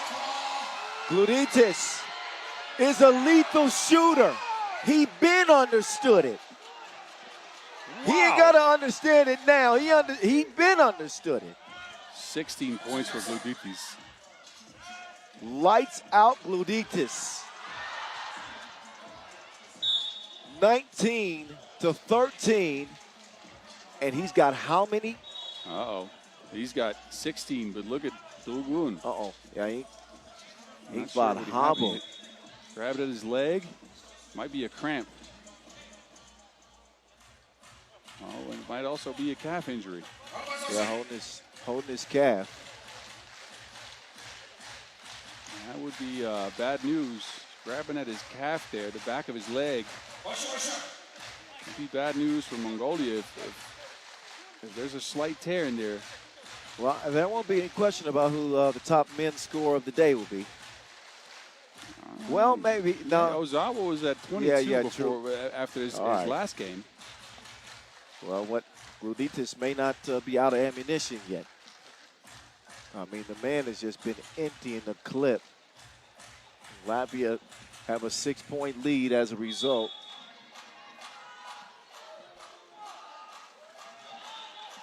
But a crazy crazy performance. Damasambu put him in the blender. Spin move leads to the bucket.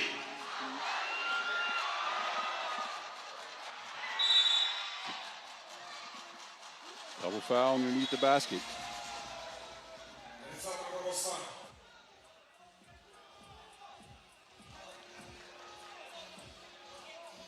10 fouls apiece. Morris conversing with official Vesco. Trying to make sure he's clear. Raimo will come in. Gluditis is out. Latvia 2 points away. Aryan Bowl long. Finishes that. Miezis can't find the shot for nothing.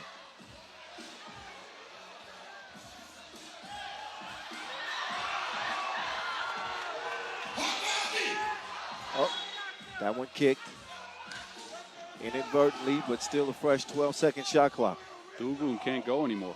He's still on the bench, feeling at his calves. Yeah, both calves. Let's hope he's okay. Raimo and Miezis. Miezis, nope.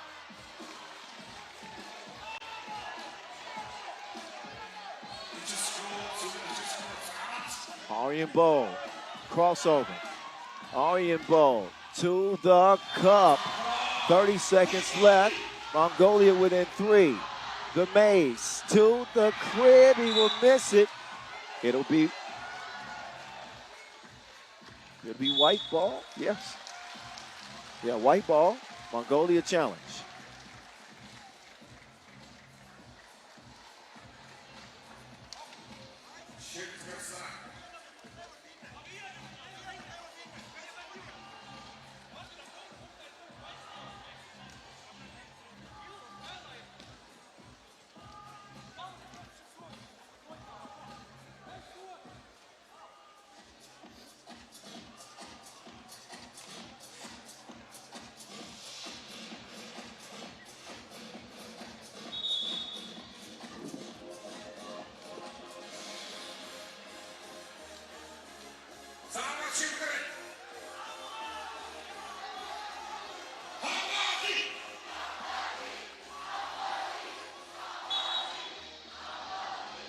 All right, final 25 seconds.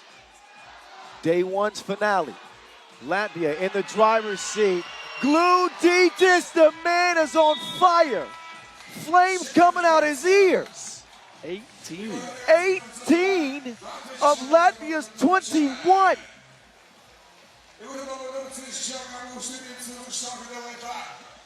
Wrap your head around that for a second. Man, when have you seen shooting like this? That was ridiculous. We ain't seen shooting like this since John Wick 3. This is an absolute flamethrower. Cannot believe that performance from Gluditis, his first time at the World Cup. Absolutely stunning. We're doing a send wishes to Dogun Inkbot as well. We don't know how seriously he's injured, but we do know that he's hurt. He was not able to complete that game. But what a performance. An individual ISO performance for the ages. Gluditis getting the job done.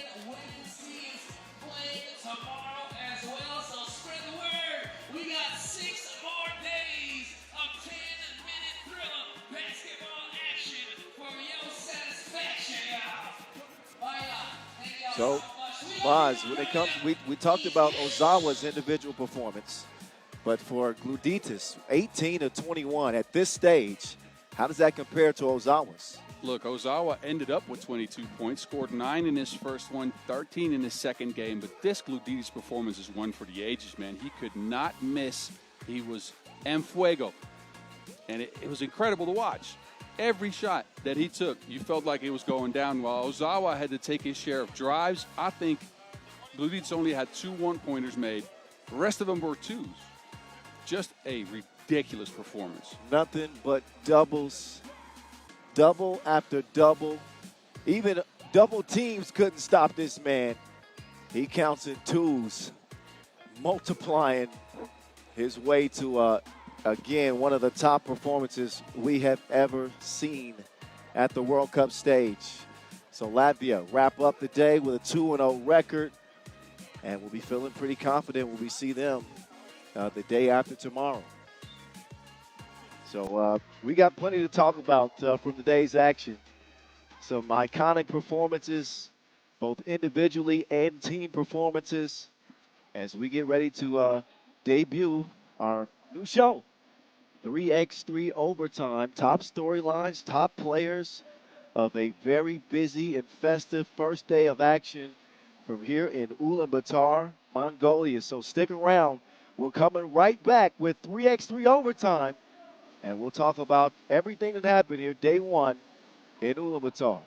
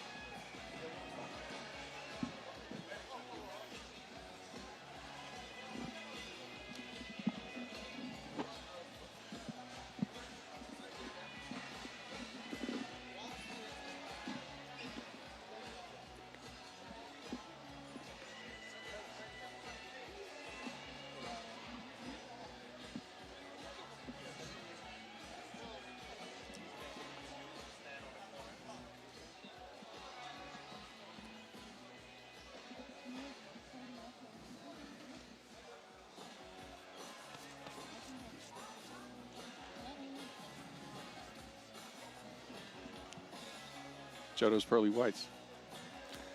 I was afraid.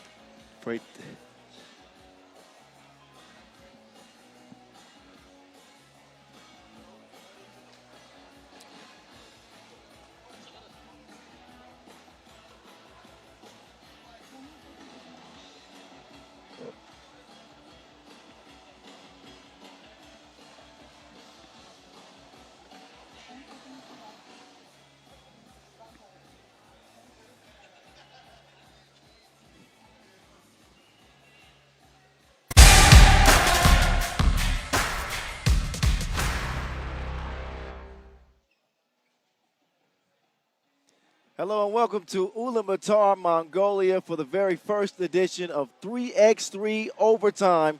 I'm Kyle Montgomery, a.k.a. the voice of 3x3. This is my partner in crime, Boz Rosendahl, a.k.a. The Mountain. We just wrapped up an unbelievable, incredible, heart-stopping first day of play. 20 games in the books, the women in A and C in action, and the men in pools B and D.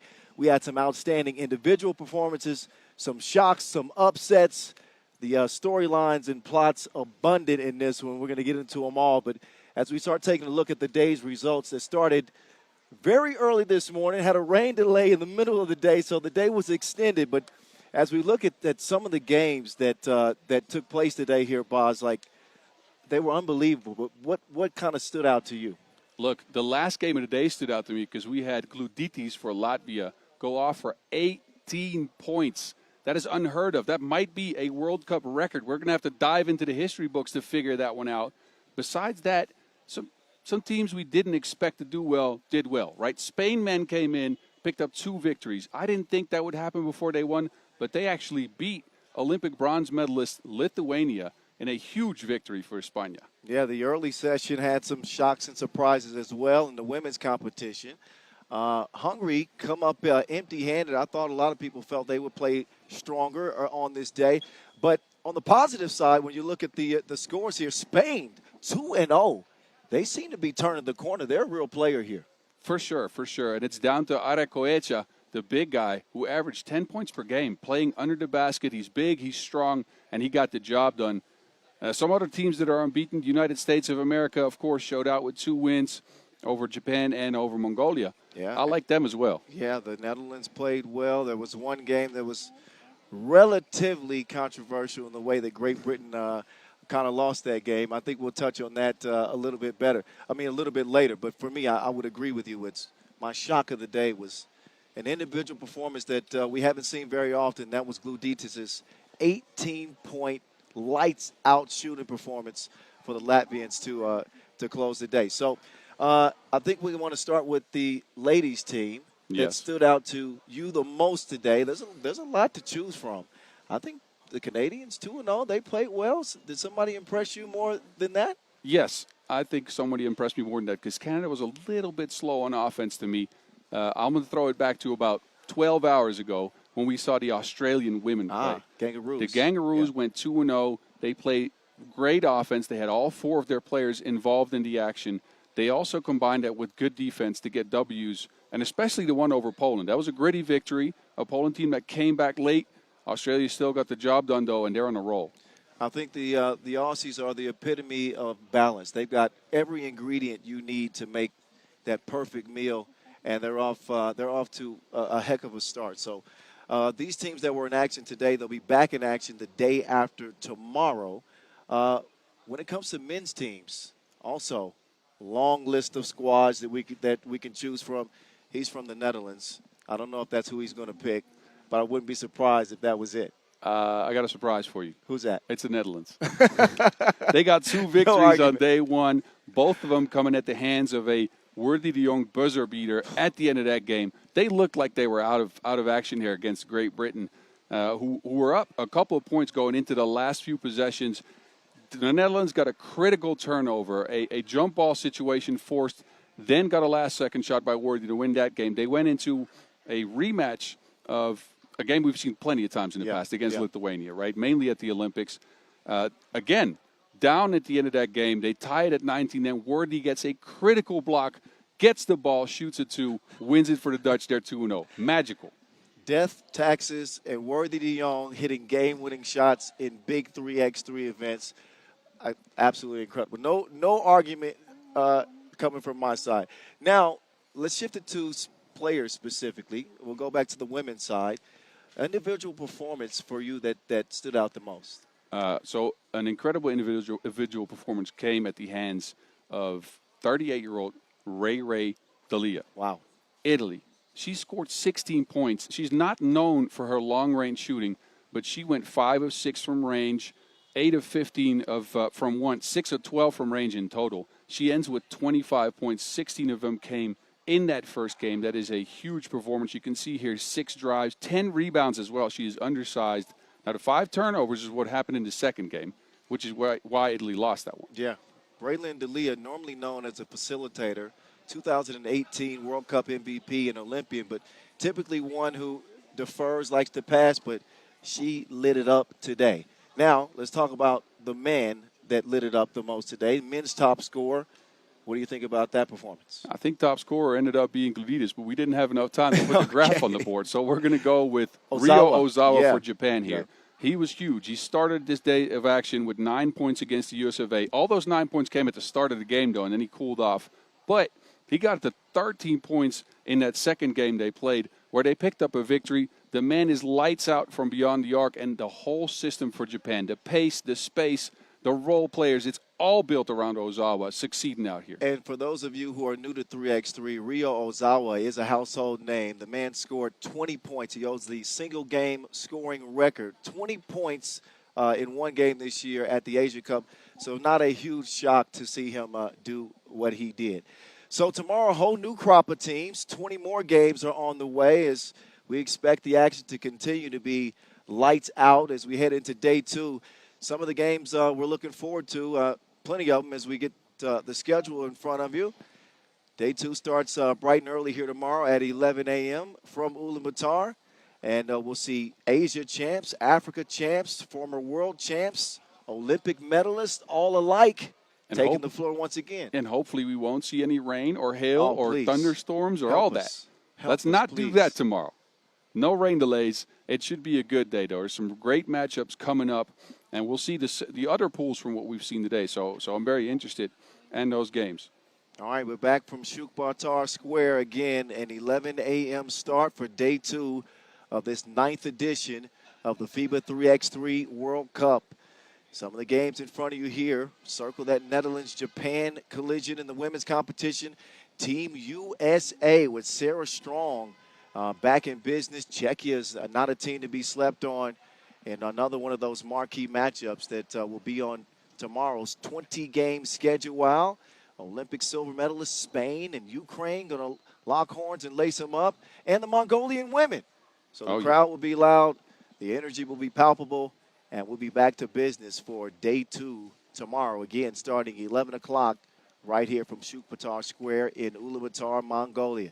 It's been a blast here today, boss. You got one more thing you want to say? Yeah, look, I'm looking at the men's schedule. I got that Pool A circled. Belgium-Serbia should be a key matchup. I like that one. And even that last game there, France-Puerto Rico, that is going to be fireworks. Yeah, Puerto People Rico. better tune in for that one. One of the dark horses, also with one of the most explosive offensive players in the game, and Antonio Rolat. Hey, if you're not following us yet on social media, would you do that for us, please? That's at FIBA 3x3 on all of your major platforms. You can find Boz and I at 3x3 The Voice, at 3x3 The Mountain.